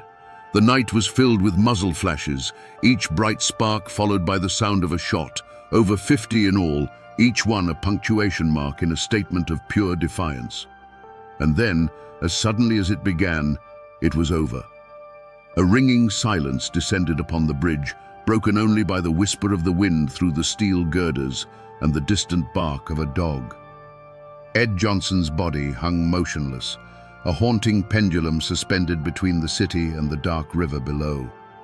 The mob, its terrible work done, quietly began to disperse, leaving their gruesome message hanging in the night for all the world to see. News of the lynching in Chattanooga was not just news of a murder. It was news of a rebellion. The mob, aided by the sheriff, had not just killed a man. They had openly defied a direct order from the United States Supreme Court. The insult was so profound, so audacious, that it shook the halls of power in Washington. President Theodore Roosevelt himself condemned it as a hideous crime.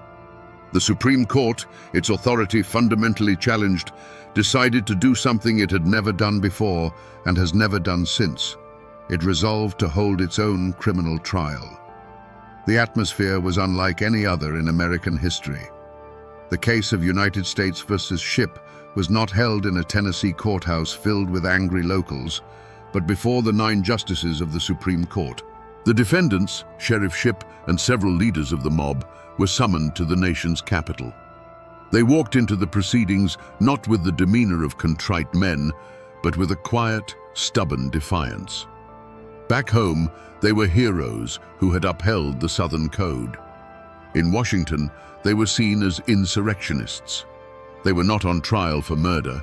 The federal court had no jurisdiction for that, but for something just as fundamental: contempt of court, for spitting in the face of the highest law in the land. Shipp and his men maintained their innocence, claiming they were simply overwhelmed by a spontaneous and uncontrollable mob. They presented themselves as hapless peacekeepers, not willing conspirators.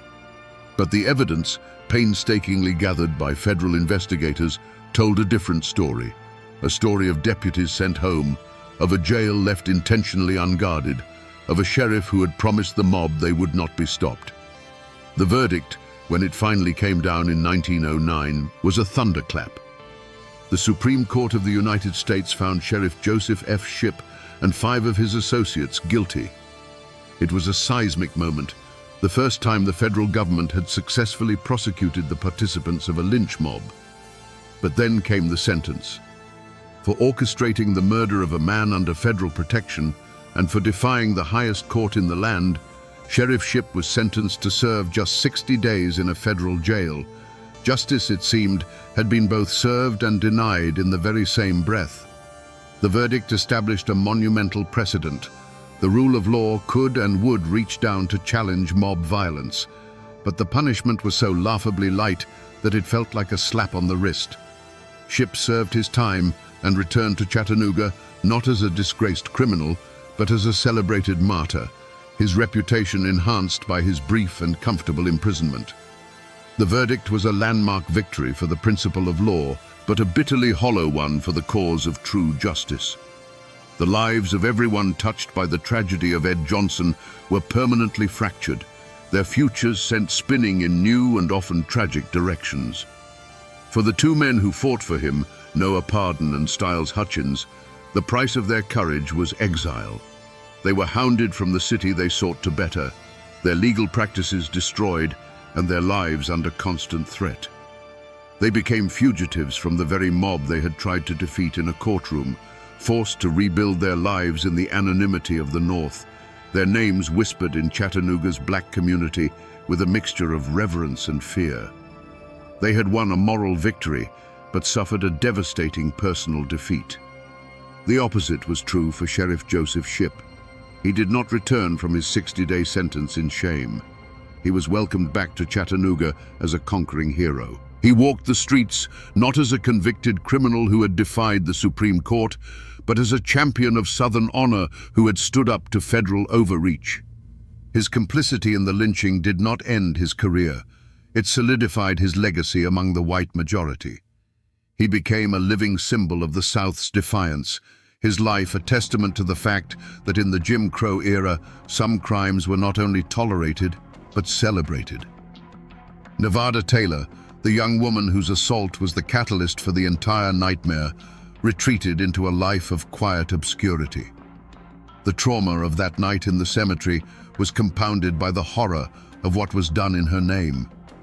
She never spoke publicly of the events again, living out her days in the long shadow of a crime she survived and a murder she inadvertently caused. Her life, like Johnson's, was irrevocably defined by that one terrible night. For the black community of Chattanooga, the lynching of Ed Johnson became a ghost story told for generations, a brutal lesson in the consequences of defiance. It cast a pall of fear that lingered for decades, reinforcing the city's rigid racial hierarchy with the haunting image of a body hanging from the Walnut Street Bridge. But a seed of resolve was also planted. The fight for Ed Johnson's name did not die with him. It was a slow, stubborn pursuit of justice that spanned nearly a century, a legal and moral reckoning passed down through the years, waiting for a time when the city would finally be forced to confront its past. If you walk across Chattanooga's Walnut Street Bridge today, you will see a city reborn. It is now a pedestrian walkway, a beautiful expanse of blue steel where families stroll, cyclists glide by, and tourists take photos of the Tennessee River below. It is a symbol of the city's vibrant present. But the steel beneath your feet tells a different story. The massive girders that support this scene of modern leisure are the very same girders from which a noose was hung in 1906. The bridge is not just a landmark, it is a monument to a murder, a tangible physical remnant of a night of profound horror. For nearly a century, the official story of Ed Johnson was a ghost, a tale whispered in the black community but largely erased from the city's public memory. But ghosts have a way of demanding to be seen. In the year 2000, 94 years after his death, the Hamilton County Court officially overturned Ed Johnson's conviction, a stunning and long overdue admission of the injustice that had been done. The echo of his last words, "I am an innocent man," had finally found its way back into a courtroom and been affirmed as truth. Today, not far from the foot of that very bridge, a new monument stands. It is the Ed Johnson Memorial, a solemn and powerful space dedicated to his memory and to the courage of Noah Pardon and Styles Hutchins. It is a deliberate act of reclamation, a place where the story is no longer whispered but told in bronze and stone for all to see. It stands as a counter-narrative to the silence, a permanent testament to a history that the city is finally beginning to confront. The mountains that cradle Chattanooga have seen empires rise and fall, and the river has carried 1,000 secrets to the sea. They were the silent witnesses to the crime, the trial, and the lynching. For decades, the world tried to forget what happened on that bridge, to pave over the past with progress. But the steel remembers, the river remembers. And now, thanks to the tireless pursuit of justice, the city is finally being forced to remember too, ensuring that the echo of Ed Johnson's story will never again fade into silence. So we return to the question that hung in the air with Ed Johnson's body. How could this happen in open defiance of the nation's highest court? The answer, we now know, is as simple as it is terrifying. The law is not a fortress of stone. It is a fragile agreement, utterly dependent on the integrity of those sworn to uphold it. On that night in Chattanooga, the man with the badge decided the mob's will was more important than the court's word, and in that moment, the law ceased to exist. But this story is more than just a chronicle of a failure of justice. It is a profound lesson in the slow, stubborn, and often painful pursuit of it. It teaches us that the arc of the moral universe may bend toward justice, as the saying goes, but it does not bend on its own. It must be pulled, inch by painful inch, by the hands of courageous and often forgotten people. Men like Noah Pardon and Styles Hutchins, who risked everything for a man they knew was innocent, pulled on that arc. Their fight seemed lost in 1906, but it started a conversation that refused to die, a quiet echo that grew louder with each passing generation. The story of Ed Johnson is a reminder that history is never truly in the past. It lives in the steel of a bridge, in the names carved on a memorial, and in the ongoing struggle to reconcile our ideals with our actions. The Supreme Court's verdict was a landmark for the rule of law, but the real justice, the clearing of an innocent man's name, took nearly a century to arrive. It is a story that teaches us that the loudest shouts for truth often come from the quietest graves. And now, my friends, you know the rest of the story. You know how the law can be both a shield and a sword, and how sometimes it is simply a whisper in a storm of rage. For the law can be written on paper, But justice must be carved into the heart of a community. And that is a task that is never truly finished.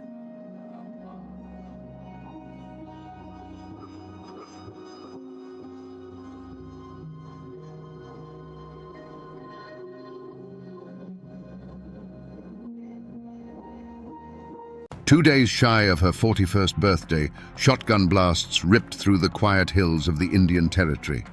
She was shot in the back, a coward's ambush. The woman they called the Bandit Queen lay dead in the dirt, just feet from her own gate. The dime novels painted her as a female Jesse James, a ruthless outlaw. But that's the legend. How does a girl who mastered Greek and the piano, born to a respectable family, end her days this way? Today, we separate the truth from the lies to find the real Myra Maybelle Shirley and to ask the question that still haunts these hills. Who wanted her dead? Before the legend, there was a girl named Myra Maybelle Shirley. She wasn't born in a dusty outlaw camp, but into a life of relative comfort in Carthage, Missouri. Her father, John Shirley, was a respected farmer, innkeeper, and judge, a man of property and standing. Their home sat on the very edge of civilization, where the rolling prairies gave way to the rugged ancient Ozark Hills. It was a land with a soul much like Appalachia's, a place of tight-knit clans, fierce independence, and memories as long and deep as the valleys themselves. The roots of that spirit ran deep in Myra's blood. Her mother, Elizabeth Hatfield Shirley, came from the same line as the notorious Hatfields of the West Virginia-Kentucky border. This wasn't just a distant relation, it was a heritage. It meant that Myra was born into a world where honor was defended with fists and firearms, where loyalty to family was the highest law, and where an insult was a debt that would one day be paid in full. This was the unwritten code of the mountains, a code she understood long before she ever read a law book. On the surface, however, Myra was being molded into a proper Southern lady. Her father sent her to the Carthage Female Academy, a place of refinement and learning. She studied the classics, mastered Greek and Latin, and could fill the Shirley home with the beautiful, complex notes of a piano sonata. She was intelligent, articulate, and poised, everything a daughter of a prominent family was expected to be. She was destined for a life of quiet dignity, of ball gowns and polite conversation. But beneath the corset and silk beat the heart of a rebel. The same girl who could quote Greek philosophers was more at home in the saddle, racing her horse through the woods with a freedom most women of her time could only dream of. She preferred the company of her older brother, Bud, and his friends, learning from them the ways of the wilderness. She could handle a shotgun with a skill that shamed grown men and knew the hidden trails of the Ozarks as if they were lines on the palm of her hand. Two worlds were at war inside this young woman: the polished, respectable world her father was building for her, and the wild, untamed world of the hills that flowed in her Hatfield blood. For a time, she could walk in both. But a storm was gathering on the horizon of America, a storm of fire and steel that would sweep across the nation, and it would force Myra Maybelle Shirley to choose, once and for all, which world she truly belonged to. Little did she know that choice would burn the life she knew to the ground. If the Ozark Hills were the anvil of Myra's character, the Civil War was the hammer that shattered it and reforged it into something hard and sharp. When the war came, it didn't just divide the nation, it ripped through Missouri, turning neighbor against neighbor in a savage guerrilla conflict. The Shirley family didn't hesitate. Their loyalty was to the Confederacy, and their home soon became a clandestine way station for the most feared Southern partisans, the bushwhackers. Men like William Quantrill and Bloody Bill Anderson, men who fought with a cold fury, found refuge under the Shirley roof. And riding with them were boys who would become legends in their own right, the James brothers and the Younger brothers. This was the world that consumed Myra Maybelle. She saw these men not as outlaws, but as heroes defending their homes. And her greatest hero was her own brother, Edwin, whom everyone called Bud. He was everything she admired: brave, defiant, and free. When he joined the bushwhackers, Myra's war began. The polite young lady from the academy vanished, replaced by a cunning operative for the Southern cause. Legends say she would use her charm and education to flirt with Union officers, prying information from them about troop movements, which she would then pass on to her brother and his comrades. She became a scout, a spy, a vital part of the shadow war being fought in the Missouri hills. For a time, it must have felt like a dangerous, righteous adventure. She was fighting alongside her brother, defending her family's beliefs. The risk was real, but so was the adrenaline, the sense of purpose. She was no longer just a girl playing piano, she was a player in the great bloody drama of her time. But this was no adventure, and the price of this war was about to be brought to her door in the most brutal way imaginable. In 1864, the hammer fell. Federal troops, tired of the constant raids and ambushes, hunted down Bud Shirley.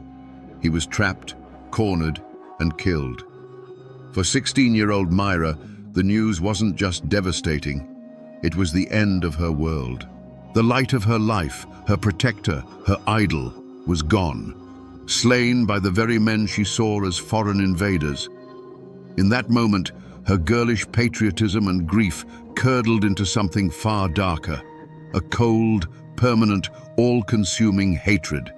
A hatred for the government, for its uniforms, for its laws. They had taken her brother, and in doing so, they had taken a part of her soul. The war might end for the country, but for Myra Shirley, it would never be over. She would spend the rest of her life fighting the victors. After the war, the Shirley family fled to Texas, seeking a new life from the ashes of the old. But for Myra, peace was a foreign country. Her heart, forged in hatred, was drawn to the fire. She found that fire in the eyes of the men who, like her brother Bud, refused to surrender. Men like the charismatic Cole Younger, a childhood friend and now a notorious outlaw. Rumors would later whisper of a passionate affair, claiming her daughter Pearl was his. It was a romantic story, but likely just that, a story. The truth, however, was no less dangerous. Her first husband was Jim Reed, another former bushwhacker who couldn't trade his pistol for a plow. With him, Myra stepped fully into the world of the outlaw. Their life was a blur of stolen horses and dodging posses, a frantic existence on the run. In this chaos, her two children, Pearl and Eddie, were born. But this was no family portrait. It was a partnership born of war and rebellion, and it was destined to end in blood. In 1874, Jim Reed's luck ran out. The news that reached Myra was cold and brutal. Her husband had been shot down, not in a blaze of glory, but by an acquaintance who valued the reward money more than friendship. At 26, Myra was a widow, a mother of two, and officially branded the accomplice of a dead bandit. This was the world she had chosen, a world with no honor among thieves. So she moved deeper into the shadows, to a place where the law of the United States was thin and the old ways were strong, the Indian Territory of Oklahoma. There, she met and married Sam Starr, a man from a proud Cherokee family. This wasn't just a marriage, it was the founding of a dynasty. On their land, tucked away in the rugged hills, they established a stronghold. It had a name that was a tribute to her old friends and a warning to her new enemies: Younger's Bend. Younger's Bend wasn't a ranch. It was a sanctuary for the damned. It was a place where men on the run, men like Jesse James and the Younger brothers themselves, could find a hot meal, a fresh horse, and a place to lay low, protected by the cunning of its queen. The air there was thick with the smell of wood smoke, whiskey, and paranoia. Every rider on the horizon was either a friend or a hangman. This was the heart of darkness, a kingdom built on stolen goods and guarded by guns. Here, the final transformation of Myra Maybelle Shirley was complete. She was no longer just a bandit's wife, she was the mastermind. She never led a charge, her hands weren't on the triggers during the robberies. Her weapons were her intellect and her will. She planned the heists, fenced the stolen property, bribed officials, and used her deep knowledge of the law to tangle up prosecutors in court. And she crafted an image that became a legend. She would ride into town on a fine horse, sitting side-saddle in a velvet dress like a proper lady, but on her hips, for all the world to see, rested 2 Colt revolvers. She could quote classical poetry one moment and arrange the sale of a stolen herd the next. This walking contradiction, the refined lady and the criminal queen, was her armor and her declaration of war. She had created a monster, and her name was Belle Starr. The 2 shotgun blasts echoed through the hills and then faded into an unnerving quiet. Belle Starr's horse, spooked and riderless, galloped the rest of the way to the ranch house, its panicked whinny the first alarm. Her daughter Pearl, hearing the sound, ran out to see what was wrong. The discovery she made in the mud of the road, just outside their own gate, would become the final bloody chapter of her mother's legend. The bandit queen was dead, her velvet riding habit stained with the earth and her own blood, her back riddled with buckshot. News of a murder like that travels fast, even in the isolated Indian territory. It moved from ranch to ranch on the lips of breathless riders, then crackled across the telegraph wires to the newspapers in Fort Smith and beyond. The death of Belle Starr was an event. For the lawmen, it was the closing of a long and frustrating case file. For the dime novelists, it was a dramatic ending they couldn't have written better themselves. For the locals, it was a source of fear and feverish gossip. The queen was dead. But who had dared to kill her? Soon enough, Deputy U.S. Marshals rode down the trail to Younger's Bend. For years, this place had been a no-go zone, a sanctuary for fugitives where the law entered at its own peril. Now, they were in charge, picking through the life of the woman who had so often made fools of them. The investigation began, and the web of suspects was tangled and dark, spun from the threads of Belle's own life. Every person in her orbit had a potential motive. The first and most obvious suspect was a man named Edgar Watson. He was a tenant on Belle's land, a man with a shadowy past from Florida, rumored to be wanted for murder himself. They had argued bitterly. Belle wanted him gone, and Watson wasn't a man who liked being told what to do. It was a simple, logical motive. A dispute over land and money that ended in violence. But the simple answer isn't always the true one. Then there was her own husband, a Cherokee man named Jim July Starr. He was younger than Belle and was, at the time of her murder, facing his own trial for horse theft. Did they have a falling out? Was he driven by jealousy? Or, as some whispered, did he arrange the murder to silence her before she could testify in some secret deal with the law? He had an alibi, but in the murky world of Younger's Bend, an alibi was just another story. The silence that fell over the hills wasn't one of peace. It was a silence of fear. Belle's network of outlaws scattered, not knowing who among them might be next, or who might sell them out for a pardon. A reward was posted for information, but few dared to speak. The killer was still out there, and no one knew how far their reach extended. The hunt was on, not just for a murderer, but for the truth behind the final bloody act of the bandit queen's life. The wheels of justice turned slowly, but in the case of Belle Starr's murder, they seemed to grind through mud. The primary suspect, Edgar Watson, was finally brought to trial. You can just imagine the scene in the Fort Smith courtroom. It wasn't just a legal proceeding, it was a spectacle. The room was packed with a tense mix of lawmen, curious townsfolk, and shadowed figures in the back rows, friends and enemies of the dead woman, all there to see how this final chapter would play out. The air itself felt heavy, thick with whispered theories and cold stares. Everyone had an opinion, and everyone was waiting for a conviction. The prosecution laid out its case. They painted a picture of a bitter dispute between a landlord and her troublesome tenant. They spoke of threats exchanged, of Watson's notorious temper, and of his presence near the scene of the crime. They presented him as a man with a motive, the means, and the opportunity. But their case was like a house built on sand. There was no murder weapon. There were no direct eyewitnesses to the shooting. The entire argument rested on bad blood and circumstantial evidence, a foundation that began to crumble under the slightest pressure. Watson, for his part, sat there with a cold confidence. He was no frightened farmer caught in the gears of the law. This was a man who understood the violence of the world. His defense lawyers didn't just deny his guilt. They threw the courtroom doors wide open to the chaos of Bell's life. They argued that putting only Edgar Watson on trial was absurd. Why not her husband, Jim July, who had his own legal troubles? Why not any of the dozens of spurned lovers, jilted partners, or vengeful victims Bell had created over the years? To have an enemy, they argued, was to be Belle Starr's acquaintance. And then, the darkest rumor of all, a chilling whisper that slithered through the courtroom, gave everyone pause. The story of Belle and her own son, Eddie. Their relationship was poison.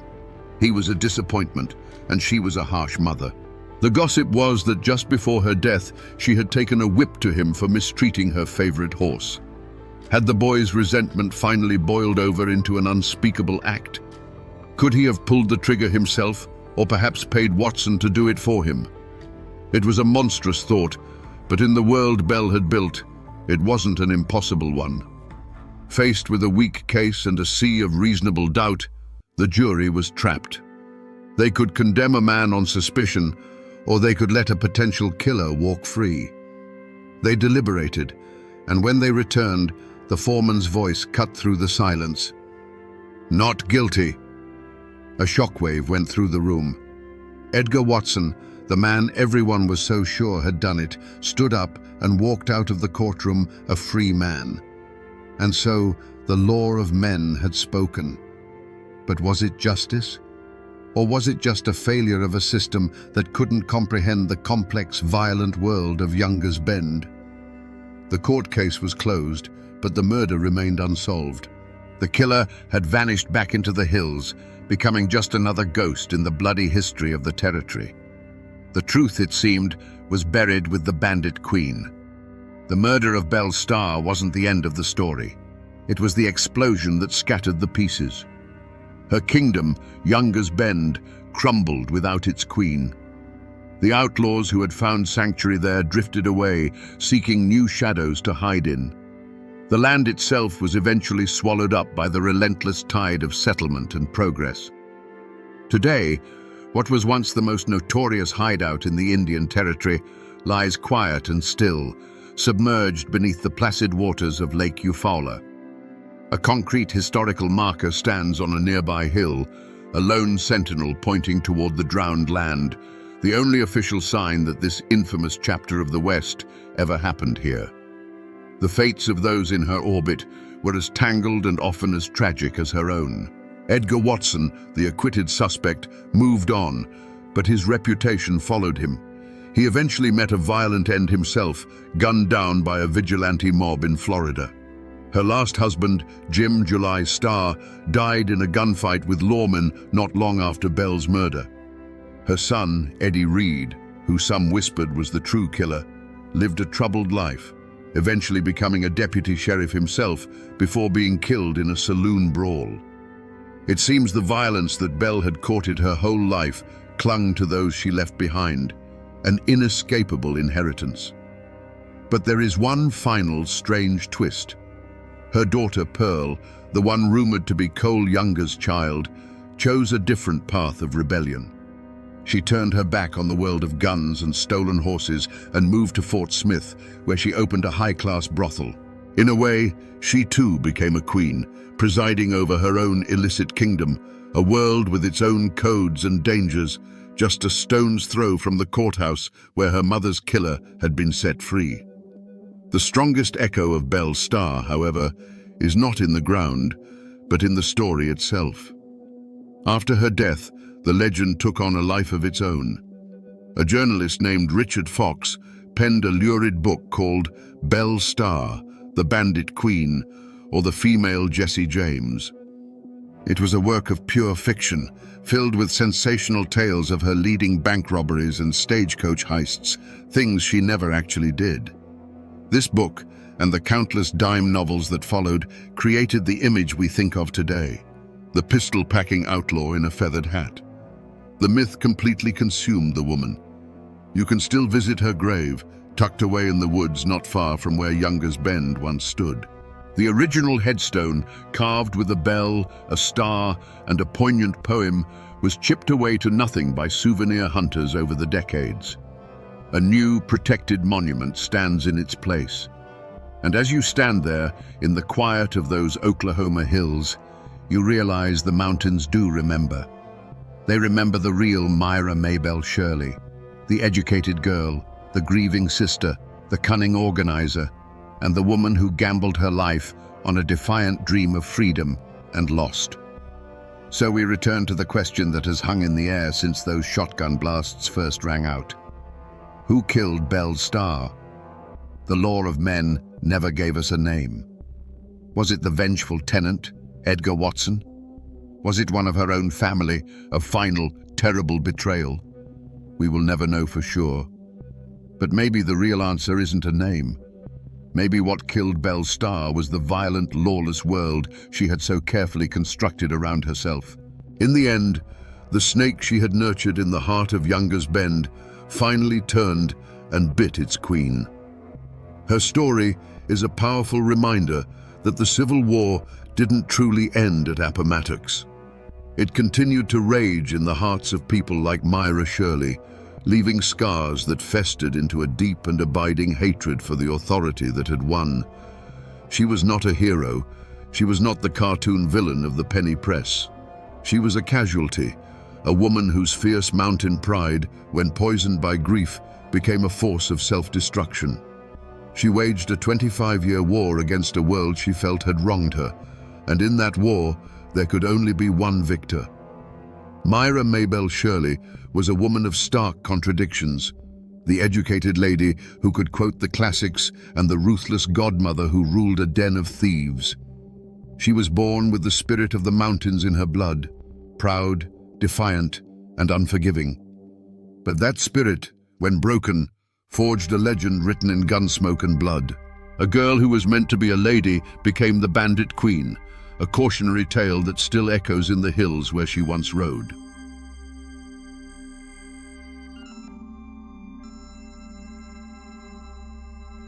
On the 4th of May, 1903, Judge James B. Markham stood on the steps of the Breathitt County Courthouse. He was a man of the law, a symbol of order in a land that had forgotten the meaning of the word. A single shot echoed from a nearby window, sharp and final.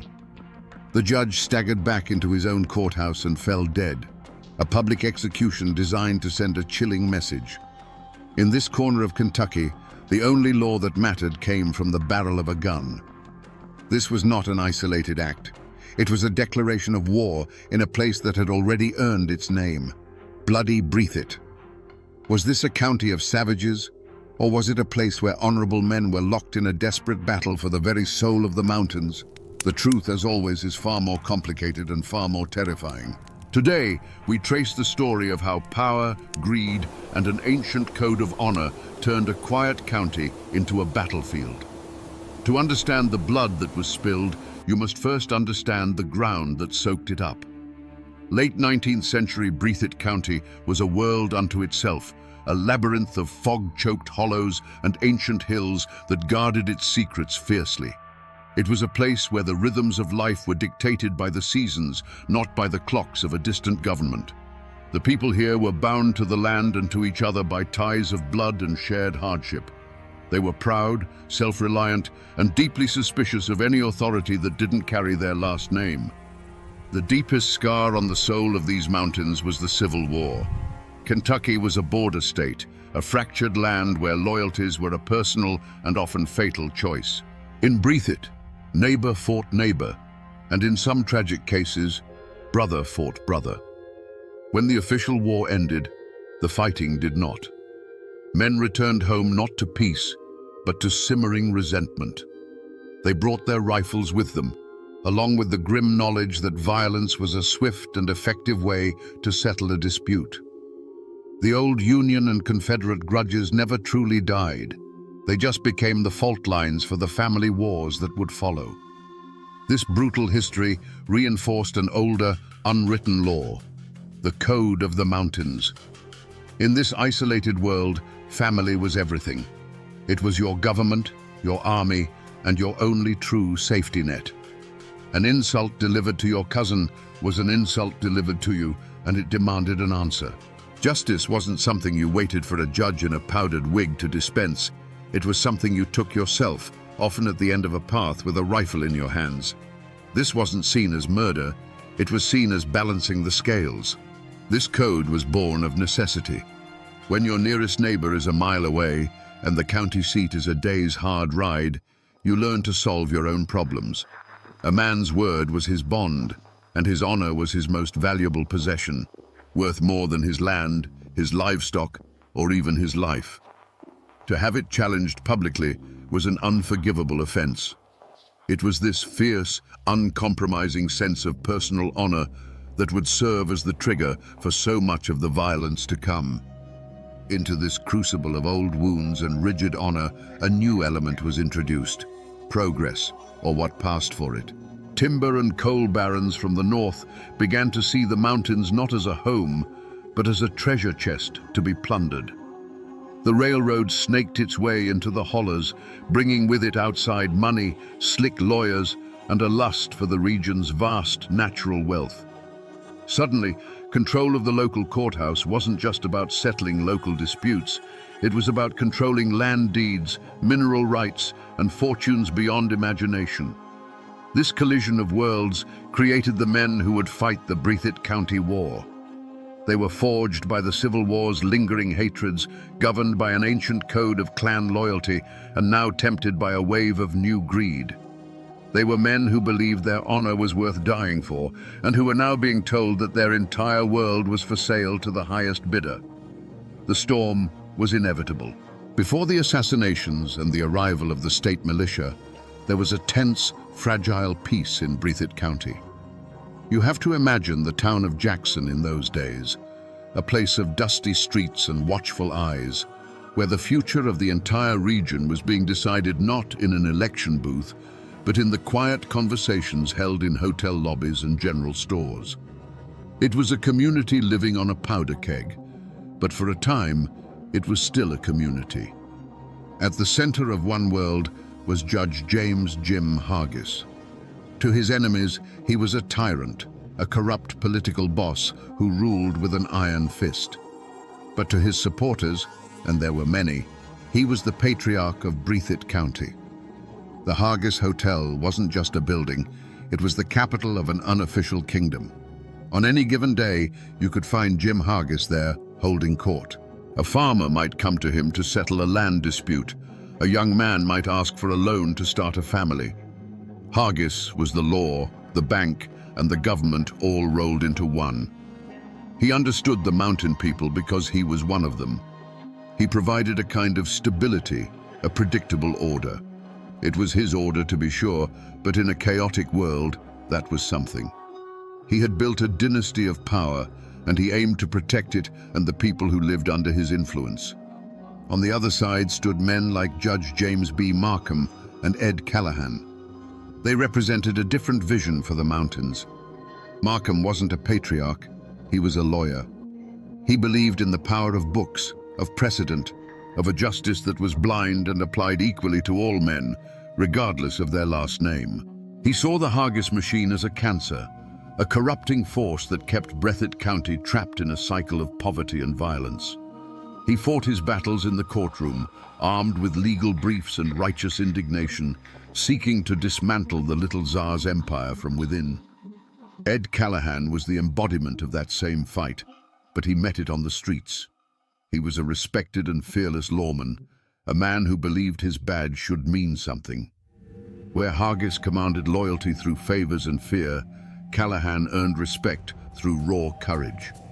He was the man who would walk into a saloon to disarm a drunkard when no one else dared, the man who would serve a warrant on a known killer. He and Markham were the face of the Reform Party, and they were fighting for a future where a man's success depended on his merits, not on his allegiance to a political boss. For a while, these two worlds coexisted. The Hargis men would walk on one side of the street, the Callahan men on the other. Business was conducted, families were raised, and life went on under a veneer of civility. But everyone knew the peace was hollow. These were not just two political factions, they were two fundamentally different futures vying for control of the same small patch of earth. One side was fighting to protect the world they had built, the other was fighting to build a new one. Both believed they were in the right. And in the mountains of Kentucky, when two sides both believe they are right, the result is almost always bloodshed. But peace is a fragile thing, and in every great tragedy, there is a crack in the armor of the men who stand at its center. For James Hargis, that flaw was a pride as old and unyielding as the mountains themselves. His control over Breathitt County was not a political office, it was his birthright. He had built his world through sheer force of will, and he could not tolerate the slightest challenge to his authority. To him, opposition was not a difference of opinion. It was a declaration of personal war. This wasn't the hot-headed pride of a young brawler. It was a cold, calculating force. They say that years earlier, a merchant in town had dared to publicly support one of Hargis's political rivals. Hargis didn't send men with guns. He did something far worse. He quietly passed the word. The man's credit was cut off at the bank. His suppliers suddenly had trouble filling his orders. Friends who had known him for 20 years would cross the street to avoid speaking to him. Within a year, the man was bankrupt and broken, forced to leave the county in shame. Jim Hargis didn't just defeat his enemies, he unmade them. This absolute refusal to share or cede power was his great strength, and it would become the engine of the coming war.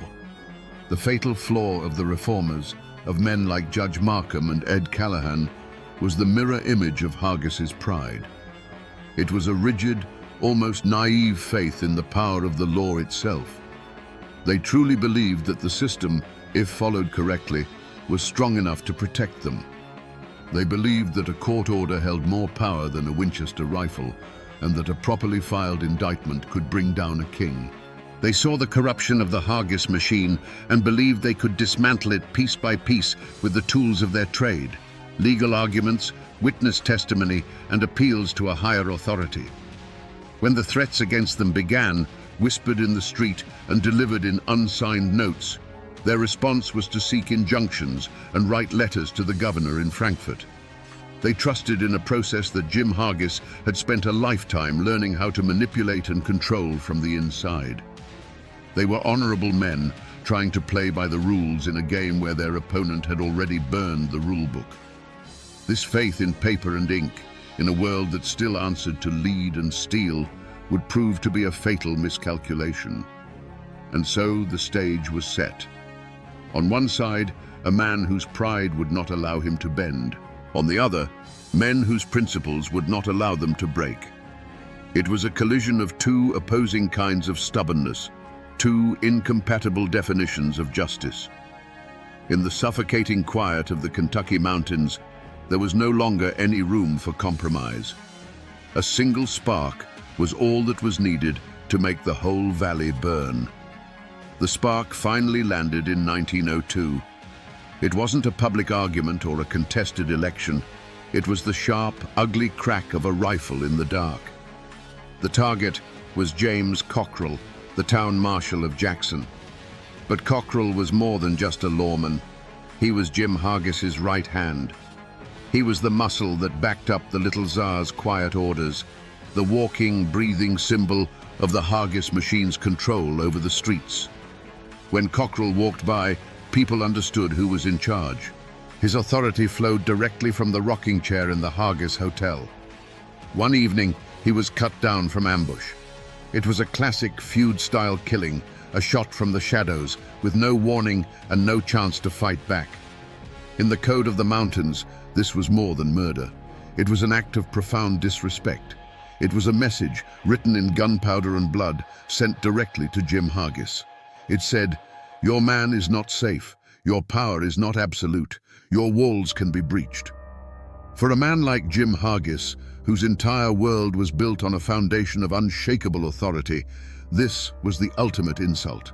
His pride, the very core of his being, had been publicly challenged in the most brutal way imaginable. This wasn't a legal matter to be sorted out by investigators and juries. This was a personal attack on his house, his name, and his honor. The gears of the official law were too slow, too uncertain. The only justice that mattered now was the swift, terrible justice of the clan. The Hargis faction didn't wait for proof. In their minds, there was only one group with the motive and the audacity to carry out such an act: the Callahan-Markham reformers. The accusation was made instantly and publicly. The word went out through the hollers and across the ridges. The opposition had crossed a line from which there could be no return. They had spilled first blood. That single shot changed everything. It tore away the thin veil of civility that had covered the county's tensions. The conflict was no longer about politics or legal maneuvering. It had become a blood feud. The time for filing motions in court was over. The time for filing coffins had begun. The cycle of vengeance, that terrible grinding engine of mountain warfare, had been switched on. And once it starts, it doesn't stop until it runs out of bodies to consume. In the days that followed James Cockrell's murder, a heavy silence fell over Breathitt County. It was the silence of a held breath, the kind of quiet that comes before a lightning strike. The elders of the community, men who still carried the scars of the Civil War, saw the signs. They had seen this kind of storm gather before. Preachers took to their pulpits, pleading for peace. Respected old men, who owed allegiance to neither faction, went as intermediaries, their hats in their hands, begging for calm and reason. They warned that this was a fire that, once lit, would consume the innocent along with the guilty. These warnings fell on deaf ears. They went to the Hargis Hotel and spoke to the little Tsar himself. Jim Hargis would listen to them patiently, his face a mask of cold granite. He would offer them a drink, thank them for their concern, and then show them the door. In his mind, their pleas for peace were an insult. How could there be peace when his man lay in the ground, struck down from the dark? To compromise now, to let the matter be handled by a slow and corruptible legal system, would be a show of weakness. It would be an admission that his power, his very authority over the county, could be challenged with impunity. His response was not to de-escalate, but to tighten his grip. Known gunmen and loyalists, men like Curtis Jett and Tom White, began to appear more frequently on the streets of Jackson, their presence a silent promise of retribution. On the other side, the same desperate pleas were made to Judge Markham and Ed Callahan. Friends and family begged them to be careful, to leave town for a while and let the situation cool down. A living dog is better than a dead lion, they were told. But their own unbending principles made this impossible. Judge Markham saw it as his sworn duty to uphold the law, especially when it was under attack. To flee would be to surrender the courthouse and the very idea of justice to the forces of intimidation. He believed with every fiber of his being that the shield of the law was strong enough to protect him. Ed Callahan, a lawman to his core, refused to be intimidated. He continued his patrols, served his warrants, and walked the streets of Jackson as if nothing had changed. He rejected the idea of surrounding himself with a heavy guard, arguing that a sheriff who had to hide behind a wall of rifles was no sheriff at all. They put their faith in the system. They wrote letters to the governor detailing the threats. They tried to empanel a grand jury. They fought back not with guns, but with affidavits and legal motions, believing that the truth written on paper would ultimately prevail over the lies whispered in the shadows. Every attempt at peace became just another step towards war. When neutral citizens tried to form a committee for public safety, both sides accused it of being a front for the other. When the governor sent a tepid message urging a peaceful resolution, it was seen as a sign of weakness from the state, emboldening the hardliners. The town of Jackson was no longer a community. It was two armed camps staring at each other across a dusty main street. The path of compromise had vanished, overgrown with pride on one side and principle on the other. Every man in Breathitt County had to choose a side, and everyone knew that the talking was over. The air in Jackson had grown so thick with hate you could taste it. The threats against Judge Markham were no longer whispers. They were shouted in the street. His friends stopped visiting after dark. Notes were left on his doorstep, crude and clear in their meaning. The world was closing in on him, and everyone knew a final terrible line was about to be crossed. This was the moment for one last off-ramp, one final chance to turn back from the abyss. That chance came, as it so often does, in the quiet of his own home. The story goes that on the night before he died, his wife came to him, her face pale with a fear that was beyond tears. She begged him, not as a political figure, but as her husband and the father of her children. "James, let us leave this place," she pleaded. "Let's go somewhere the names Hargis and Callahan mean nothing. What good is the law if it leaves your children without a father?" It was the clearest choice a man could face, his duty on one hand, his life and family on the other.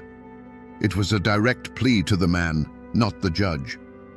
For a long moment, Markham was silent. He was not a fool. He knew the danger was not just real, it was imminent. He could see the logic in his wife's plea, could picture a life of peace far away from the blood-soaked soil of Breathitt County. He could have packed a bag, taken his family, and been gone by sunrise. No one would have called him a coward. They would have called him a sensible man who chose to live. This was the crossroads. He could choose to be a husband and father, or he could choose to be a symbol. But the judge's faith in the law was as unbending as a rod of iron. He looked at his wife, and with a heavy heart, he made his decision. If a circuit judge can be run out of his own courthouse by threats, he told her, then there is no law in these mountains. There is only the rule of the gun. And if that is the case, then our children have no future here anyway. I will not run. He believed to his very soul that to back down would be to hand a final victory to the forces of anarchy. He had to believe the system he served was worth dying for. In that moment, he consciously rejected the path of peace and fully committed to his tragic course. He sealed his own fate not with anger or pride, but with a quiet, resolute sense of duty. The conversation was over. The last chance for a different outcome had passed. He would go to the courthouse in the morning, as he had every other morning. He would stand on those steps and face whatever came. He had made his choice. The morning of May the 4th, 1903, dawned like any other. The sun cast long shadows across the dusty main street of Jackson.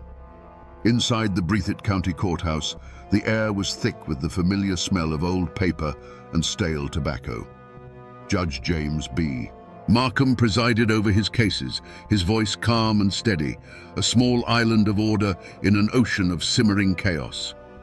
When the day's business was done, he walked out onto the front steps, pausing for a moment to speak with a friend, the tension of the courtroom momentarily behind him.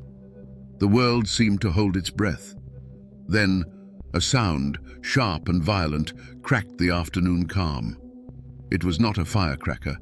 It was a single, deliberate report that echoed off the brick buildings and sent a flock of birds scattering into the sky. For a split second, there was only confusion.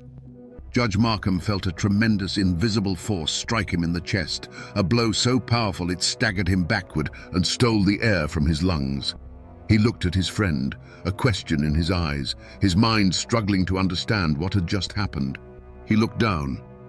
On the crisp white fabric of his shirt, a dark stain was beginning to bloom, spreading like a fatal flower. The abstract threats, the whispered warnings, the pleas of his wife, it all became real in that single, horrific instant. The long, complex legal argument he had been making against the powers that ran Breathitt County was over. A final, brutal rebuttal had just been delivered from a window across the street. His instincts, the instincts of a man whose entire life revolved around that building, took over. He did not cry out. He did not fall to the ground. With the last of his strength, he turned and stumbled back through the courthouse doors. He was a man of the law, and in his final moments, he sought sanctuary in the house of the law. He made it a few feet into the main hall before his legs gave out. Judge James B. Markham collapsed onto the hard wooden floor, his life ending at the very heart of the institution he had died trying to defend. For a long moment, nobody moved. The echo of the shot faded, replaced by a silence that was heavier and more profound than any noise. The people on the street were frozen, their faces a mixture of shock and terror. They had just witnessed the unthinkable, the public execution of a circuit judge on the steps of his own courthouse. It was an act of such brazen contempt for the law that it felt like the end of the world. This was not just a murder. It was a coronation. It was a statement, clear and undeniable, about who truly held the power in bloody Breathitt. The assassins, identified as Curtis Jett and Tom White, were known Hargis men. And the message they sent was simple and terrifying. No one was safe. No office was high enough. No principle was strong enough to protect you. The little Tsar's reign was absolute, and the courthouse itself was no longer a symbol of justice, but a tombstone for the man who dared to believe in it. From the dusty window of the building across the street, Curtis Jett and Tom White watched their handiwork unfold. The sharp, acrid scent of spent gunpowder hung in the still air of the room, a smell of finality. They saw Judge Markham stagger, saw him disappear back into the courthouse he loved. There was no panic, no rush of adrenaline-fueled fear, only the cold, clean satisfaction of a job well done. They were soldiers who had just successfully completed a mission for their commanding officer. Their next move was a testament to their chilling confidence. They didn't scramble to escape into the mountains. They didn't have a fast horse waiting in a back alley. They simply broke down the rifle, wrapped it in a cloth, and walked down the back stairs. They emerged into the pandemonium of the street, not as panicked fugitives, but as silent observers. They melted into the very crowd that was gathering in horrified knots, their faces as blank and unreadable as any other bystander. They were hiding in plain sight, protected by a shield of terror so absolute that no one dared to even meet their gaze. In the hours that followed, a strange paralysis gripped the town of Jackson. The body of Judge Markham was carried from the courthouse. The local law enforcement made a great show of securing the scene, of asking questions they already knew the answers to. Everyone knew who had pulled the trigger. The motive was as plain as the hole in the judge's chest. But who would dare to make the arrest? The town's legal system had just been decapitated, and the message was clear. Any lawman who tried to bring in Jett and White would be the next one to lie on a cold slab. And so, the killers did not run. They didn't have to. Later that day, they were seen openly in a Jackson store buying tobacco. They walked the streets with a new kind of swagger, the swagger of men who had proven they were untouchable. They were not fugitives cowering in the woods. They were conquerors, and the town of Jackson was their occupied territory. Their freedom in those first hours and days was the ultimate demonstration of Jim Hargis's power. The law was dead, and its assassins were calmly walking over its grave. The end of the road had not come for them. It had come for the rule of law in Breathitt County. The bullet that struck down Judge Markham didn't stop in the courthouse hall. It traveled onward, a phantom projectile that tore through the fabric of his family. For his wife, the abstract fear she had voiced just the night before had become a brutal, life-altering reality. She was now a widow in a town ruled by her husband's killers. His children were now orphans, their name a mark of defiance that placed them in constant, unspoken danger. The very community they had lived in became a prison of watching eyes and silent whispers. Friends who once greeted them warmly now averted their gaze, not out of malice, but out of a primal fear of being associated with the losing side of a war. For the Reform faction, Markham's assassination was a catastrophic blow. He was their legal champion, the man who believed he could slay the dragon with a well-aimed lawsuit. His death was the brutal answer to that belief. It ripped the heart out of their movement, replacing their hope for a lawful victory with the cold, hard reality of terror. A cloud of fear, thick and suffocating as mountain fog, descended on his allies. Men who had spoken boldly of reform now fell silent. The choice they faced was stark and immediate. Flee Breathitt County, bend the knee to the little Tsar, or pick up a rifle and answer violence with violence. The murder's ripple effect spread through the entire community. The town of Jackson became a place of profound paranoia.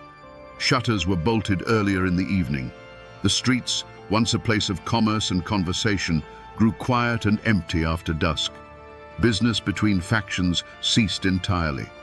A man's last name became his uniform, and the simple act of walking down the street was a declaration of allegiance. The courthouse, once the center of civic life, was now viewed with dread. No longer a house of law, but a monument to a failed idea. The assassination didn't end the violence, it guaranteed its escalation. The scales of justice, or what passed for it in the mountains, were now grotesquely unbalanced. Such a public and high-profile killing demanded an answer. The cycle of vengeance now required a blood payment of its own, and the Callahan faction, robbed of their legal path, began to see the gun as their only remaining option. The murder of the judge directly led to the murders that followed, of the sitting sheriff, and then of his successor, Ed Callahan himself. The tragedy of Judge Markham's death was not just his own. The wreckage left behind wasn't just a grieving family and a dead lawman. It was a shattered community, a broken faith in the idea of civilization itself. Jim Hargis had not just eliminated a rival, he had murdered hope. And in its place, he had enthroned fear as the one true king of bloody Breathitt. The murder of a circuit judge was an act so audacious it could not be ignored, not even by the distant state government in Frankfurt. The carnage in Breathitt County had become a national embarrassment. In 1904, the governor declared the county to be in a state of insurrection and sent in the militia. This was not a small detachment of men. It was an invasion force. Hundreds of soldiers armed with modern rifles and Gatling guns arrived on the train, marching through the streets of Jackson with fixed bayonets. They were a foreign army, sent to impose a foreign law. Their primary mission was to ensure that Curtis Jett and Tom White could be tried without the jury being intimidated or the courthouse being burned to the ground. The trial became a spectacle. The courthouse was no longer a public building. It was a military fortress. There were soldiers on the roof, a guard with a bayonet at every door. The proceedings inside were a perfect illustration of the clash between two worlds. The prosecution came with law books, eyewitness testimony from terrified citizens, and the complex machinery of the state's legal system. And on the other side sat Jett and White. They did not carry themselves as common criminals racked with guilt. They sat with a quiet, defiant arrogance, like captured soldiers being tried by an enemy tribunal. In their minds, and in the minds of their supporters, they had broken no real law. They had acted according to the ancient mountain code, loyalty to their chief. They had eliminated a threat to their clan and its leader. Their defense was not one of innocence, but of justification. They were merely the instruments of a will greater than their own, soldiers in a war that the men in powdered wigs could never understand. Outside the courthouse walls, Breathitt County held its breath, deeply and bitterly divided. To the Hargis loyalists, Jett and White were martyrs, loyal men being sacrificed to appease the Flatlanders in Frankfurt. They were symbols of resistance against an outside force trying to change their way of life. To the friends of James Markham and the shattered Reform faction, they were simply assassins. The trial was the last, desperate hope that the rule of law might mean something after all, that a killer could be held to account no matter who he worked for. After weeks of testimony that kept the entire nation spellbound, the jury, protected by a wall of state rifles, returned its verdict: guilty. Both Curtis Jett and Tom White were sentenced to life in prison. The newspapers declared it a victory for justice. But in the hollows of Breathitt County, the question lingered. Was it justice? The trigger men were going to prison, but the man who had almost certainly loaded the gun and given the order, the man whose power they were protecting, James Jim Hargis, was never even charged. The law had proven it could cage the wolves, but it seemed powerless to touch the man who owned the forest. With Jet and White behind bars, you might think justice had finally, imperfectly, triumphed. But the other side of the coin was still in play. James Jim Hargis, the little Tsar, the man at the center of the storm, remained. The state militia eventually packed up their Gatling guns and went home. The trials were over, and Jim Hargis was still the king of Breathitt County. For years, he walked the streets of Jackson, a living testament to a chilling truth. The law could punish the soldiers, but it couldn't touch the general. He had won. He had broken the reform movement, eliminated his chief rival, and survived the full might of the state's intervention. But the mountains have their own way of balancing the books. The justice that finally found Jim Hargis didn't come with a judge's order or from the rifle of a sworn enemy. It came from inside his own house, from his own blood. In February of 1908, 4 years after the Great Invasion, a bitter argument broke out between Hargis and his son, Beach. We don't know for certain what it was about: money, power, a personal slight. But it was a fire that could not be put out. The very culture of violence that Hargis had cultivated to maintain his power had taken root in his own family. On a cold winter day, on a public street in the town he ruled, the final act of the tragedy played out. Beach Hargis confronted his father, and the argument ended the only way such disputes seemed to end in bloody Breathitt. He pulled a gun and shot his father dead. The man who had orchestrated assassinations from the shadows, who had treated the county as his personal chessboard, was brought down not by the law or his political enemies, but by a simple, brutal family quarrel. There's a terrible poetic irony in his end. The state of Kentucky had failed to hold him accountable. The code of the mountains, which he had so expertly manipulated, was ultimately what destroyed him. He had lived by the sword of clan loyalty and died by the sword of a family feud. His death was not justice in the legal sense, but it was a grim and fitting final chapter for a man whose greatest legacy was the violence he left behind. With the little Tsar in his grave, put there by his own son, a strange and unfamiliar quiet settled over Breathitt County. The empire Jim Hargis had built through a lifetime of cunning and intimidation crumbled like a house of sand. There was no one to inherit his throne. The machine he had created was powered by his will alone, and without him, it ground to a halt. The name Hargis, once a word of power, became a whisper of shame, a cautionary tale of a man who ruled a kingdom and lost his own family. His descendants scattered, many leaving the county to escape the long, dark shadow of their name. On the other side of the ledger, the name Markham became something else entirely. It became a symbol of a lost cause, a ghost of what might have been. Judge Markham's family, seeking the peace he could not find for them in Jackson, eventually left the mountains. But they left his name behind, etched into the memory of the place. To this day, it stands for an honorable, if tragic, idea that the law should be something more than the will of the strongest man. But for the common folk of Breathitt, the years after were not about legacies. They were about survival. A profound and deliberate silence fell over the history of the feuds. It was a collective act of forgetting, a necessary amnesia. Fathers stopped telling their sons the stories. The names of the dead were still on the tombstones, but the reasons they were there were buried deep. To speak of the war was to risk reopening wounds that had barely begun to scar over, to reignite embers of hatred that still glowed in the dark. The community healed itself by cauterizing its own memory, choosing a future of silence over a past of pain. And into this silence, a new kind of power moved in. With the old patriarchs dead or disgraced, the county was left rudderless. The timber and coal companies from the outside no longer had to negotiate with a powerful little czar. They could now deal with a fractured, exhausted populace and a pliable local government. The great fight for Breathitt's soul did not end with the feuds. It had only entered a new phase.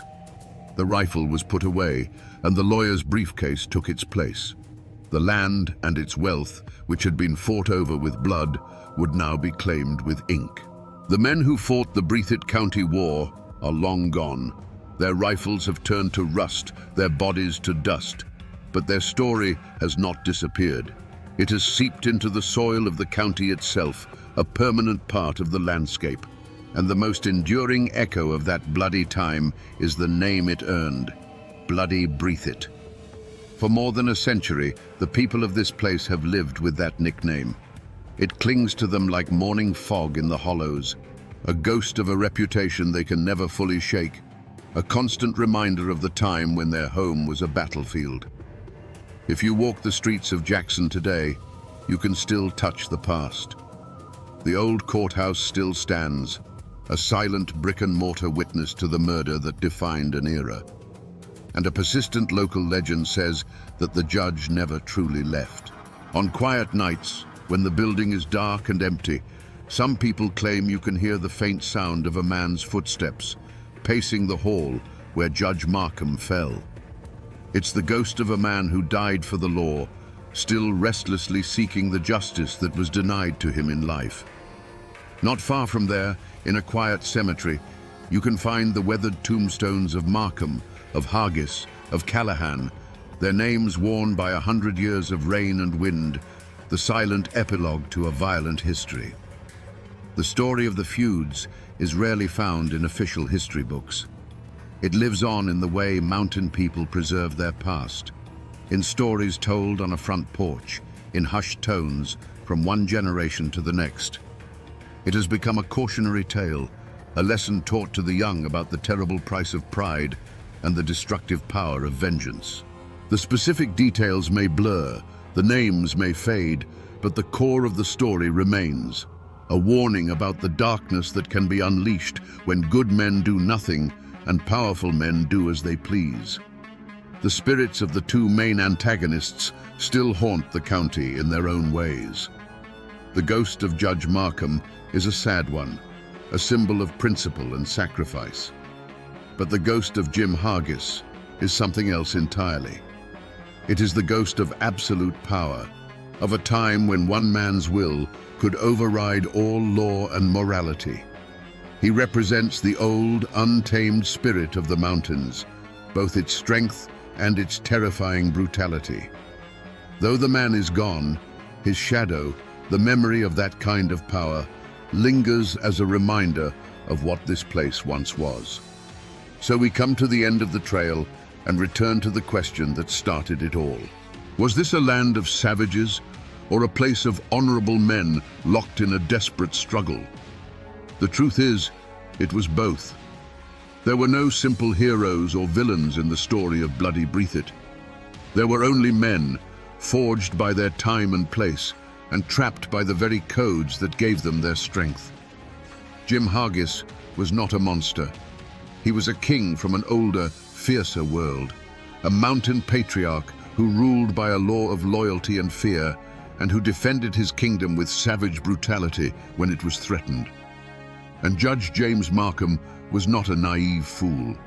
He was a prophet of a new order, a man who believed that the rule of law could tame the wilderness and bring a just peace to the mountains. His tragedy was that he was a man ahead of his time, who fatally underestimated the violence with which the old world would resist its own death.